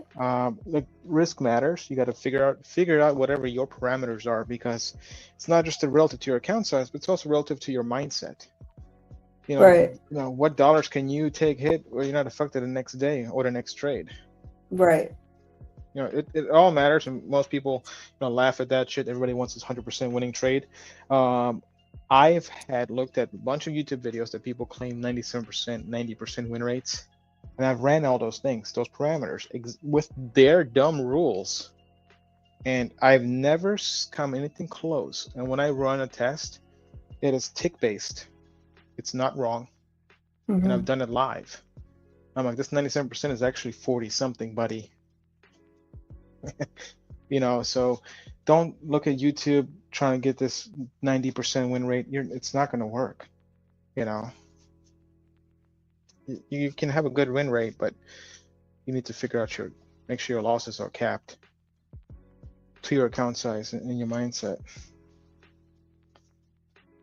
So man, I can go on forever, but yeah, no, and the hardest people is people who've been doing it so long and they have all these different strategies they tried and they don't want to let go of the first thing they ever learned. You gotta let go of crap you learned from morons. When you want to commit to a method, doesn't matter what it is, commit to that. Forget everything else that's not associated with that particular thing. Whether that's balances, whether that's TPO crap, whether it's footprints, volume profiling, whatever you're doing, it doesn't matter. Do that. Moving average crossover only. I don't know, whatever the hell you do, but just stick to it. Probably not gonna be great if you just do that, but you gotta, be very focused on that method, that style. Don't mix Yeah. 5 different styles, thinking you're this genius. You're gonna create something that nobody ever has. I'm like, no, that's the reason retail exists. They keep doing that. Right. Oh, that's where the journaling I think comes in. Yep. Because I think that I journal in notebooks. I'm a writer, and I have notebooks dating back to like the late 90s. And sometimes I go through them just, for what the hell, because I'm debating, should I throw them out or whatever, and I go through them and it's like everything that I've written, it's so funny, like still holds true today. It's amazing. Like, just there's certain things in trading that no matter what don't ever change. And you have to know yourself as a trader. You have to know, like, look, somebody, I think there's somebody in the room. I don't know who it is, Mhm. if it's my room or your room, and they're like, they can't, like 11 o'clock seems to be like the shit hour for them. Oh yeah. It's like, okay, I well, think that's so there's Tony. a For solution. Tony, right? Tony hates Yeah, that hour. but well, don't trade at 11 o'clock. It's like, it's so Yeah. simple. Yep, that's simple. Actually, speaking of that hour, I'll tell you this. So um I ran somebody's stats. I said, export me all your trade data. I'm like, export everything, and we're gonna go through it together, and we did. We got on a Zoom, went through it together, put everything on, and he was doing a thing that he needs to make 10 grand, but he got really close and he lost like almost all of it, like lost like 7 grand. And Ugh. over the entire account, from 10 this is from 10 a.m. like I think he's on East Coast, from time zone, from 10 a.m. to 11:15 a.m. almost all of his losses came from that hour and 15 minutes. I'm like, dude, you lost like 7 grand right here just over time. Whatever you're doing in this hour, stop trading, continue after this. That was like my Mhm. first thing. Like, you cannot trade this. I was like, you would have had all the money if you just didn't trade this hour, because this is where you give money back all the time for Yeah. some reason. Whatever that reason is, whatever you're doing, don't try to fix it. You try to fix it by not trading it and just focus on everything else. Focus where your strength is first. Yeah. You can fix your weakness later. If you find out you have a specific bracket of time that you suck, don't be like, oh, I got to fix this. No, no, no. You got to just not trade it. That's how you fix it. And then focus on the other times where you're good at. Do there. That's just stay your focus. As you get more capital, more consistency, you can introduce the other hour with much, much smaller size and figure out what can you do to fix it. If you're wanting to do that, or if you're just fucking happy to take a break in the middle of the day, take a break, come back and continue. Yep, you know, exactly. just so that matters. And I've never seen stats like that. I'm like, I cannot believe almost 100% of your losers are between in this hour and 15 minutes. It Yep. was a 70% drawdown in that particular time over time. I think it was like 3 months. I'm like, yeah, this sucks for you. Don't do that again. Um, I'm like, you'd be just Yeah. fine if you didn't trade that. It was hilarious. That was the easiest fix in the world. Yeah. It's crazy though. I mean, it's absolutely crazy. Yeah. And you got to remember too, if you look at your data properly. So I think that's where the journaling does come into play. And it's not just like journaling on like, oh, my win loss and stuff. Yeah, but you got to break down the days of the week, the type of day. I mean, type of day is this. This is what I don't care what type of day it is, range day, all that. To me, it's like, is it a weekday? And is this a holiday week? Because I am very light, if not if even present during holidays, day after the holiday. Like Monday was after the holiday for me. We had Thanksgiving on Thursday. We have on Friday, right? Half days. To me, always, no matter what the holiday is, the next following full day is like hangover for me. I don't care about that day. I mean, Monday, I think I did like 1 or 2 trades, and I was like, I'm done. I just my rule is that, like, don't do anything. Try not to do nothing. Sit there. But I started this challenge. I'm like, I gotta get at least 1 trade in so I can get 2 lots. Yeah. That's the one thing to remember is, look at that stuff. If you suck at FOMC stuff, don't trade FOMC. Use that as a vacation day. I don't If trade you, FOMC. just don't trade it. Take a day off. I don't trade You it know? after 11 o'clock. Just take the half day, whatever it is. Just take the day off. Like that one trade you get, whether you get 50 points or not, guess what? That's not going to make your life. Yeah. But it can break your account, and mentally it can ruin you. Yeah. It can't make it, but it can ruin you, which is crazy, right? Like mentally, you're like, oh damn, I keep losing. Like, yeah, keep trading dumb days. Stop trading them. Most people get in trading to have more time for themselves. Take vacations, take times off. So maybe you should take every FOMC off, every CPI day off, every NFP day, trade the following day. You know what I mean? There's your extra vacation days right there. I agree. You know, you include those days after you have a bigger account where you can, test your theories and ideas. Yeah. Do that later. You don't do that at the beginning. Yeah. That's why prop firms have rules like, hey, you can't trade this particular event. I'll tell you Yeah. this. I was in 2022, I think it was, or 2021. I forget where it was. It was we were shopping for a wedding venue, and we were in Aspen, and we didn't get married there, but we were there looking at the venue, and slash vacation, trip, whatever. And I get an email from my broker, because guess what it was? It was FOMC. There was interest rate decision time, and I had positions on, a lot of positions on, and I could not get proper fucking internet to close a lot of stuff out, even though I was doing a lot of stuff remote.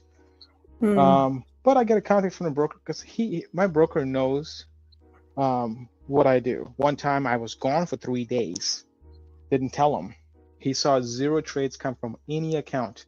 He reached out on day 3 to see if everything's okay, because that's never a norm. He's like, is everything all right? Yeah, man. I'm literally traveling. I'm literally cannot even place a trade right now. Usually I have always something on for clients or whoever, right? And but on this particular time, basically he didn't tell me to get out, but he said, hey, we're expecting big implied moves happening, on this decision. Think about, your exposure. You know what I did? Get the fuck out. Just thinking logically, I'm like, it's not even worth it. It's not even worth it. This decision's coming. I'm already in these trades. I'm gonna flatten everything because I don't know if I'm gonna lose or not. But guess what? I was short, and if I did not close, that thing went way up, and it kept going for a couple of days. Right. I would have lost big time. I would have been in Aspen being pissed off, shopping for a wedding venue. Yeah, well, I gotcha. I would have canceled the wedding. I'm like, you know what? We can't afford it today. Why? We just lost the budget. But things like that, you got to think about it. Don't bet big. Don't do that. Nothing's gonna fix your life on a big win. Because you got to think about the risk side. It can ruin your life. Absolutely. Yeah. Absolutely. Think logically, think smart. Money comes. You have no idea. If you get these small trades in to make more money, it's not trading more. It's just trading bigger. Yep. You want to double your income? Guess what? You go from 1 lot to 2 lots, trade the exact same thing. You will have more money. I agree. But you have to get trading down first before you're allowed to size up for yourself. Yeah. I agree. Can't just be like, I'm gonna go ahead and go big. All right, it's 11:57. Right, I'm gonna hop off here. All right. I'm gonna kill the stream. Okay.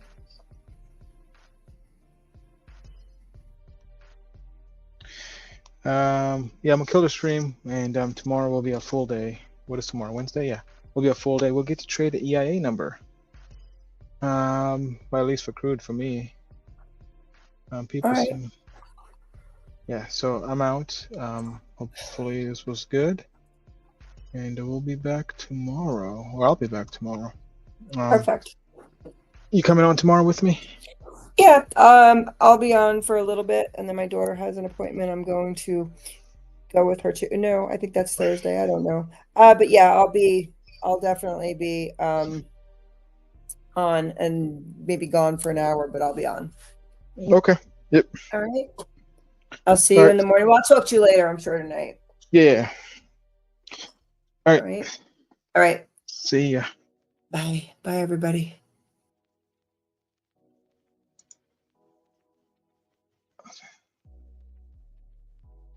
Play on.